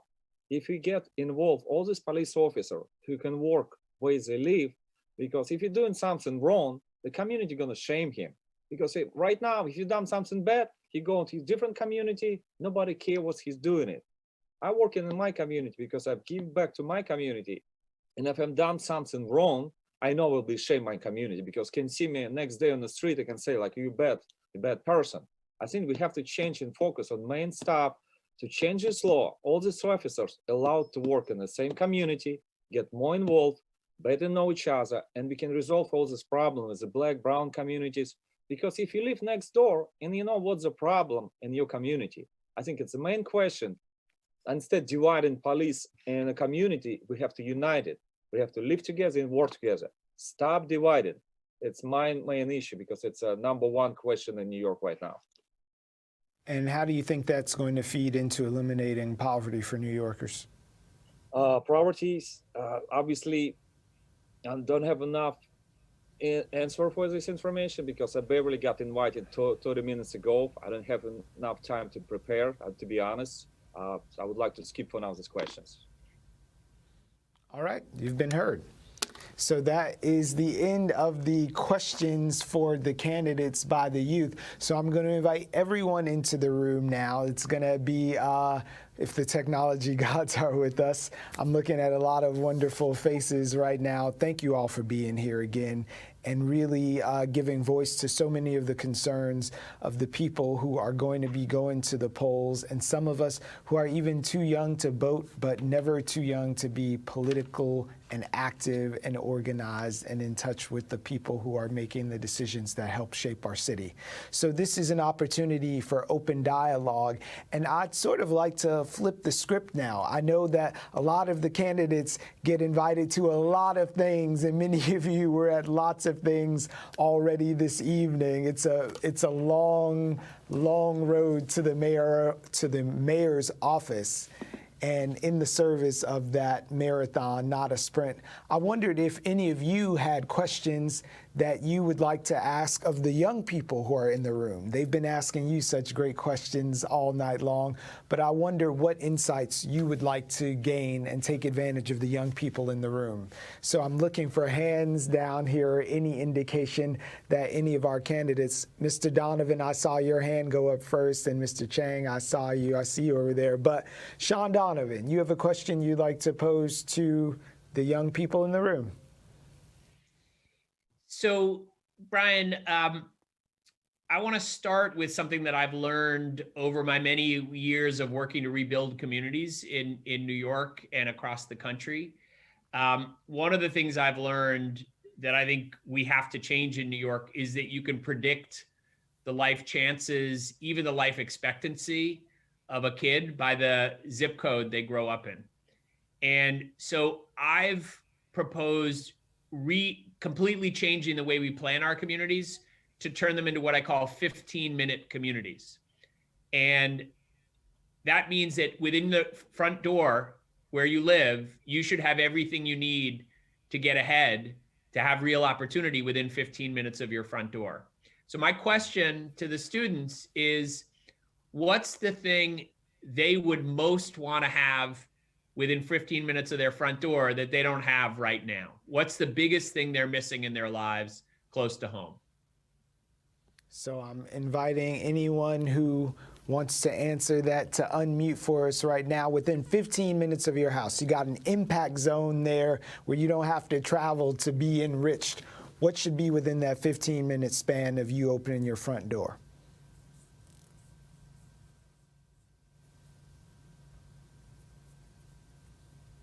Come on, people, 15 minutes from your front door. What do you want? I think, there you go. I think something that would be important, especially now, are, I don't know how it would exactly be facilitated, but places where social workers can meet with younger children. I think something that the pandemic has certainly spiked and possibly caused an epidemic of sorts is the decline in mental health of students.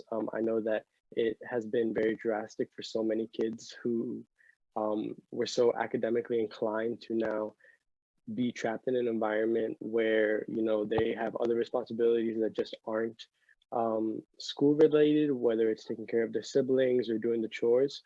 And so I think having those mental health facilities that are easy to access for them, that can allow them and give them the space to kind of express their grievances and get any help they need, whether it's therapy or, you know, anything of the sort. I think that's very important in today's climate. Thank you for that. That was really insightful, and something we can never talk enough about, the mental health burden, especially as it relates to young people now. So jot that down, candidate Donovan. I'm looking at you, candidate Chang. You had a question there? Bring it to the young people. Yeah, I did. Thank you so much, and for the opportunity. So I look ahead pretty far into the future, and I think, you know, to the year 2100, when your children will be alive and the seas will rise by 10 feet. And then I work backwards from that, because that will actually put hundreds of thousands of homes underwater, and it will put all of our power plants, our wastewater treatment plants, our airports underwater, and reconfigure the city. And so from where you guys sit right now, do you think this is too early to think about this problem? And do you think that the candidates for mayor should actually be thinking about how to address these climate changes ahead, given the radical transformation this might have for the city, and actually to maybe realize that 15-minute community that Sean likes to talk about and I admire? So just would love to hear what you guys think about that. I definitely think that climate change and the impacts of the climate crisis are something that are, is there an echo or is it just, okay, are definitely something that are a big priority, at least to me, because I know that when you look at all the, you see all the, like you look in the news and you see all the science and you see all about like how soon relatively we have to solve this, it is very like it feel even though it is 2100 is a far away year, it's not comparatively like the history of the earth, that's not that far away. And I'll also say I think that we saw with like the climate march and a lot of students walking out, it's not an issue that feels necessarily like small to a lot of people, that it is an issue that is very close. So I do think that it is something that if like that I like personally is something that I really want candidates to address. And it is very important to me that they include when they talk about their plans for New York City. Well, what are your plans to address the climate crisis? Because that is something that we will face in our lives, especially given that New York City is right on the water, and something like rising sea levels I live right by the water, like something like rising sea levels is definitely going to impact our city. It's going to impact everywhere, but particularly our city. So that is, I definitely want to see plans towards that included. All right, thank you for being heard on that subject. Now, I saw Eddie Cullen's hand go up, and I saw Carlos Menchaca as well. So the floor is yours, Mr. Cullen, and you're on deck for next candidate, Menchaca. So this has been a topic of conversations with students that I've had over the last couple of months. Ages 14 to 24, do you believe that your age group should be paid as interns rather than unpaid work? And if so, is there anything that we can do to make that happen? So you're asking if they can make getting paid happen? Or saying, yes, what is their want to perspective get on paid. paid I'm going to internships? answer for the young people in the room. Yes, they think they should be paid for their internship. And I'm going to ask you how we can make that happen with the permission of the young people in the room. Yes? Sounds good to me. Taking the permission. So how can we pay young people for their internship opportunities? Absolutely. So I think we should have public-private partnerships where we work with organizations like Microsoft, Google, or startups like Genius, and then build a curricular framework where we actually train teachers to work with industry and then actually pay those students through those corporations. I think one model that I really like is Cristo Rey. So I think having an opportunity for students to work maybe one day a week or actually be in school Monday, Tuesday, Wednesday, then do that work. So I think we can do public-private partnership model where students are actually paid as interns. And I think it's important to me that students are paid for their work. So they're not volunteering. And I think there's a little bit of a gray area with that around a number of different states. So I think interns should be paid, ages 14 to 24. And I think we should really rely on the skills of the youth. I think they bring a lot to the table. So that's so speaking of bringing something to the table, I saw Gabby's hand go up. Enlighten us, Gabby.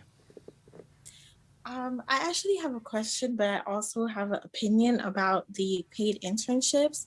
I think that students should be paid for their internships because we're not adults as yet, but we do have some responsibilities. Some people do want to have independence where they can pay for certain things by themselves. So with the opportunity to have a paid internship, you will be able to understand how to manage money and what it actually feels like to have your own money. And I have a question. What do you guys plan to, oh, you can't hear me? We're good, we can hear you. What do you guys plan to do to have more communities have access to fresh fruits and vegetables? Because a lot of people do not have access to this. I got to answer. Well, I would say quickly, I know that's a I think passion food point insecurity. for at least a few of you in the room. Is there any person in particular you want to direct that question to as our time is waning? No, I would like to hear from anyone. So fresh fruits and vegetables, no more food deserts, no more food swamps. We want to advantage everyone with the opportunity to eat their way into good health.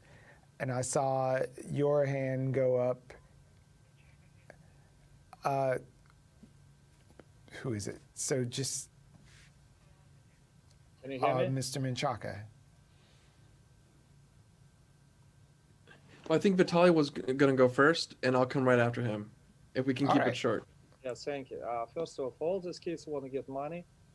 We have to, from city, created community gardens who get training the kids to help to create all these foods. They can grow it and they can learn how to grow it and they can make extra money because they can sell it for own community, healthy food, all this organic stuff. It's a win-win situation. You learn, you make money, and you support your communities with fresh fruits. I think it's to be on the city. Stop focusing right now on a big corporate like Apple or whatever, get job with it. No, we have to give the money and help the small community. Don't focus on big corporate. Focus small community. City can pay you for learning. City can help you get veggie food and all this organic food. Stay to community. Stop spreading out. That's my opinion. That's an innovative idea, getting young people employed in community gardens, paying them for their work, and making sure that food stays in the community and circulates. It's an idea. Councilmember candidate Menchaca, to you. Yes. So I want to just address the food desert issue. I think this is partly a conversation around grocery stores. Grocery stores are closing across the entire city, and the city has been trying to figure out how to bring incentives to essentially bring more grocery stores. And so I think there's a lot more we can do there, and then ensure that the current grocery stores have good access to vegetables and fresh vegetables that are grown in the neighborhood. The idea of growing more in our neighborhood is important, and that's something that can happen through our schools.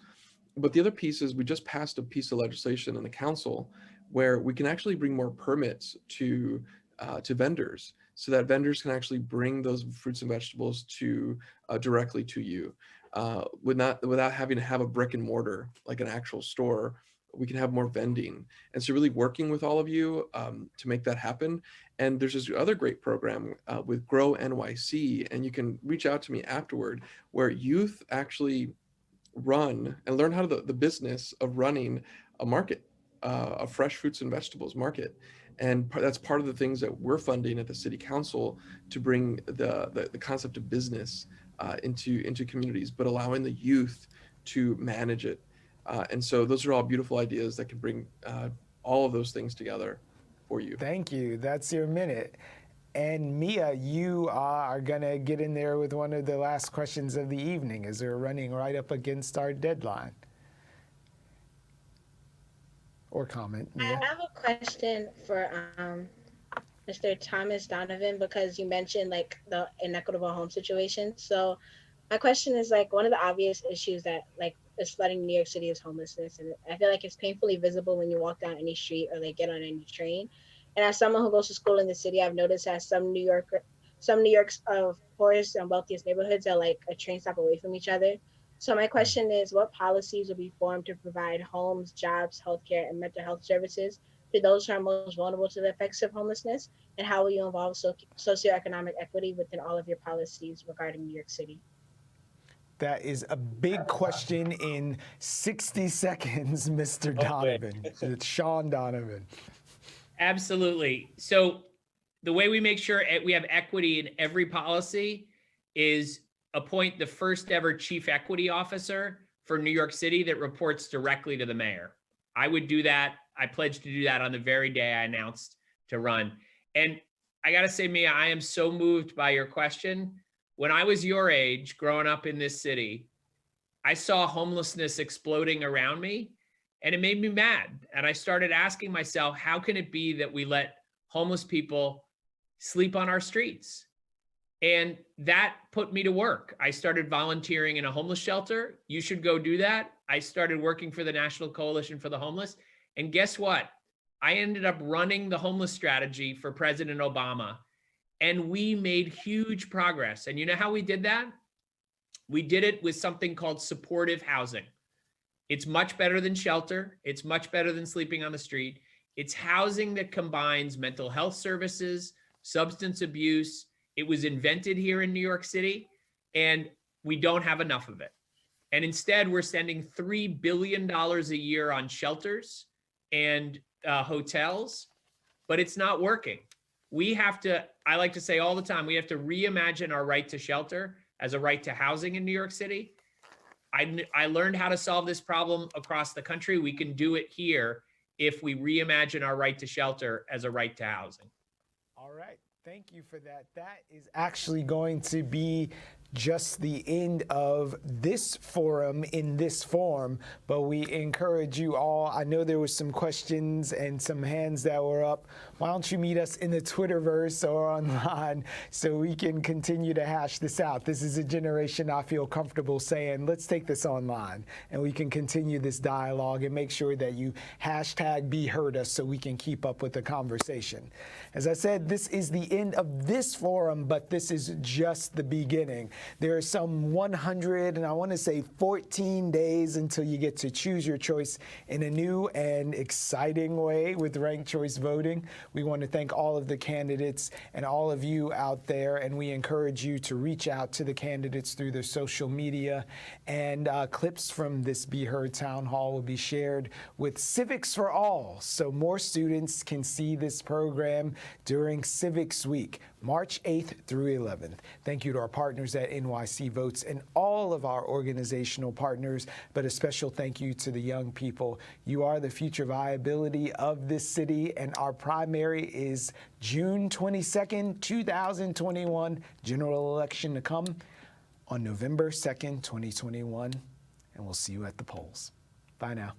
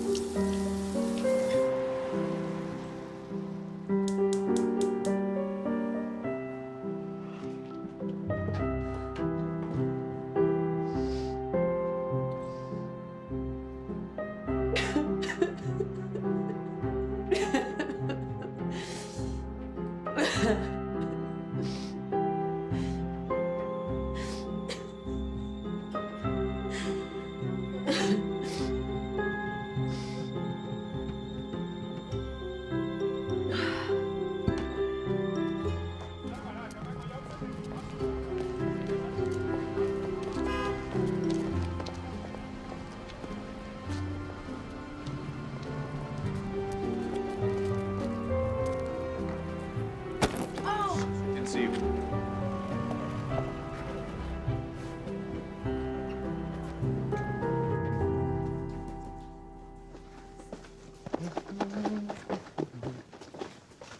Duncan, did you? Nice stains.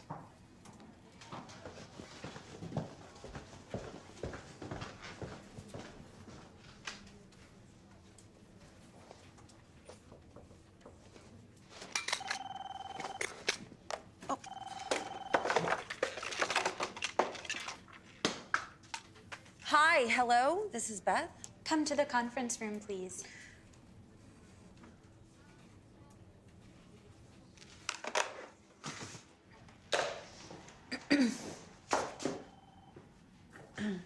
Hi, we were just having a meeting about the Art Basel releases. It looks like you're staring at a plant. Don't be a bitch. Okay. So we were just talking about the Art Basel releases, and you gave them to Duncan? Yeah. Okay, okay. So when we give you work to do for us, and then you give it to Duncan, you make us look really lazy. You are lazy. What? Wakey, wakey, I got a cakey. You want some? That's my birthday cake, spelled wrong. Hey, Beth. Hold up, did we get a plant? What? Is it your birthday? Happy 40th. Oh, you're 40? Bummer. No, oh, I'm not 40. Hello, buddy. Oh, you're feisty, aren't you? Hey. Okay, so we're still in a meeting, Beth. You need water? Should I stay for the... I'll just... Happy birthday. To you, yeah, bye. Duncan?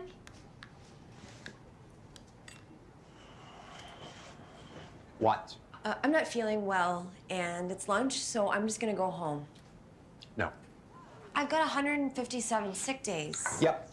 I need for you to do all these press releases from now on. Her last headline was just a flame emoji, and the New York Post printed it verbatim.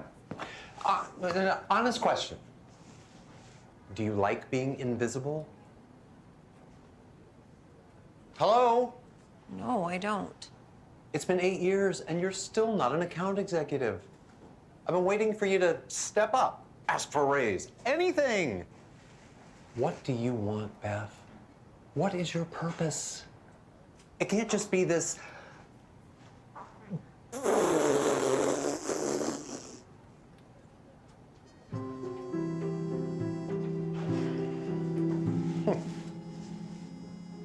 Oh, look, Ivanka.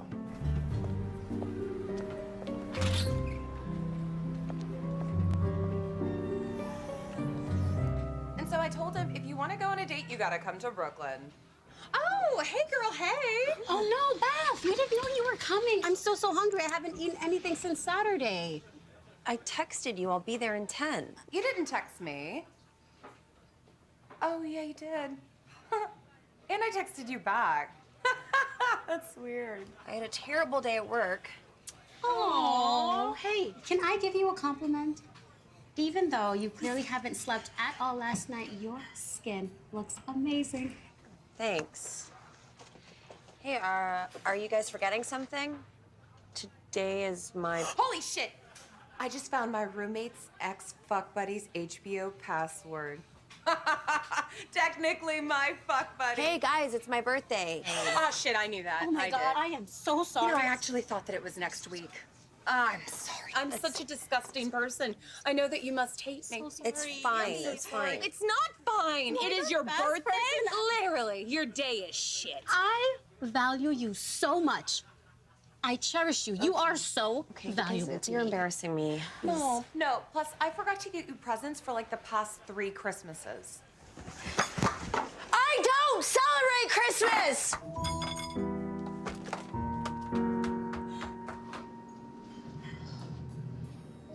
That came out of nowhere.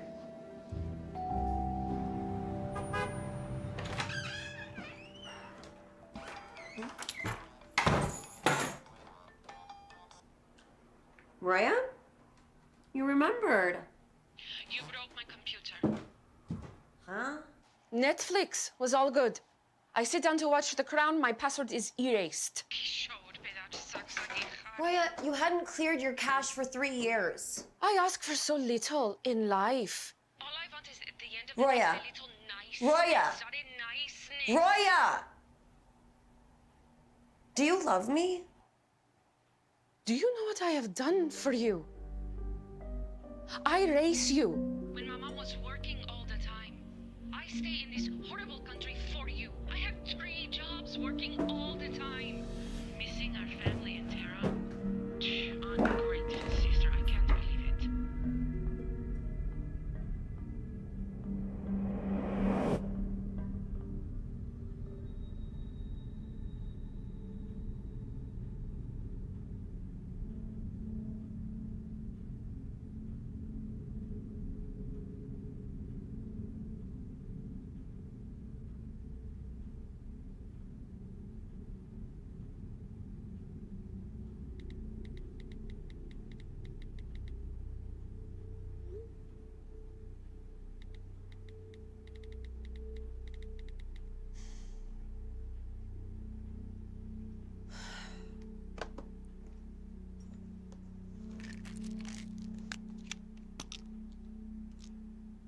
Seriously?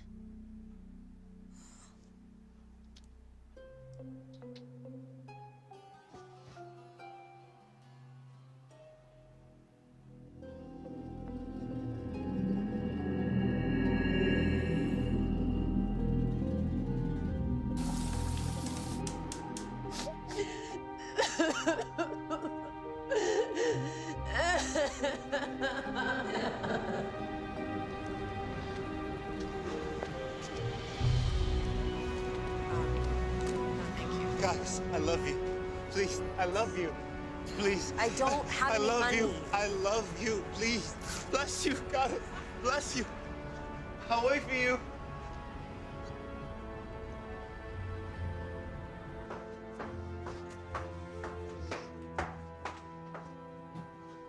The hell? Goddess. Haha. Did you guys put this here? Oh, I get it. You all want to laugh at me, right? Dumb, lonely wallflower.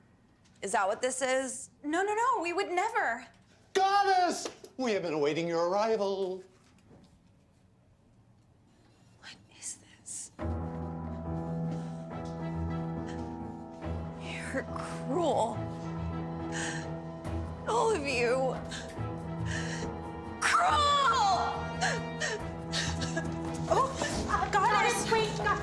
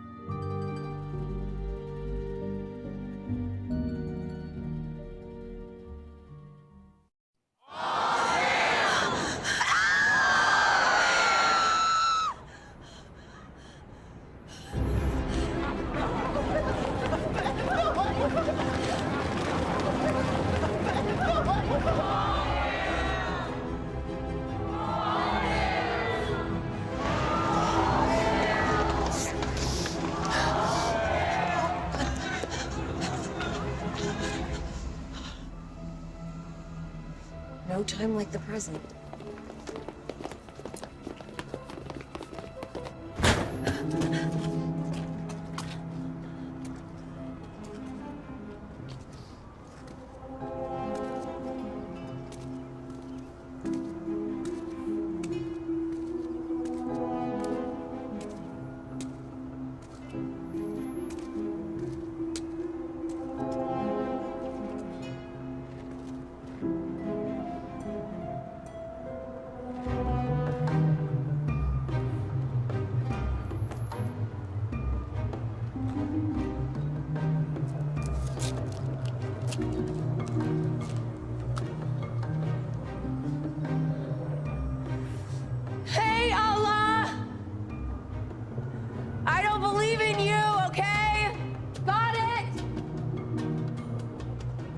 here now.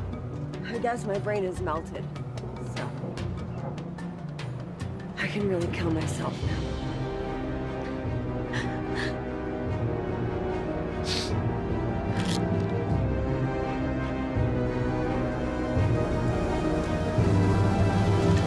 Ow! Ow! Fuck.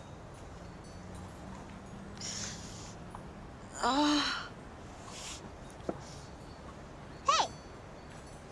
Hey.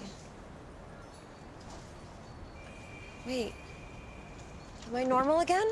It is normal for a goddess to descend from the sky. Where else? I didn't descend! Why do you yell, Ishtar? Who's Ishtar?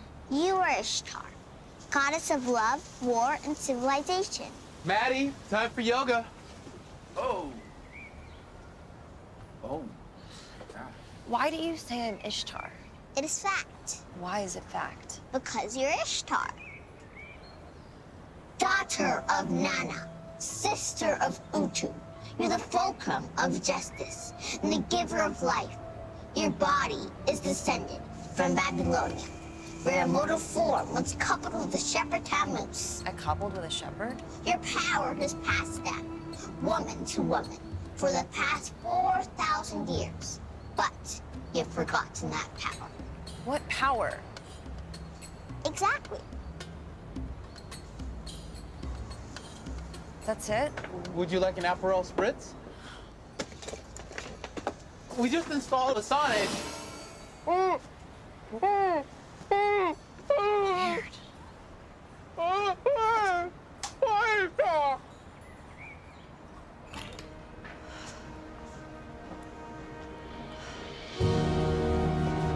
It's me! Wait, God, it's me!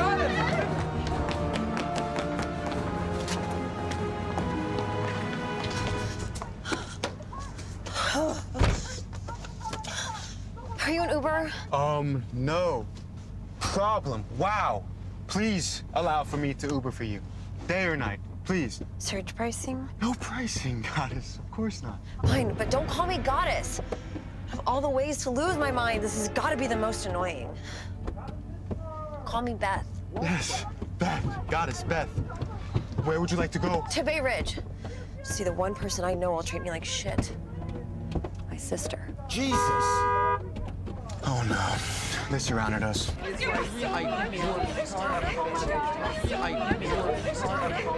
calm down and go home! Almighty Ishtar, I need a miracle. I've noticed that my Instagram followers aren't engaging as much. I think I'm losing them. No, I Please, can I get a picture? Please?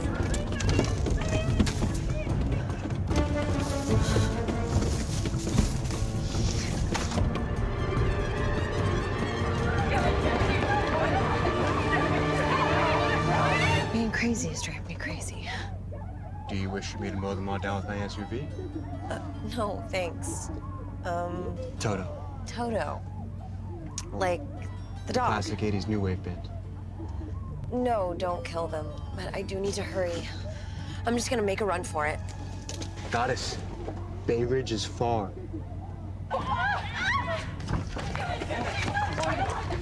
Hey, he's no number. Day or night.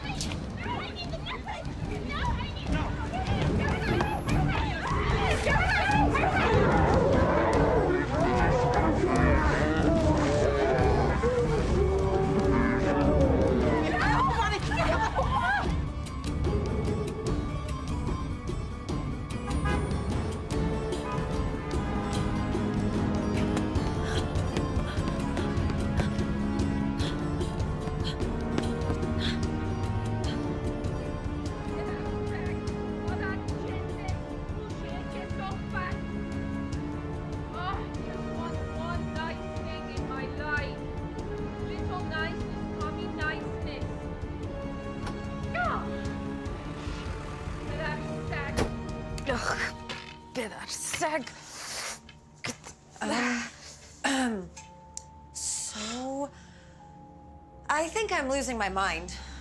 Hail Ishtar, my divine sister.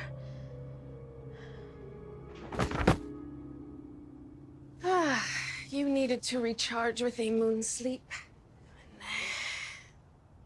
sorry. Sorry, almost done. What? I've never heard you say the word sorry in my entire life. My goddess sister, I love you. Yeah, right. I vow to protect you, my angel. You are here for a reason. We are so imbalanced. You must lead us into harmony. Harmony? You once locked me in my room for 2 days. I missed my high school graduation. Can you just slap me in the face? Hard, like when we were kids. I think I might be caught in a lucid dream. I will never do that to you again. I'm nuts. This is it. This is insanity. Life is a mystery. Everything changes all the time. We are young, then we are old. Maman and Baba were here. Now they're dead. Can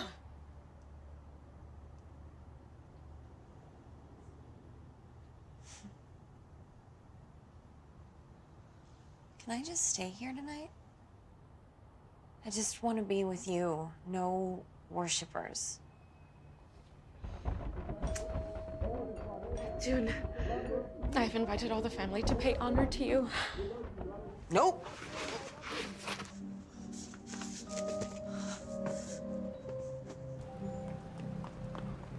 Hey, car! Hello. Hey, car, stop! I love you. Please! We love you, please!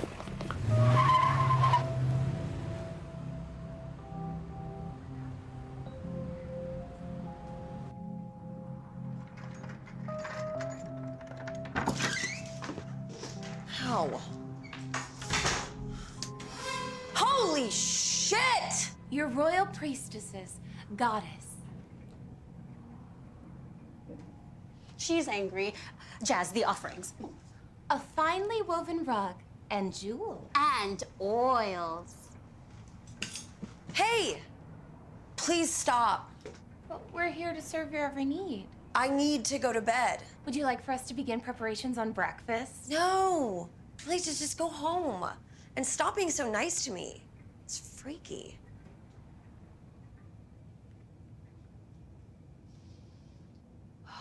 Okay.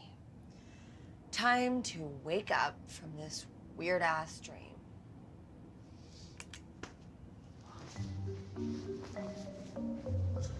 Wake up.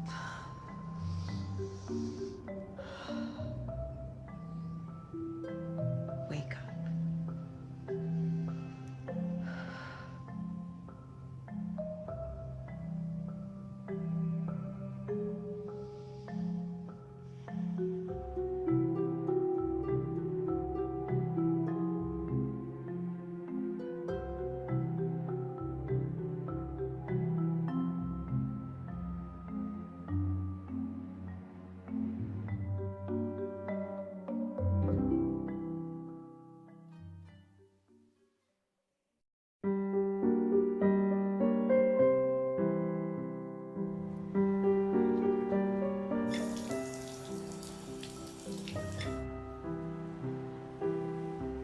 Holy shit.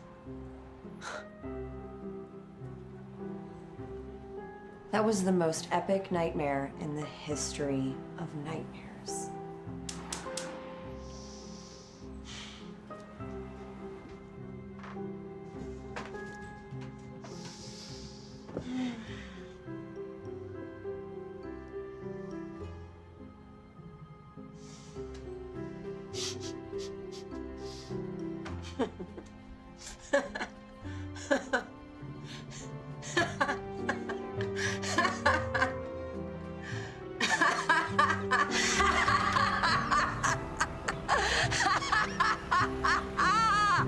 Yes! Good morning, goddess. No, no, no! What's wrong? I told you she wouldn't want Trader Joe's. We should have went to Whole Foods. This is so real. This is how it is. This is my life. This is my life. You ladies do whatever you're doing. I'm going to work. Not about to let some weird alternate reality ruin my day.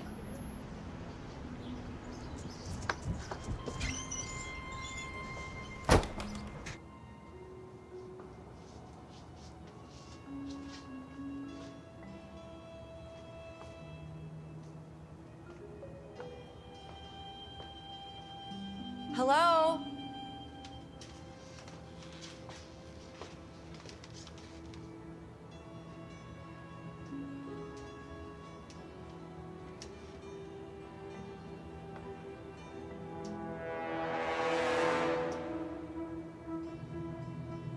Hey!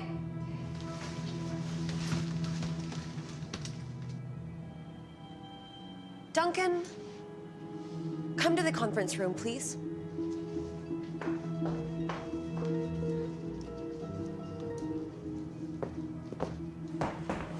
What do you desire, most astonishing creature of immortal paradise? Can we move past this whole worshiping thing, please? You are my boss, remember? I just want to come to work and be regular old shitty Beth. Your greatest ambition is to be Anna Wintour. You are a catty, social climbing, hyper-ambitious prick. Don't change now. What, you like that I'm ambitious? Yes. Vain? Yes. Willing to do whatever it takes? Exactly. I will do whatever it takes to be your #1 servant, goddess. I will put those bitches to shame. I will be your top bitch. No, no, no, no, no, no. Please, please castrate me. What? What better way to serve your needs than to become a eunuch? No! You do not want to be a eunuch, Duncan. You are out with a different guy every night. As someone who hasn't had sex in a 1.5 years, trust me, it's not great. Better idea. Oh, you're gonna love this. Everybody, hello? Attention! In honor of our perfect goddess being here in the office, we are having our parade. A day early! Serena, Crown, Deshaun, banners, let's get this party started!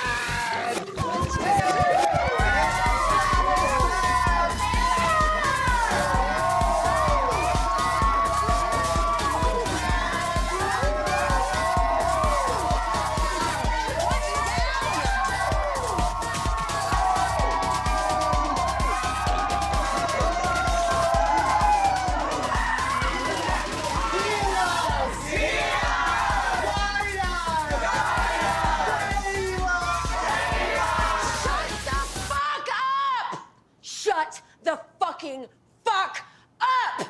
Don't be angry, goddess. I am not anybody's goddess! I snore! I have OCD. I am 32 years old, and my longest relationship was with a man I met on Reddit! Not only am I not a goddess, most of the time I don't even feel human. I think you're the most beautiful, awe-inspiring treasure to ever walk this earth. Well, I mean, I'm open to other opinions. Your beautiful mascara is running down your cheeks. May I clean them for you? Uh-huh.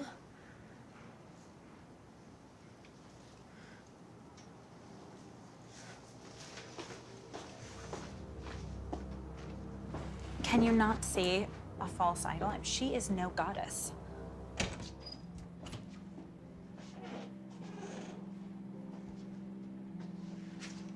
You are so funny. You really believe all those mean things you said about yourself? Yes. Hey, I get it. You don't like attention. Think I don't get sick of looking like this? I can't even leave my house without someone asking for my phone number. But your perfection isn't going anywhere. Bam. Bam. Bam. Bam! Yeah. Bam. Bam. Plus, goddesses are mad perks. Everyone in New York wants to kiss your feet. And then no one will disrespect you or laugh at you or make fun of your comic books. Well, I don't have any comic You books. can do whatever you want. Literally anything. me. You get me. Today and forever. I pledge my life to you. Oh! Fire! Oh, it's exciting.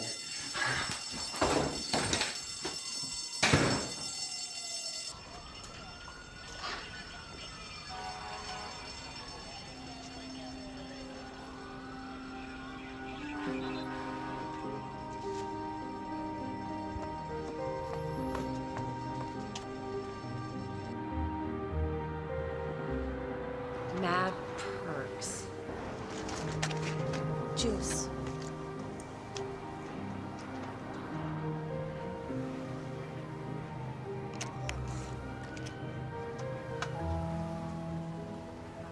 Gucci flip-flops.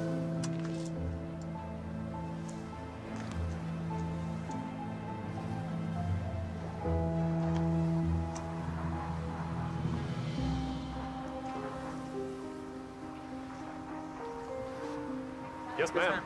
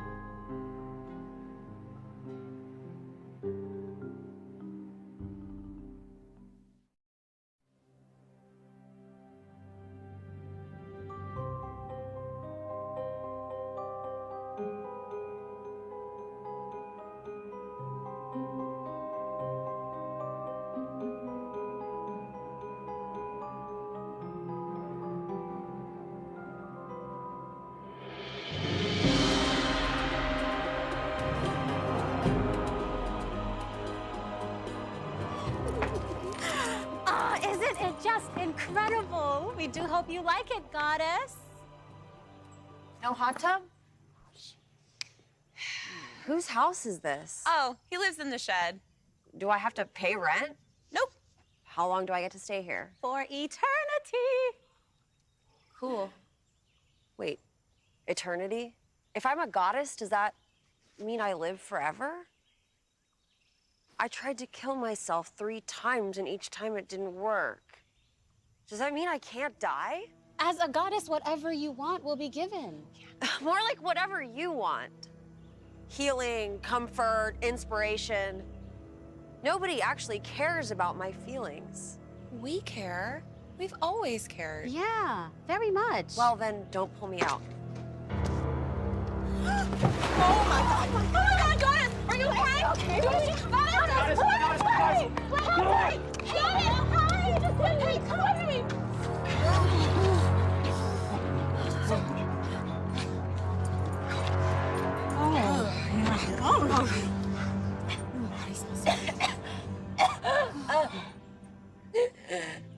Can't breathe. Need CPR.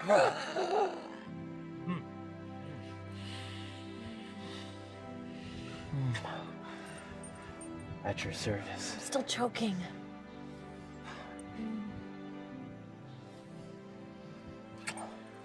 2 vodka sodas, please. I'm never leaving your side again. Sweet. No, no, no. Literally, you could have drowned. Actually, I'm pretty sure I can't. I pledge my life to your needs, day and night, body and soul. I can help you dress in the morning, iron your precious undergarments. That's not necessary. I can sleep under your bed. You won't know I'm there. Okay. I just want to spend every second of the day with you. I'm gonna go for a walk. Don't follow me. I don't know if anyone's ever loved me, but I know this is not it.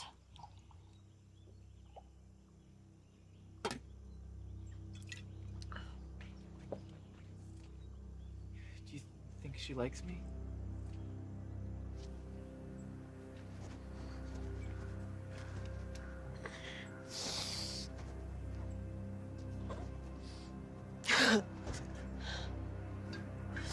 All hail. Oh.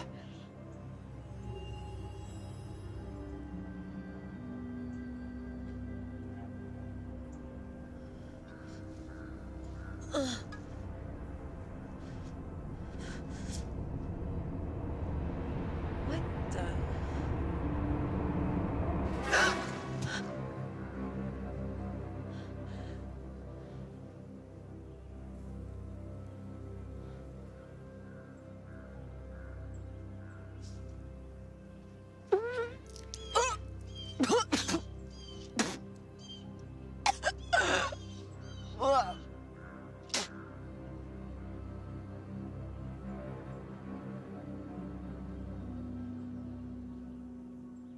I figure we could do some with onion. What are you gonna do with them? You're just gonna throw them all? Well, hello, my divine beauty. I have chicken for you, chai. Would it be okay if I stay here with you? There's 15 bedrooms. Whatever. No beer, vodka, nada. Oh, I'm so sorry, Goddess. We're just stressed AF. And I mean, you're not exactly lo may, which is okay. You can leave anytime. Would you like me to go to the store for you, Goddess? No. I know just the man for the job.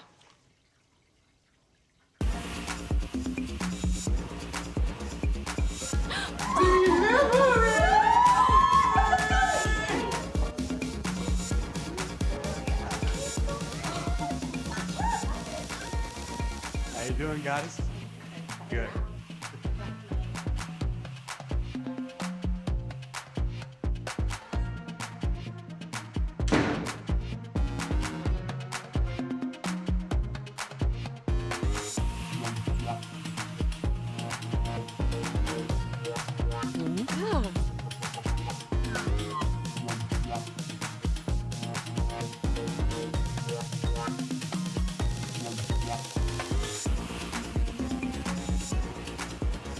Stupid bitch. Just a little bit harder. Oh, sure. Like this? Your feet feel like puppy ears. That's literally not a compliment. I just meant like in the soft way. Oh boy, it's getting late. Would you like me to escort you inside? For the 12th time, no. I'm tanning. Okay. Look, why don't you let me get all these people out of here so we can be alone finally? What is your problem? No problem. You're supposed to be making my life easier, not annoying her.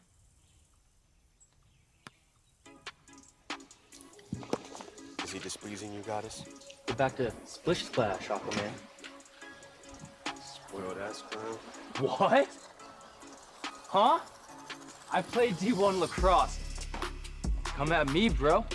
Swing that. No. Go ahead. Swing. I ain't going nowhere. Swing. I'll do something, baby boy. Come on. Yeah. Dance, bitch. Yeah. Seems like you're touching someone. What are we supposed to do?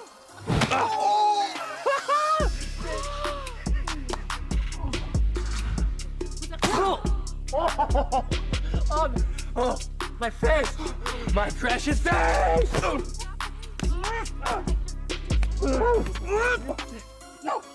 Not the floor! Not the floor!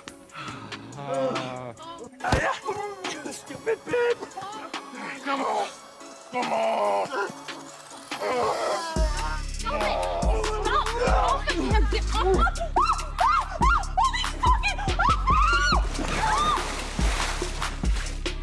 Enough! Men say they hate war, but truly you love it. Oh, he started it! I have ridden you into battle and aimed your spears. Your shame and anger rot inside of you. Men have always brought war. The time has come for women. Wow,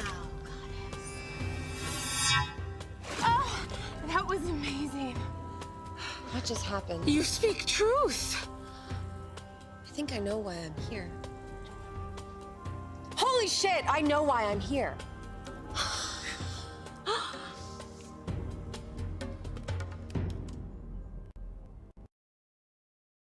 Took many lovers.